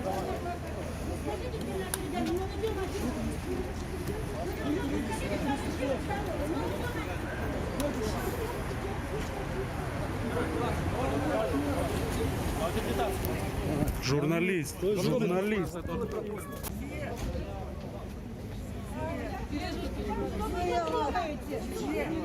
трогайте женщину! Я не трогаю. Не трогайте женщину! Нет, почему вы так смотрите? Ребята, Вы меня трогаете в данный момент. Женщина никто не трогает, прошу прощения. Не пойду я никуда. Вы что делаете? Пойдемте все автобус. Проходите в автобус. Зачем? Оставьте женщину.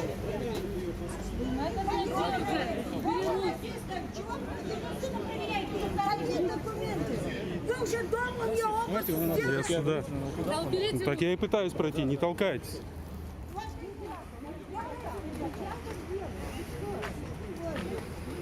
Женщин не трогайте.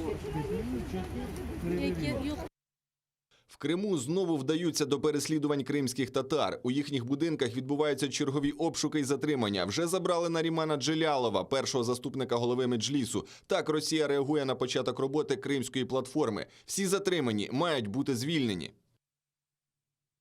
Це ляпас усім, хто заявляв про необхідність захисту прав людини і підтримки України. Виникає питання, як така держава може в подальшому перебувати в Радбезі ООН? Які аргументи можуть бути у тих, хто запрошує Росію в ПАРЄ? Ми закликаємо міжнародне співтовариство застосувати свій вплив на Кремль, щоб негайно звільнити всіх українських бранців, захоплених і в Криму, і в ОРДЛО. Відмова Росії звільнити захоплених людей – це підстава посилити міжнародні санкції. Країна-окупант вкотре вдається до переслідування та залякування кримських татар. Обшуки у помешканнях громадян України є грубим порушенням міжнародних норм, зокрема статті 5 Конвенції про захист прав людей і основоположних свобод, відповідно до якої кожній людині гарантується право на особисту недоторканність, та статті 8 Конвенції «Право на повагу до приватного і сімейного життя». Ми маємо чергову хвилю політичних репресій у тимчасово окупованому Криму. Силовими структурами окупаційної влади 3 та 4 вересня проведено чергові рейди незаконних обшуків в будинках кримських татар різних районів і викрадено 5 осіб. Шевкет Усеїнов, Азіз Ахметов, Ельдар Одаманов, Наріман Джелял і Асан Ахметов. Наріман Джелял – це український кримсько-татарський політик, журналіст, заступник голови Меджлісу кримсько-татарського народу, забороненого Росією у 2016 році. Такі дії окупаційної влади можуть кваліфікуватися як насильницьке зникнення, оскільки силові структури позбавляють затриману особу засобів зв'язку зі своїми рідними та адвокатами, внаслідок чого існує реальна загроза їхньому здоров'ю та життю. За роки окупації моніторингова місія ООН з прав людини в Україні та правозахисні організації зафіксували понад 40 випадків насильницьких зникнень на півострові. Свавільні обшуки і затримання також стали системною практикою, яку здійснює Російська Федерація відносно будь-кого, хто висловлює найменшу незгоду з діями окупаційної влади, особливо кримсько-татарської громади.